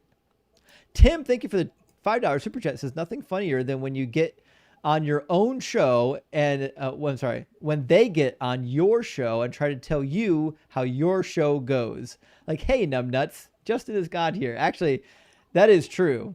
In here, I mean, I enforce the rules. You don't get much of a choice in that unless you're really, really nice. If you're really nice, I'll let you bend the rules. And Snipnut, great to see you tonight. Thank you for the super chat. It says, do you know of Neo Woo Woo? I am not aware of Neo Woo Woo. I knew of Woo Woo, not Neo Woo Woo. No views on Neo Woo Woo I know of. How about you? Well, that's a lot of woo woo in one super chat. And I don't know anything about Neo Woo Woo. I know minimal about regular woo woo. So it sounds like we need to have a conversation about Neo Woo Woo. That is the most you have ever said, those two syllables. I know. I hate myself for having to say it out loud. Someone's probably going to clip it. Oh, boy. Alex, thank you for the super chat. Says, dog, not Doug, dog is one letter away from God. Explains my many Aussies entitlement. Praise Doug. That's exactly it. Sorry, sir. You missed that. You might have missed that conversation earlier. Some guy tried to say that God is real because God and good are from the same etymological root, even though they're not. It was bad. Oh no. Yeah. That's Jay says, bad. I have appreciated few moments in all of visual media more than the moment of silence that followed you, proving to that guy that you went to seminary. I know it's funny when you say that, they're like in disbelief. Why would you be in disbelief that a guy went to seminary? A lot of people do it. Coco says, this is for the education he just got. Well, thank you, Coco. I appreciate that. And unlike Paul, I don't have to make tents. I make arguments. Joni, thank you for the $5. It says, stay consistent in your argument, he says. Oh, I know. No. I'll never understand guests that demand that I stay consistent while they're like literally going off-road in a 4x4 trying to avoid the right lane at all costs. Adam, thank you for the $5 super chat, says, good God Almighty, I'm free at last. Listen, we're glad you're free. It sounds like you probably left the same cult we all did. Tim says, Noah, quick, one of the unicorns is escaping. That's why they didn't survive, actually. They just didn't make the cut. They missed the boat. Reverend Danger says, dangerously stupid people tonight. I know, Reverend. The crowd tonight was a full moon crowd. It was a rough one. Oh no. Yeah, Sarah, it was wild. We had some crazy guests tonight. We had a couple good ones too, though. Chris, yeah, it was all right. What do you personally think happens when we die? Reincarnation, heaven, hell, or nothing? Well, Chris, thanks for the super chat. And I think nothing. I think we just go to the ground, we become fertilizer and worm food, and that's the end. And it's not a pleasant thought, but it seems to align with all the data that we have. Smack, thank you for the 100 NOK, says, I can do Trump. I introduce progressive Trump for those who need it. When you have a slow night, let me know, and you will hear the annoying voice you hate so much, but delivering love and reassurance. Smack, I'm down for a good Trump impersonation. I'm okay with that. Chris, again. No. I like an impersonation. I mean, the chosen one. But like that one. Ooh, I'm good. Okay, I gotta go. That's a special popcorn you're consuming over there. Go start your live stream. I'll send everybody over there in a couple minutes. Okay, sounds good. Bye. Chris, thank you for the additional super chat. Chris says, what do you personally believe happens when you pass away? Oh, we just talked about this. Chris, I don't believe anything happens, unfortunately. Jen, thank you for the $2 super chat. Says, are pop rocks for Doug like baby paste for humans? No. Pop rocks are given by Doug for our enjoyment. And Gretchen says, pop rocks may be for Rocky and Pebbles. It's candy, so. Well, that's what I'm thinking, Pebbles. Pop rocks goes perfectly with Pebbles because they basically are Pebbles, aren't they? Like in shape and form and all that nonsense. Yeah, they basically the same thing. Yeah, that's what I'm thinking. Rock hard for Doug. Great to see you tonight, my friend. I appreciate the $10 super chat. It says Jenny Wren called going through the initial grief stages of deconstruction, and the site Recovering from Religion has people to chat or call in to talk about just these issues who can listen and help. Okay, so I think Rock hard, you're right. Jenny, are you saying called or should call the Recovering from Religion? I may not fully understand what you're saying here, Rock Hard, but I agree that if you're deconstructing, please, by all means, get in contact with the Recovering from Religion. And Kenneth, thank you for the hat. I really appreciate that. La Paquette, thank you for the hand hearts. I really appreciate that. And Dr. Joe, thank you for all the hand hearts. I appreciate that too on TikTok. And Shanier, thank you for the face paint. I really appreciate that, friend. Unashamed Apostate, thank you for the super chat. It says, a rapture limerick. Okay, this is going to be good.